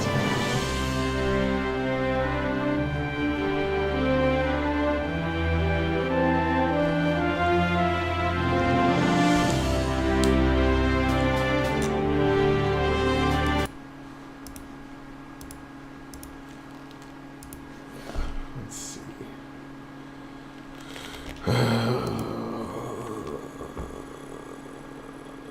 Yes, the same news ticker was in another video. What I'm saying is I have to make a new news ticker, which I'm going to do, but I don't want to do it right now. I'll just mess with that later.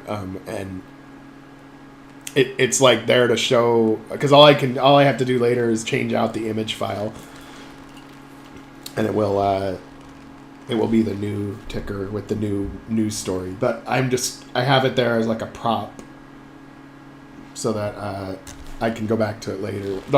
The wrong broadcast is the placeholder at the moment. That's what's up. Or the wrong ticker is the placeholder.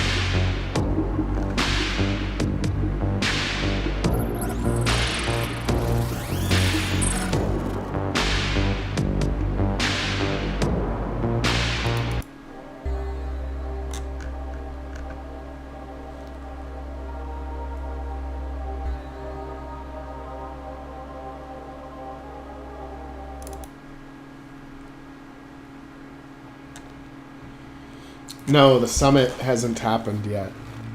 What the summit is going to be, good that you mentioned that, because what she's gonna say in her broadcast is she's gonna say that, you know, very soon the ESA is going to not allow any unauthorized travel. We understand this may create concerns for some of our partners, so we will be holding a summit to negotiate terms of you being able to warp through our territory, you know, if you give us the money that we want, or you give us the deal that we want, or you do what we say. You know, we'll let you go through our warp system if we approve, and we're opening negotiations for that shortly before we turn it on. And so that's when you have the summit of a whole bunch of, like, you know, solar states trying to, like, negotiate with the ESA for being able to warp through. And that's what provides a good avenue for you as the android to do an assassination attempt or something to that effect, or your squad doing an assassination attempt, which of course will fail.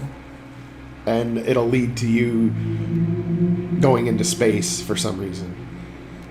So the summit is to negotiate terms for these other worlds being allowed to conduct business in ESA territory. And then that's what gets her and all of these people in the same room. And perhaps it shouldn't even be on Infernis. Maybe it should be. But it kind of seems like the summit would take place on a neutral location, probably a space station or something.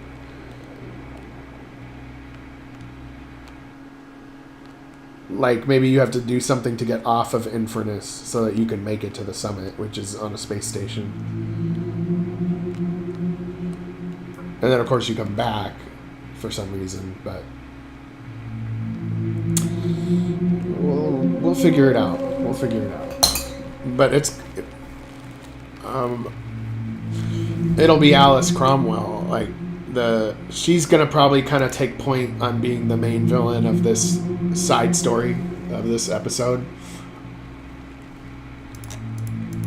and because she's the one who is presenting all this, so she's like gonna be the one negotiating it, and that's how she crosses paths with you.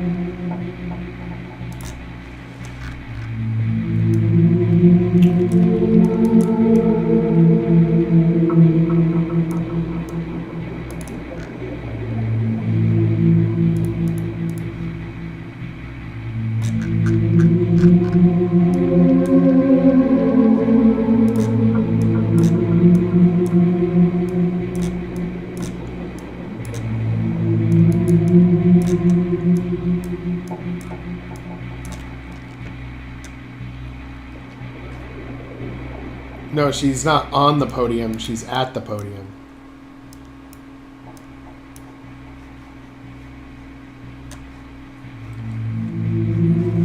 And then these will be members of the press. They'll like ask her questions in these chairs.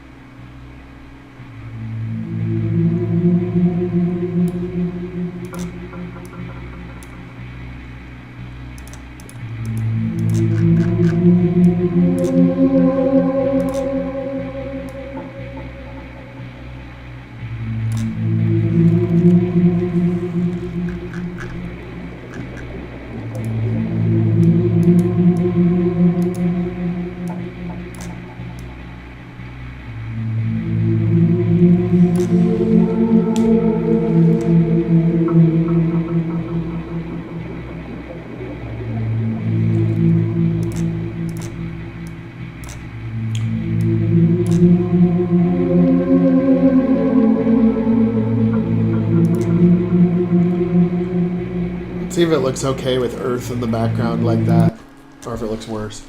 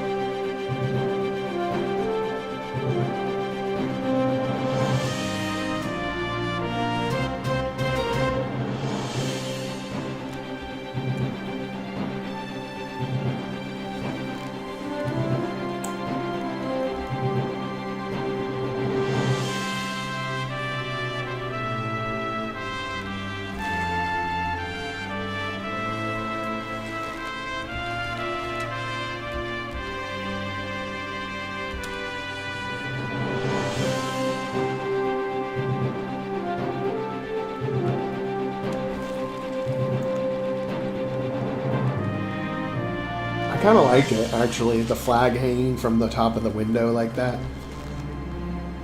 with the Earth in the background.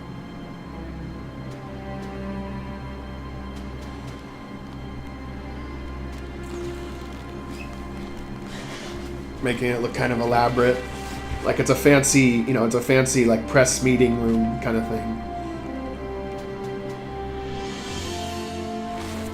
But we'll see.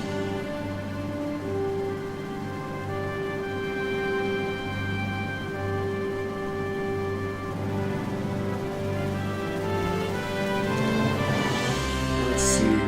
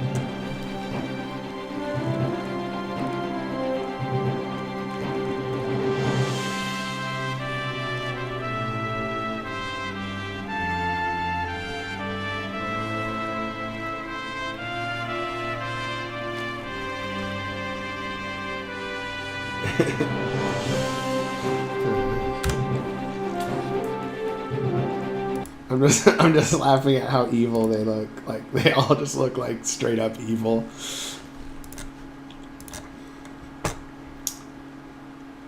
Makes me laugh.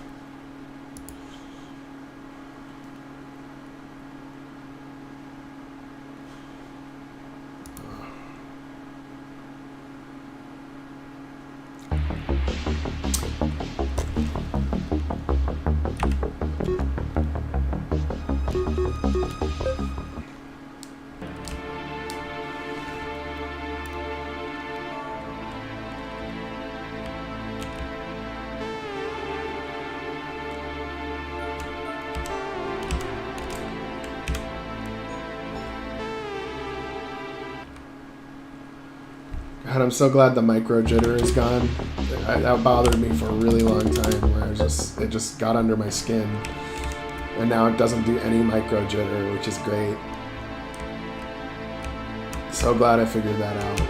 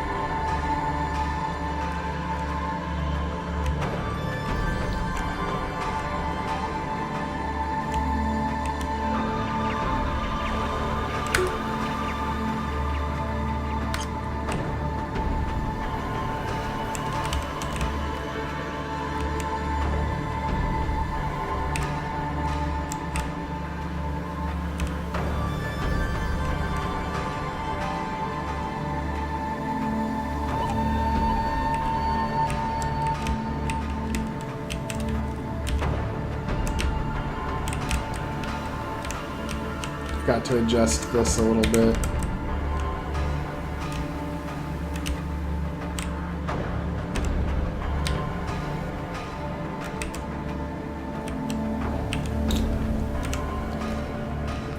Alright guys, I am actually at my time limit. I have to finish some final food preparation for some baconated potatoes au gratin that I'm dropping off. So I have to finish that up, But it was a good stream today. We got a lot done. I'm going to keep working on this week. Hopefully next week isn't too busy, so I'll have some more storyline done by then. And thank you to everybody who could make it today. And Merry Christmas. And have a good one.